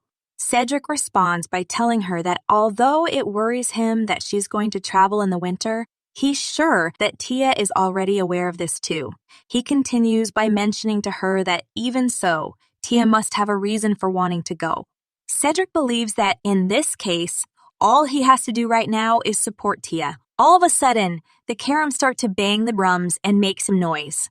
Please make sure to subscribe. Special thanks to all of my Patreon members. Why not watch another Manhwa recap on my channel by clicking on this video right here?